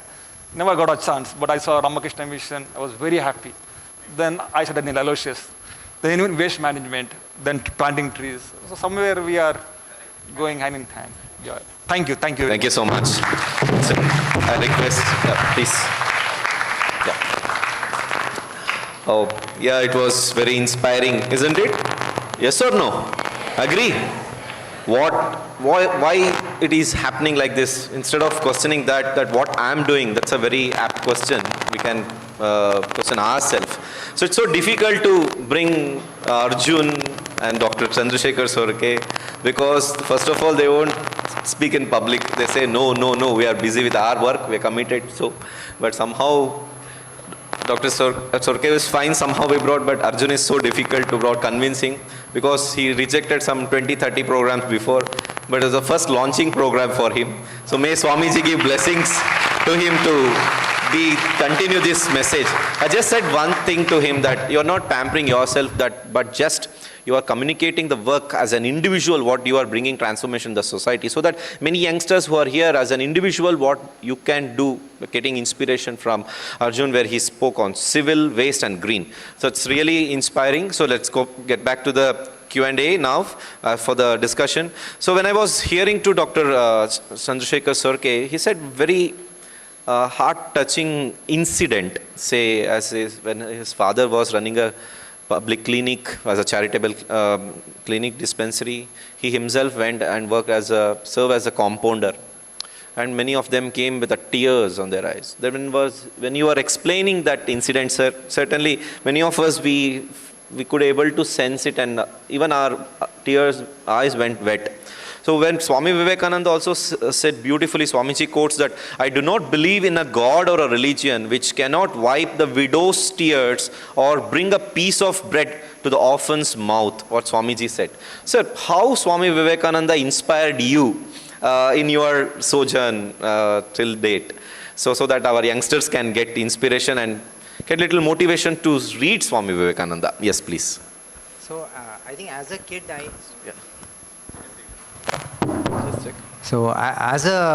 I had come across a few statements of Swamiji here and there. I think one of them very, very prominently, I remember that touched me, and that was, he says, life is short and the vanities of the world are transient. They alone live who live for others. The rest are more dead than alive. And when I read this, I kept reading this again and again and thinking about this, and I said, yes, just look at it. You just look around you, there are millions of people who have everything. They are very wealthy, they have all the money, they have all the resources. They live for themselves, they take care of their family, they do something, they go. How have they left a mark behind? But then you have somebody who might not have much money, might not have many resources, but they'll make a profound impact in society. They'll touch a lot of lives. And that is where I said, this is very true. And when you look around today, this is becoming a big thing all over the world. It is called the giving pledge. Big billionaires have realized that they have billions and billions of dollars, but that has not given them satisfaction. One of the founders of this giving pledge was Warren Buffett, who is one of the richest men in the world. He still lives in a fairly small 3-bedroom house, drives his fairly old car, but has done profound big things to society in terms of encouraging people to give wealth. So, initially there is this feeling that I need to get more wealth and this and that. That is a driving factor. But when you think a little bit deeper, the problem is we don't think a little deeper. All of us want name, fame, wealth. Absolutely, it drives us all. But why name, fame, wealth? Because it gives us happiness. Correct. But then on the corollary, ask the question, is everybody with name, fame and wealth happy? I recently read that the Fiat is one of the biggest companies in the world, and the heir to Fiat company, the guy who's inheriting billions, committed suicide in his 22 billion mansion with 22 billions of assets. He was in his air-conditioned room. So somewhere something is wrong, no? You have all the money, you have all the wealth, but you don't have peace of mind.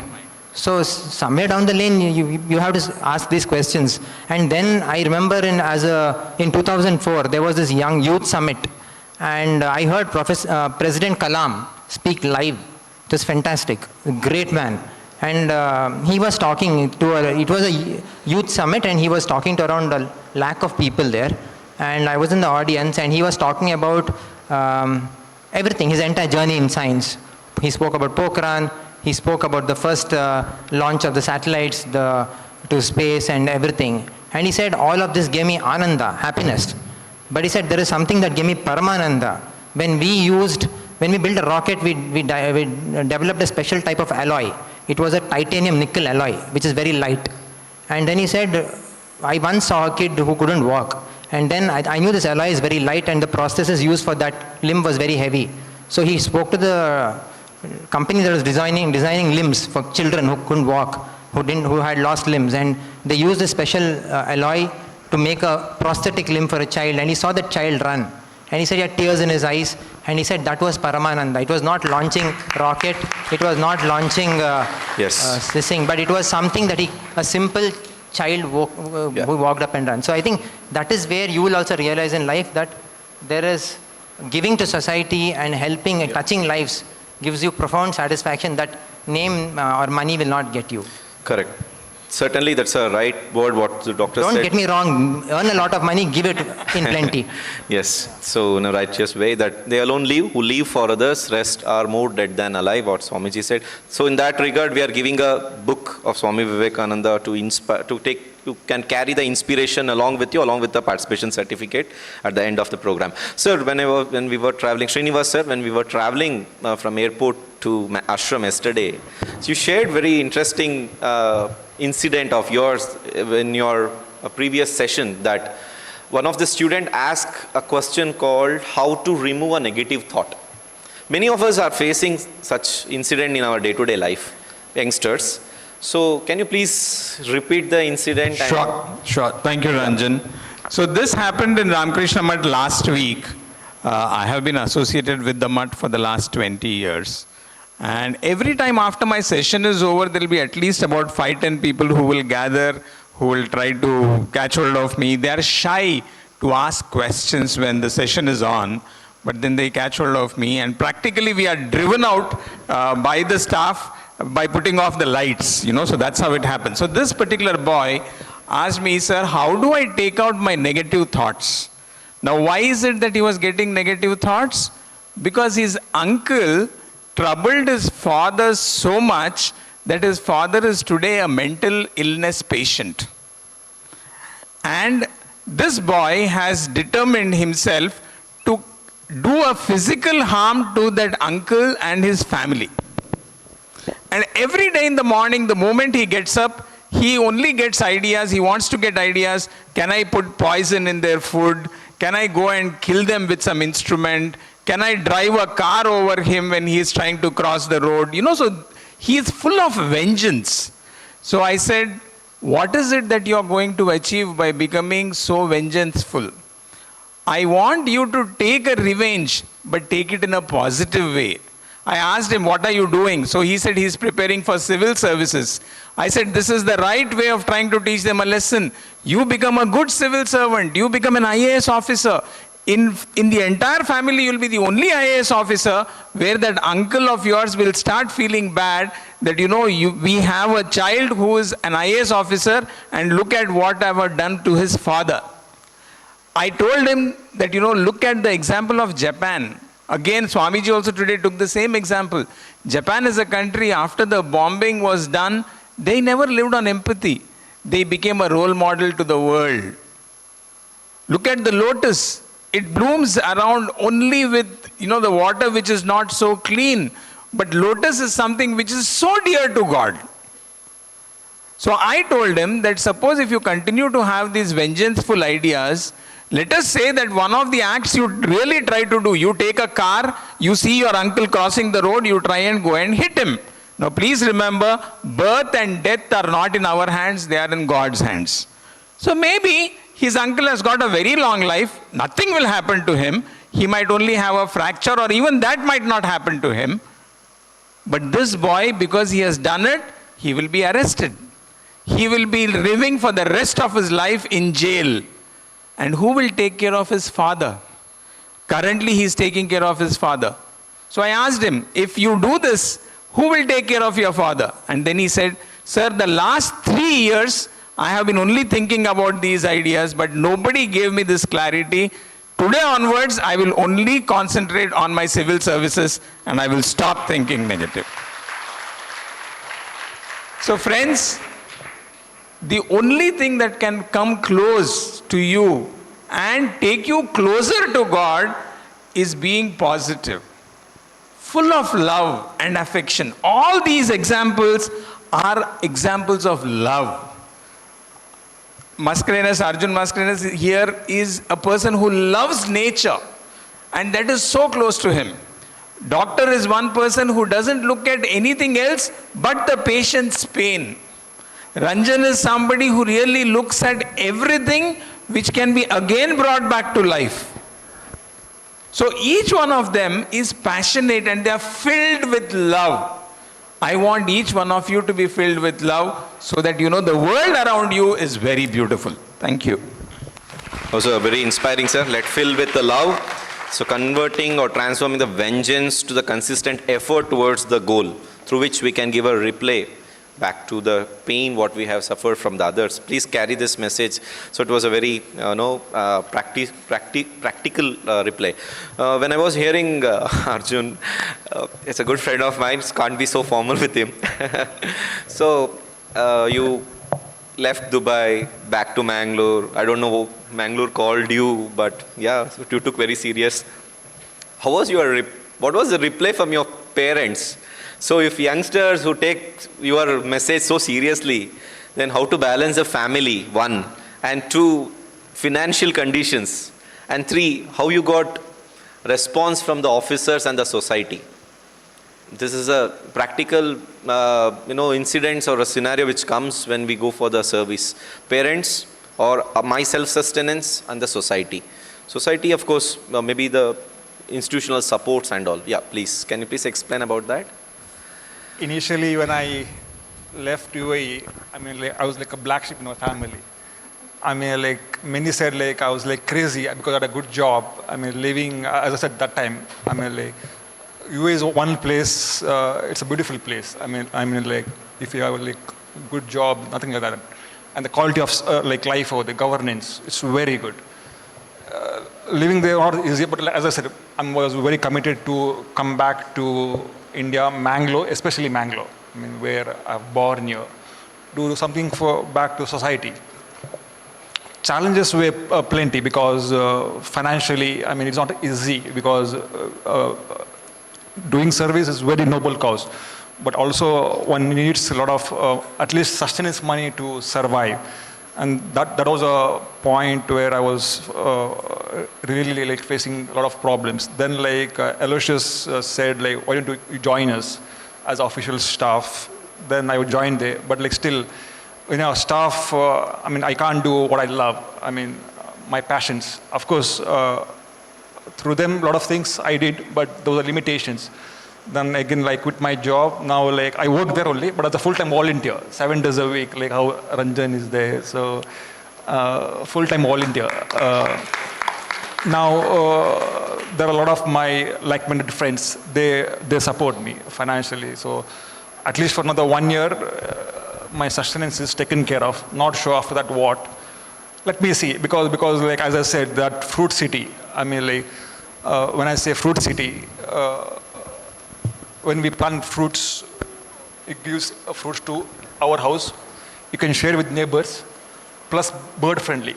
Then there's one more thought, slightly with the fruit city concept.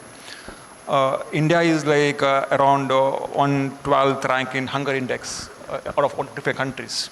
So when we have a lot of fruits in city spaces, if I'm hungry, I just go, pluck and eat. Of course, initially if you plant 10 trees, within no time it will be over because before it is ripened, we'll remove it. But because there are 100 people for 10 trees. If you have 1,000 trees, then the balance will come. So when there are fruits across the cities, nothing like that. Yeah. So we'll be, I request the volunteers to hold the mics. Yes. We have Prakash here. One more other volunteer somewhere in the middle. So we have a question. Please. Yes, we have we are ready with those students. Prakash, can you please come here and hand over the mic? I request the lecturers and the faculty members also keep ready, and the delegates and the, please. Please tell your name and the institution. Yes, then we can jump to the question. Good afternoon, sir. My name is Pratiksha and I'm from Mangaluru College. Question 2. Question towards Dr. Chandranath, Okay. sir. I wanted to ask, being a doctor, how did you face or handle the situation of patient passing away for the first time? Very profound question, yes. Yeah, so the good thing about any professional courses, you don't do anything on your own initially, particularly in the medical field. You are always under a mentor. So the amount of time I have spent in training will be undergraduate 6 years, early post-graduation internal medicine 3 years, post-graduation in super specialization 3 years, 2 years in fellowship. So 6 plus 6, 12 plus 14 years. 14 years. 14 years you work with a mentor. Only then I think, of course I took it a little further because I enjoyed learning new things. And I always found a profound joy in learning something new. So I continued with my courses, but at every point there are two things. You will always have a mentor in medicine. If you are extremely interested and enthusiastic, I think the mentor finds you. It's like the saying in ancient Indian philosophy, you don't find the guru finds you. Similarly, I was very lucky at different levels. I found the right mentors. The mentors see you're interested, they take you under your wings. You should always be there. That's why I said being available. See, let's say 6 o'clock, all of us can punch out of the hospital and go. But you have so many opportunities to learn beyond that. So what I would generally do is carry my textbook with me and sit in the ward. And I'll be reading there. So if anything happens like this, or I'll be in the ICU. When I'm in first year residency, my second year and third year colleagues are there. And then I'll tell you also something that you will learn. Not just you learn how to do things right, you'll also many times learn how not to do things. You might find a person who is not very empathetic enough, who is not very compassionate, and then first thing you'll say, I don't want to be like that. At the same time, you might find someone who's doing things very beautifully, like my Professor Venu, who I told you sat, he didn't say a word, but he just held the patient's hand and just cried along with them. Not a word said, just absolute silence. But that silence conveyed his feelings. So I think you learn these are not things that can be taught. These are skills that you have to catch. They have to be caught. And nobody can teach you everything. You have to be open and receptive to catch these soft skills.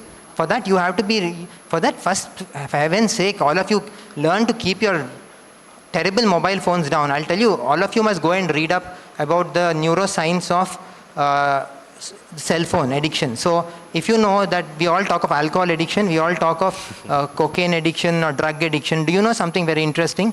That any addiction, it may be any pleasure for that matter, a good food that you ate or anything, all of this works on an area in your brain called the nucleus accumbens. Nucleus accumbens in your brain produces dopamine. Dopamine gives you the pleasure surge. And what they have found is that you keep doing dopamine surges, you after some time develop tolerance. The same amount of activity doesn't give you that pleasure. That's why the drug addict needs more drugs, the alcoholic needs more this thing, the cell phone addict needs more cell phone, more content. The problem with content is you're just browsing, you're not acquiring anything. So it works in the same area of the brain and it creates the same addiction pathways. And at the same time they looked at people who meditate, people who are in touch with nature. They did PET scans of the brain, they did functional MRI of the brain, and they found that these people have much higher levels of GABA, gamma aminobutyric acid, which is an inhibitory neurotransmitter. And people with low GABA have high stress, people with high GABA have low stress. They looked at serotonin. They have high serotonin. That is a peace hormone. That's a hormone that makes you sleep well. And research has proven today that people who meditate, like they studied Buddhist monks, they studied people who meditate, people who are in touch with nature, people who go, people who interact, people who smile a lot, people who are happy. These people have high levels of the good hormones. People who are having negative coping mechanism, people who are stuck with their phones inside their houses, don't go out, don't interact much, they have high levels of stress hormones, cortisol. So it is proven beyond doubt that today whatever these habits that you're seeing that are detrimental to you have a neurophysiologic basis. So it's very important. I'm not a neurologist, I'm a gastroenterologist, but I'm fascinated by this. So you have enough content that is good content. Fill yourself, read about something interesting, learn something new. Nobody is preventing you. See, just recently I was searching about education, reaching out to underprivileged countries, and there's this app called Duolingo. Duolingo came from a guy from Guatemala.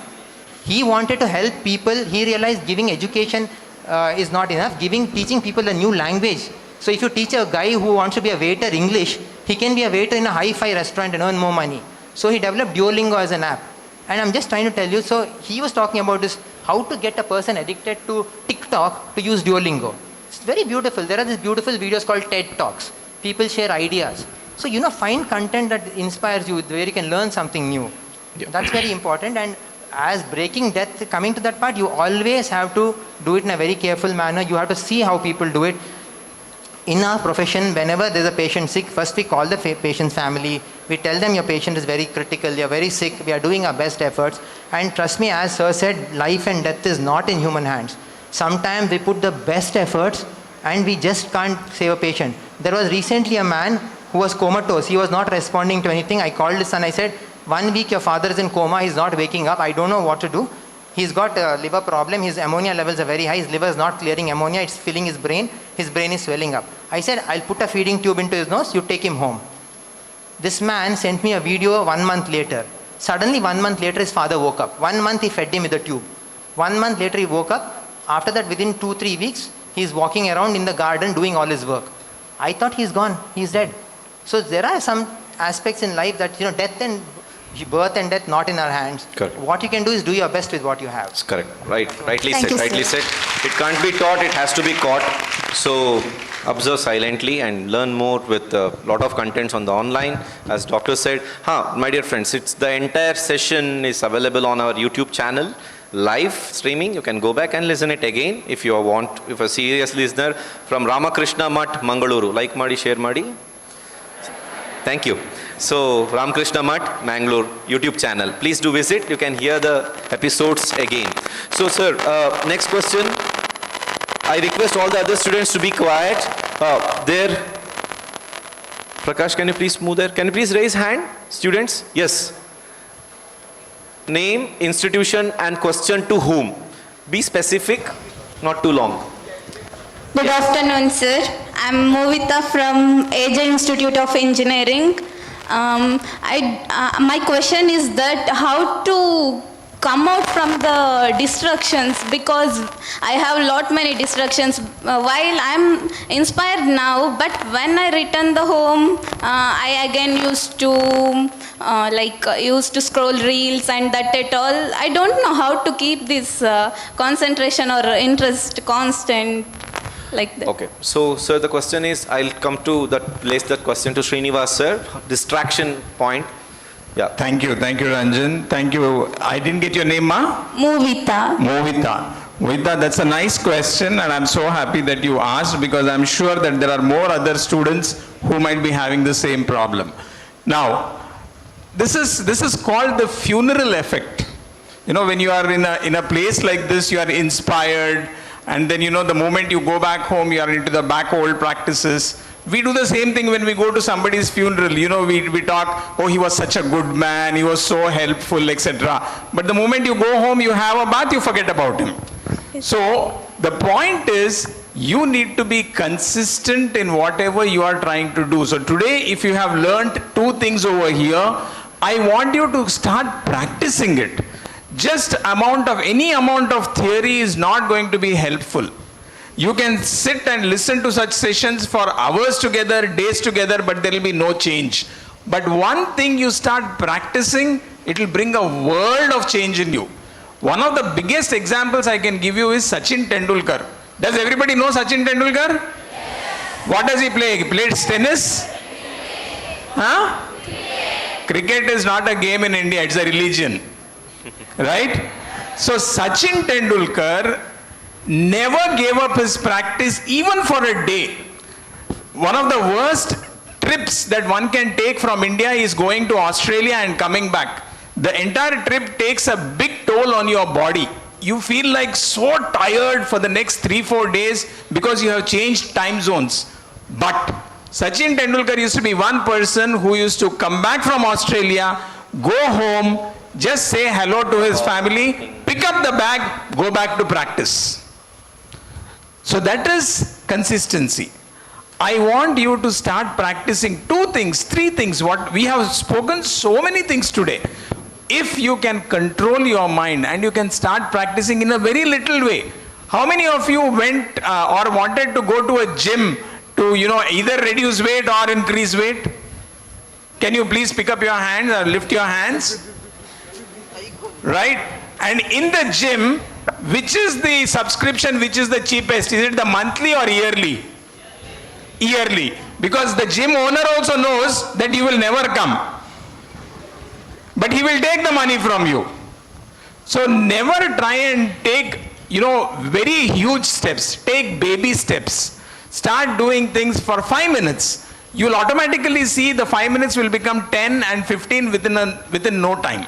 So if you want to practice your distraction trying to keep this away, first try and practice it by keeping it away just for 5 minutes or 10 minutes. Then ask yourself that question.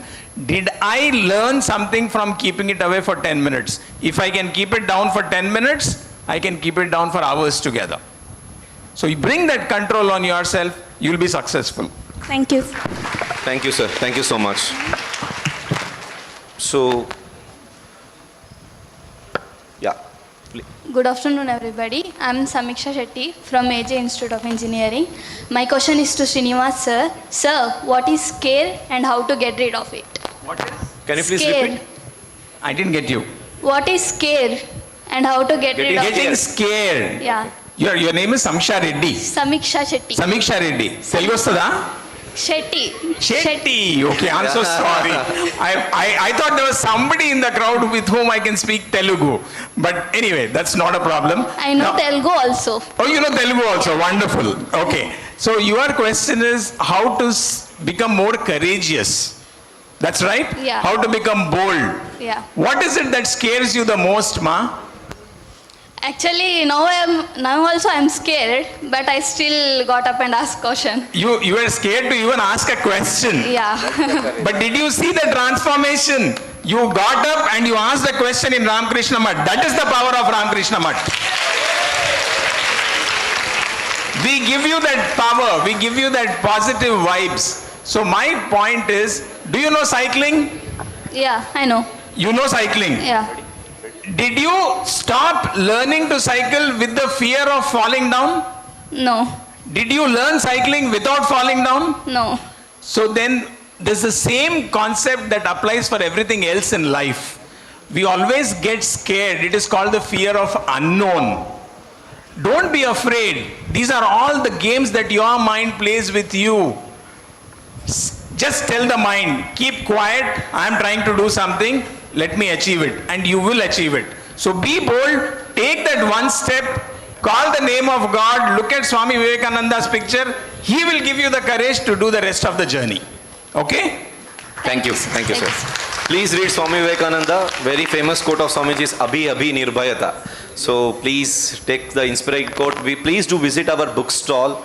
We'll have a subsidized, discount rated books very available for the next 3 days. So where you can find the quotations of Swami Vivekananda, certainly you get a lot of inspiration of that books. And you also visit our YouTube channel again, where we have put a lot of contents on such topics. Please browse sometime and listen to it. So,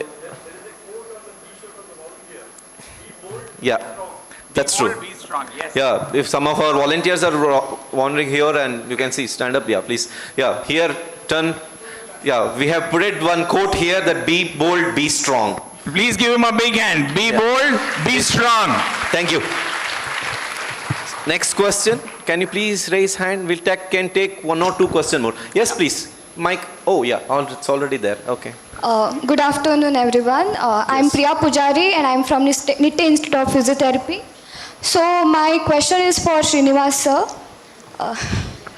We will share, no problem. Yeah.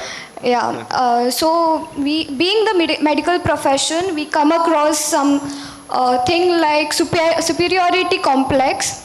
So because of that, we loses our confidence, and because of that also we get suppressed. So how to deal with that? That's my question. I'm sure that Dr. Chandrasekhar can answer that question much better, but I'll just give my perspective. So after yours, I request. Yes, I will hand over the mic to him. So see, superiority, inferiority again is only and only because of the lack of knowledge.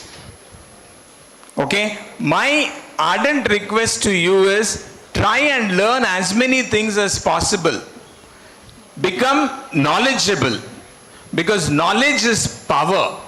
And if you start putting up your knowledge in front of anybody, don't let that become, something which will get into your arrogance. Don't do that. Knowledge is something when you have to share with somebody. So if you start talking about the knowledge that you have gained in front of a few people, even your superiors or seniors will definitely start liking it. They will not suppress you. They will actually start giving work to you. Please remember, all of you, the reward for good work is more work. So if somebody is trying to give you more and more work, don't think that, the person is trying to exploit you. In fact, he has started gaining confidence in you that you can do that work much better. Just like how doctor said, his other senior doctors used to be 45 minutes away, but he used that opportunity to learn, and he became so good though he was very junior. So we have a standing example over here. Doctor, you can add. I think the more you learn about things, the more you realize, the less you know about it. I think, for example, see, I'm a gastroenterologist. Now, gastroenterology as a field has grown so much that we have subspecializations. You have an entire liver specialty where only there are hepatologists. There are people who do only pancreas, pancreatologists. There are people who do only intestine-related, inflammatory bowel-related pathologies called inflammatory bowel disease, and we often go for conferences. And when we go for a conference, so much of research has come out, so many new things have come out, and you realize just so little you know. So each day, I think nature and the world around you makes you realize that, there's nothing to feel so. And I think that if you start feeling that you know too much, I think that day nature will teach you a lesson. We've always found this. So I don't have anything to say in terms of what you can do. I think just being humble, being receptive is the only thing. And more than that, correct. I think that other question that she asked, and she said that how to not get scared. It's very interesting. When we were undergraduates, we had kids who came to study medicine from Malaysia. There's a medical college in KMC. They call the Melaka Medical College. And we had these students coming from there. And we noticed a gross difference. The Indian students are very diffident. They're very scared to ask questions. These Malaysian kids are very confident. They just stand and ask sometimes questions that might seem very dumb. And I still remember one of my friends asking, how are you so confident? How come you're not scared? We feel. So he said, I am not bothered about what you think. I want to learn something new, I'll ask a question.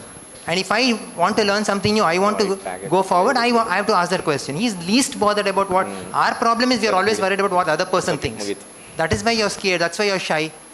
I think as soon as you leave that fear out of your thing, like when I go to a meeting, if there is some new terminology which I don't know, I just put my hand up and ask, could you elaborate on the terminology? I'm unaware of it. What is there to feel ashamed about it?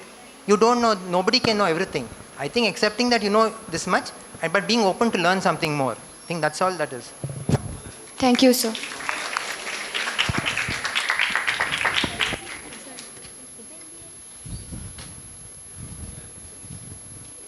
Hello? Yeah. Be humble and open to learn. That's a good question. I have a quick question to Arjun and come back to the audience. We have 5 minutes more. Yeah.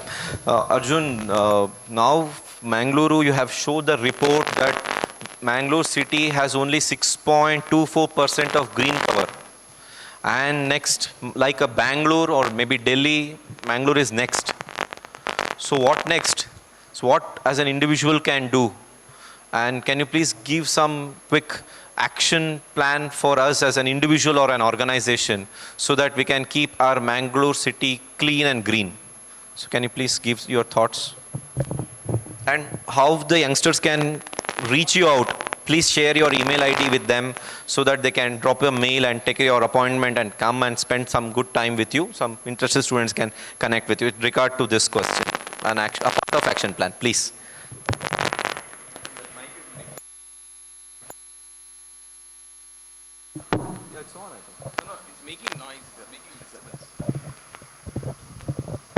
Hello. Yeah.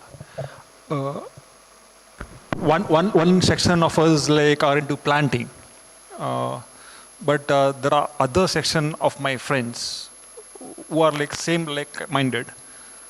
They are stopping from cutting trees, which never strike me. I'm into like planting is good. I mean like, but if you're stopping from cutting one tree, because one tree is huge. I mean, like the amount of oxygen, the amount of water regeneration, like what recharges the groundwater is like uncomparable, because when we cut a tree, government says we will plant one more tree. I mean, based on my little bit of like experience, if you cut one tree, even if you plant 1,000 trees, it's not enough. So there's a good section of people in my like circle who are now stopping from cutting trees, because I see now every day there's an issue, they go and chop. No certificate, nothing. So now I am available anytime in Aloysius. Anybody wants to meet me, they can reach out to me. We can do something. Now, like as I said, planting, I mean, there are many options. I mean, like the best way, like how I did a solo protest. Now, it may not be possible for everybody, but there are groups like Ramakrishna Mission. Join them. I mean, they have like so many activities like cleaning, Swachh Bharat, planting. I mean, when you're under the aegis of a group, it will be easier to reach out, participate. It's true, true. So dear friends, please note if you want Arjun sir's email ID, arjunmasc@gmail.com. Okay? arjunmasc@gmail.com. ARJUN, Arjun, everything is small, masc@gmail.com. You can save it in a WhatsApp and you can send a thanking mail at least when you go back. Okay? So you can appreciate him, so you can stay connect with him. And whenever you are in Mangaluru, instead of, along with roaming, along with the roaming of malls, please visit Alvana once. And of course, in Ramakrishna Mission, we set up Mangalore's first Miyawaki urban forest under the Swachh Mangalore Abhiyan of Ramakrishna Mission. So thanks to Puja Swamiji and the entire volunteer team, which inspired Mangaluru to come up with more Miyawakis. Thanks to SES Group, SES Hospital also, they have supported us to set up one more Miyawaki. So in 6.24%, Ashram's contribution, SES contribution, and Arjun's contribution, like many other eco-warriors of Mangaluru, contributed a lot more. Yeah, well, you're going back, just in front of the bookstall, we have a Miyawaki urban forest, just the 3 years old, 18 cents of land. We planted 450 saplings. It's grown fantastic. Just go in carefully. Because of the rain, there is little slippery. Watch and don't break any note. Rembe kombe, be careful and come back slowly. Okay? So that's how that. Can we take a last question?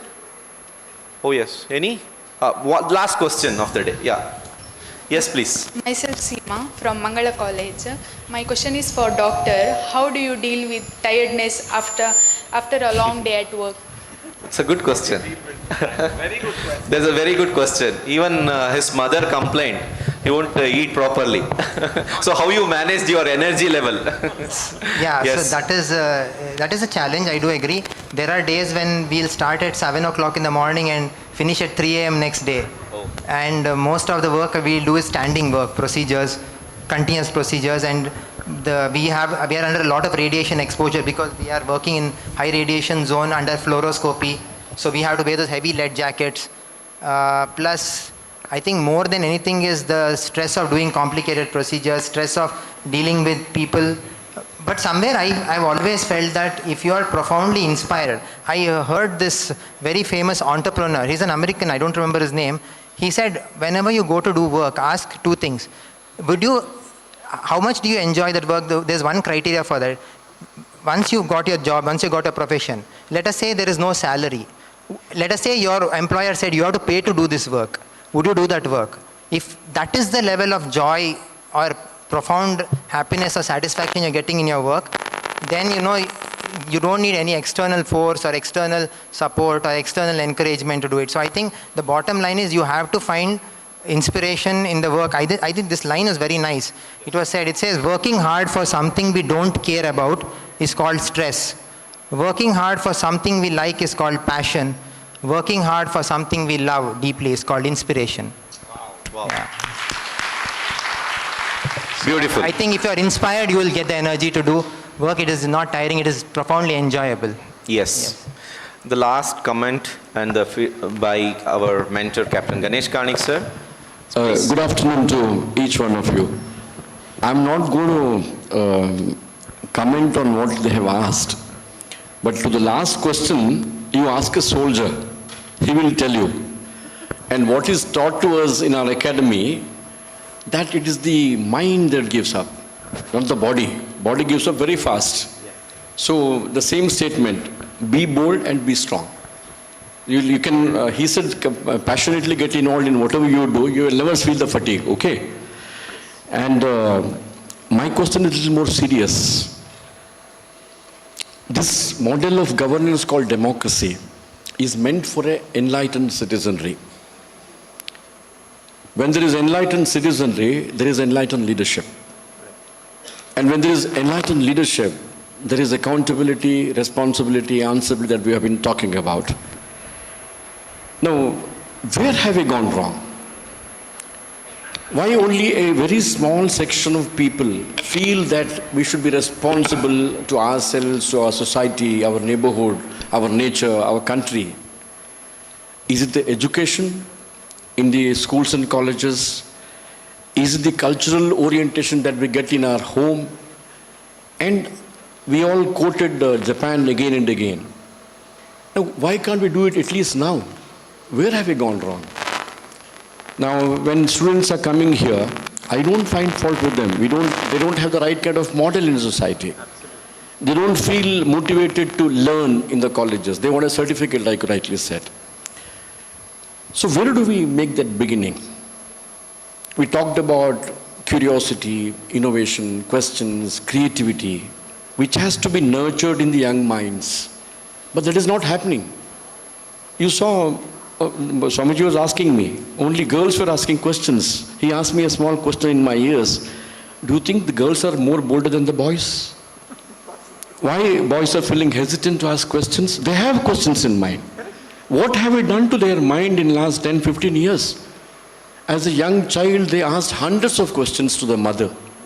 But they go through the process of education, 10th standard, I've been going around. You ask them to ask questions, they'll not ask questions.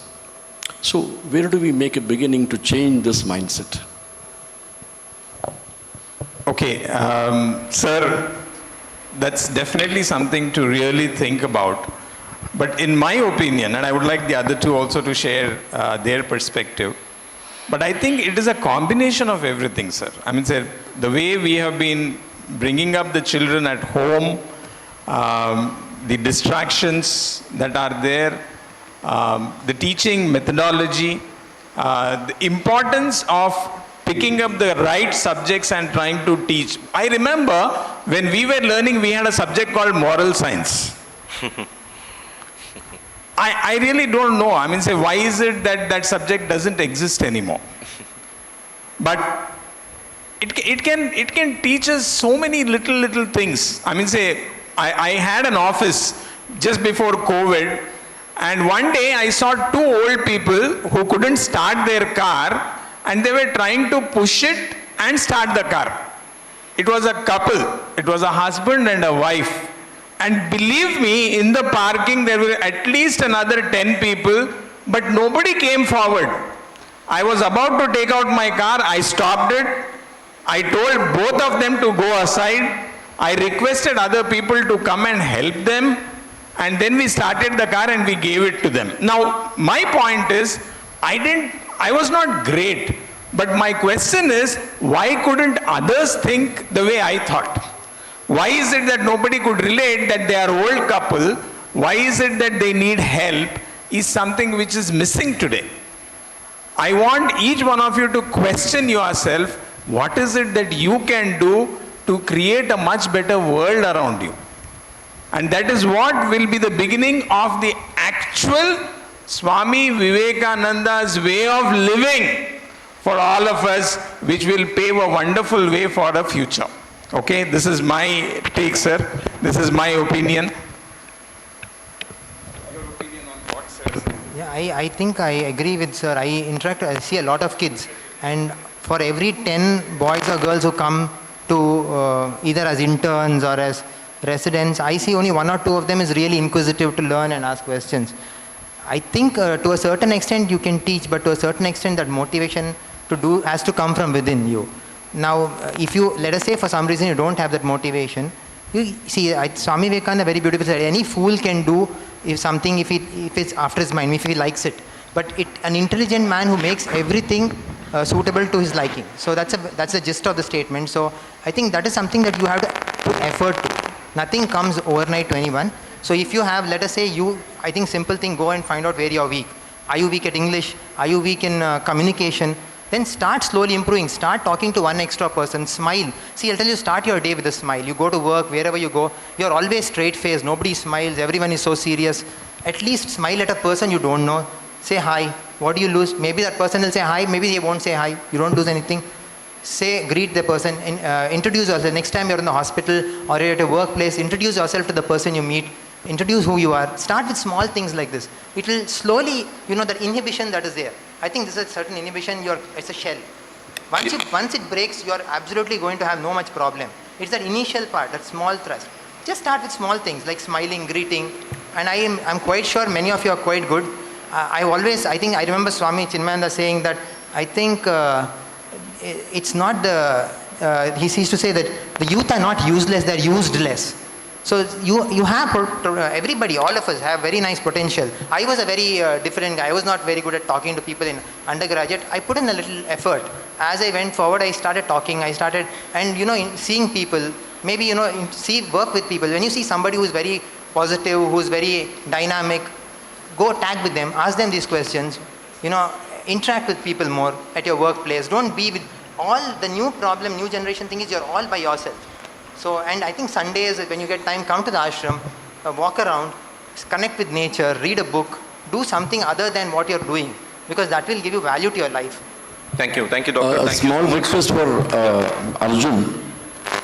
You said you are doing it alone.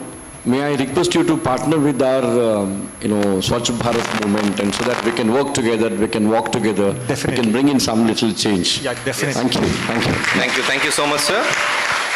So my dear friends, that's a simple take home from a panel discussion is be good and do good and read Swami Vivekananda. So for that, please do visit our bookstall, 1.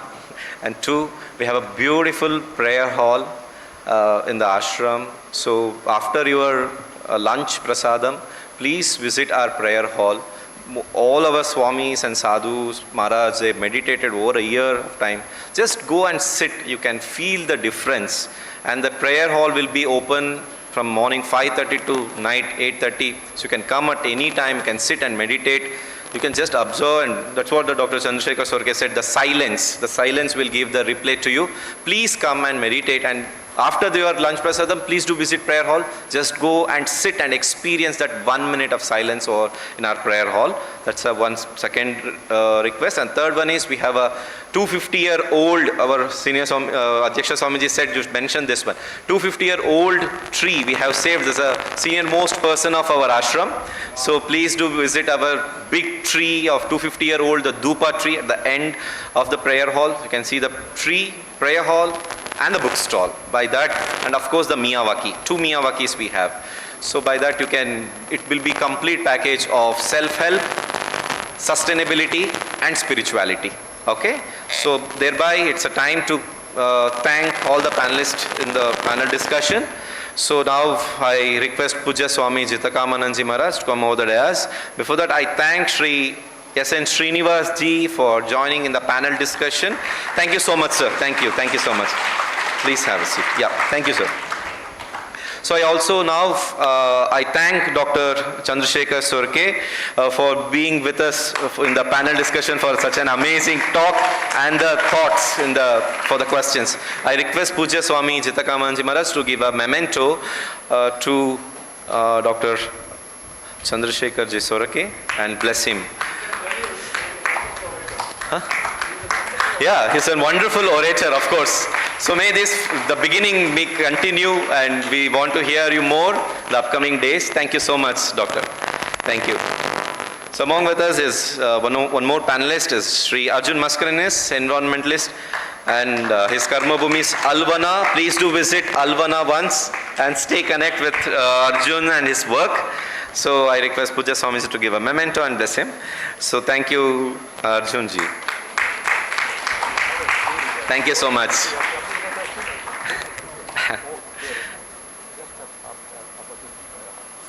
Yes. So dear friends, hereby we are concluding the panel discussion, and of course the Prajna 2024. We have one more resource person here as Srinivas ji. He will be in the panel discussion for tomorrow also for the postgraduates. So thereby we will give a farewell from Mangaluru for once again he will be coming back, and we request him to come back and address the students in the later on upcoming days. So dear friends, hereby we conclude the Prajna. I thank all the panelists, and please have a lunch prasadam with the guests.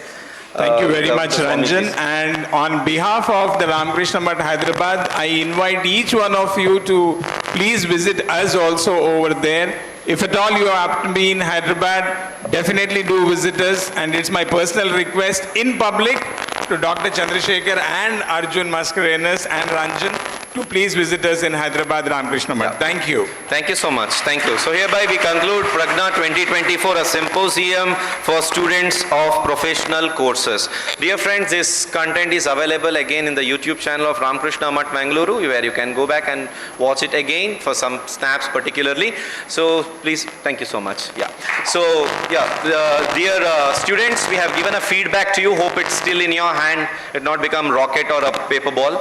So please complete the feedback and submit at the entrance. So where next to the Miyawaki we have a registration counter. Hand over the feedback form and collect the certificate, gift book and the photograph of Swami Vivekananda. That's a one take home. And do visit our bookstall, prayer hall and 250-year-old tree after lunch prasadam. And I request the faculty coordinators and the senior coordinators who came along with the students, after the lunch, if you get time, come back to the stage, leave your footwears down, come back to the stage, arrange yourself accordingly, course wise or maybe the college wise, and take a photograph from down. It will be very memorable for you all. Okay, hope you do that. So thank you so much, but for that you have to wait a little bit. Maybe in the outside of the campus also you can take, on the stage is also there. So please comfortable to take a group photograph, and please send it to us. Thank you so much for being with us. I thank all the faculties of various colleges for being with us and appreciating and motivating our activities as always. So thank you one and all. So I just mention quickly about the names of the education institution. Meanwhile, you just complete your feedback form. So Mangala Group of Institution, about 263 students. Nitte Institute of Physiotherapy, about around 50 students. Tejaswini Institute of Nursing, College of Nursing is 52 students. Srinivas Institute of Technology, 56 students. Kendra College of Engineering and Technology, 58 students. AJ Institute of Technology, 63 students. I thank all the principals, directors, coordinators of the respective institutions. Please convey our messages. We'll come with a thanking letter to your colleges and soon after the program. Thank you so much for making Prajna 2024 most memorable. Thank you so much. Please visit our Facebook channel and the YouTube channel. Like Madi, share Madi. Thank you. Uta Madi. Thank you so much. Jai Ram Krishna. Namaste.